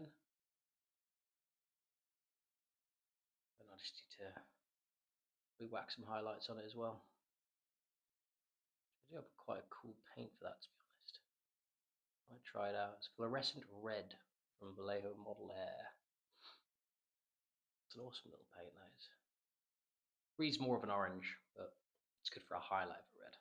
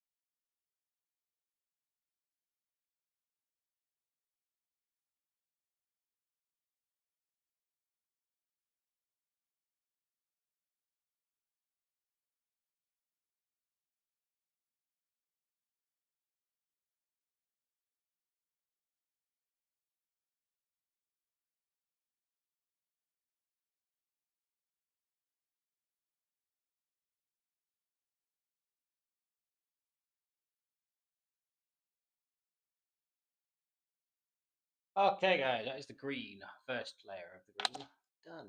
So, just gonna go over and, you know, try and do another layer here and there. I'm going to do that quite thinly. So anyway, that looks like it's just a bit too pale. Just do another quick layer like here. If you guys can see very well, but the layer on this guy's chest isn't very good, and I missed his neck. So go around each model, see what I missed, fix it all up. My general approach here for trying to paint an army is have an idea of what I want it to look like. Well, I mean, an army on the fly. So an idea of what I want it to look like, and just try and be consistent and like attack each layer with a bit of patience. Make sure each one's smooth. When you're highlighting, make sure you highlight to the edge. When you're highlighting, try not to rush all that sort of thing. So we're a bit away from the highlighting stage yet, because I've got a fair few base coats to do. But having the green down on everyone, not a bad position to be in, really. Not against it. One step closer to finishing these guys.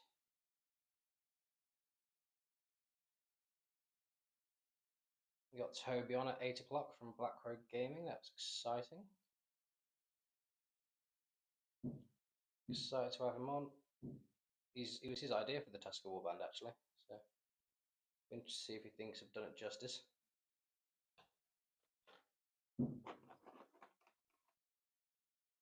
It's super important to get this colour smooth and everywhere it needs to be. Not on the red. Said that and got some on the red. Everything's fixable.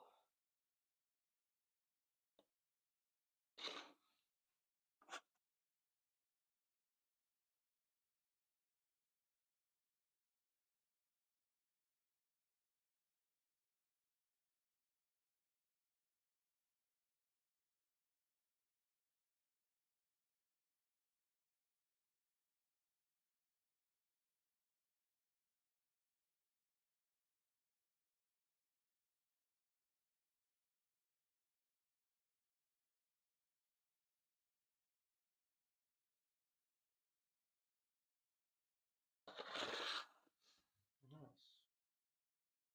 Okay. Right, I painted some green. What's the next colour?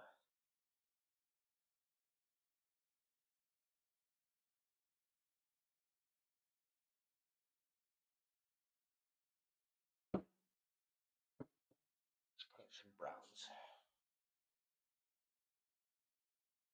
This I'm going to go with the old reliable Cycle Brown. Everyone loves Cycle Brown. For anyone who hasn't used it before, it's brown, obviously. It's also heavily pigmented. Like, if you would, it's like almost reads as black, but like just a very, very dark brown. It's a good base coat for a lot of stuff when you put a zenith down. So like I wanted the zenith down for the red mainly, so I could get some vibrancy out of the red. But first, before I do anything else, I would like to put some shading into the red. Do before I approach anything else, because I think it will help me decide the next colours. All that good stuff.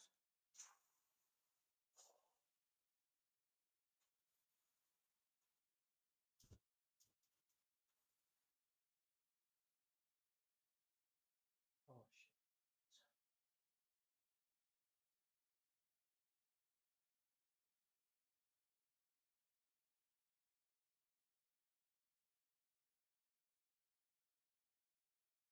More things.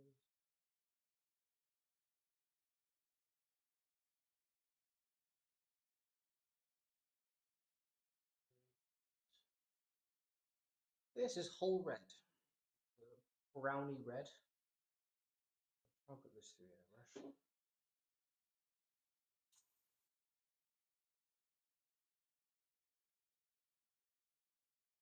Green's good. Also, it shades it well.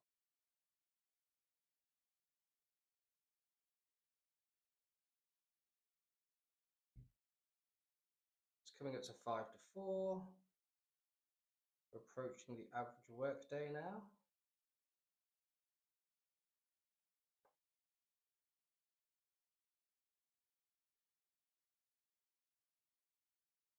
Grab another drink.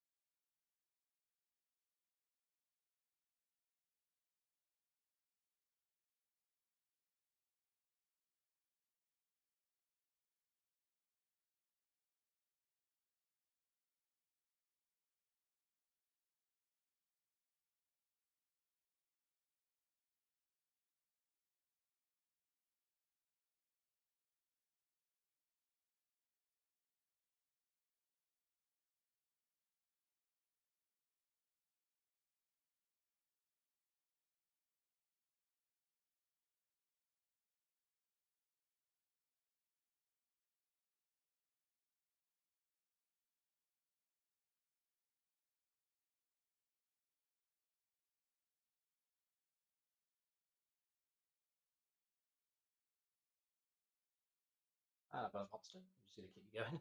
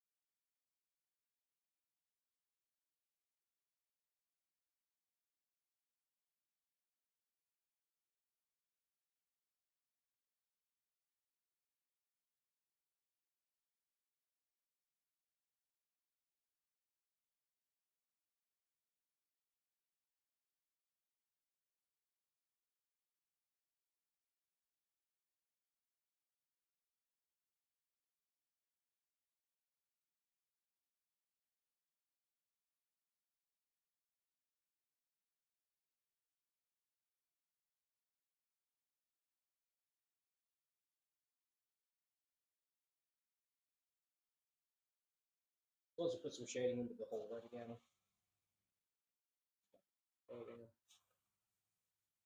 go below it for what? And look at that.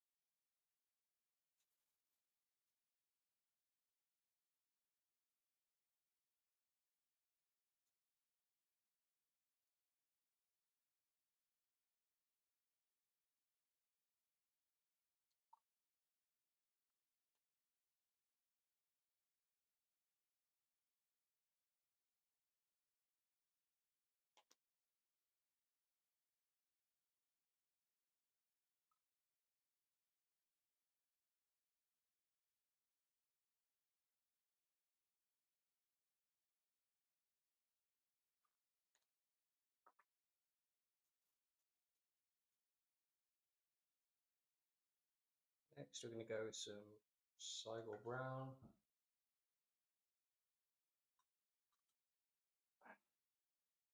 Push that value a little more. Shading. This is really strong, so if you try this yourself, just make sure you are very careful, because it will heavily pigment.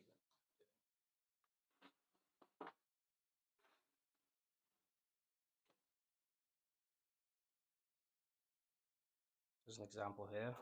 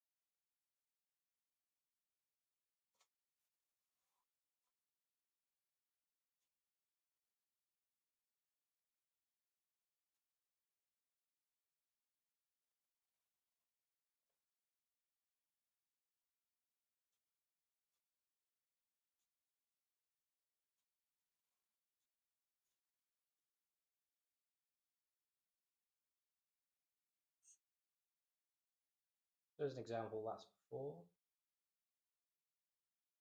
that is after. Really moves it down nicely.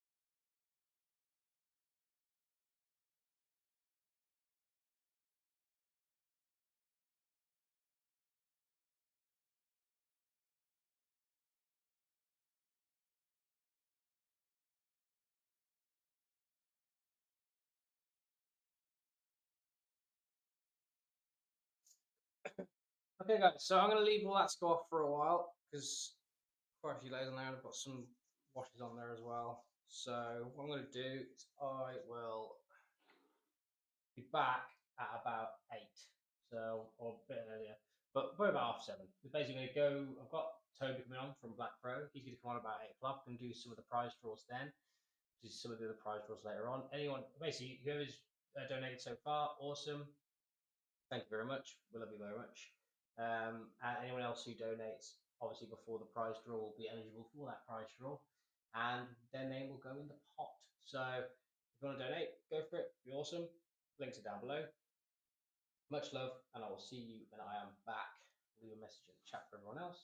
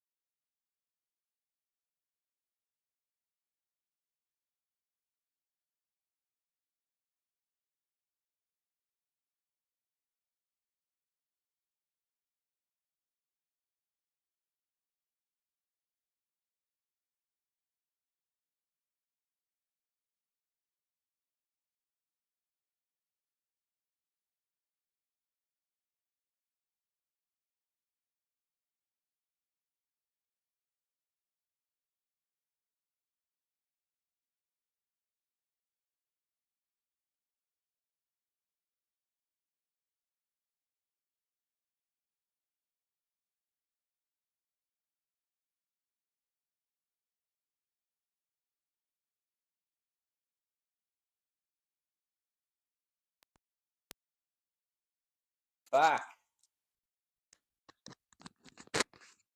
with a rejuvenated energies.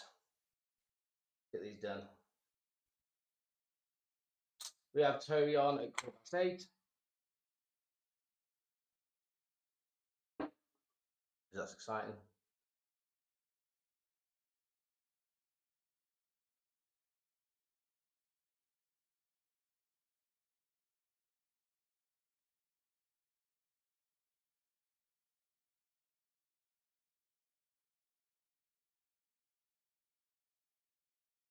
We swap to this angle for a while because I'll need my phone to chat to Toby to get him on.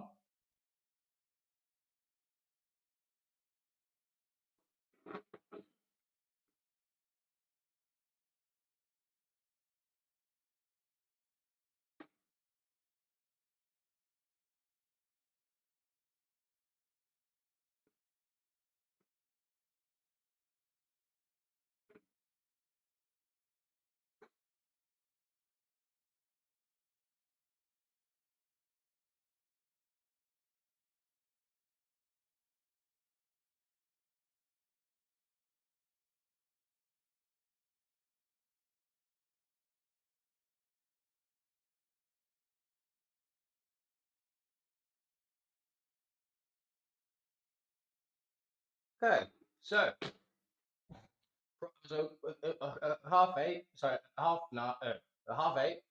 Toby comes on. I'm going to be swapping the streams over. So just before Toby comes on, I'm going to swap the streams over. So what we're going to do is close the stream down. I'm going to reopen it onto the stream so we can do that one instead. So I'll be right back on the second stream.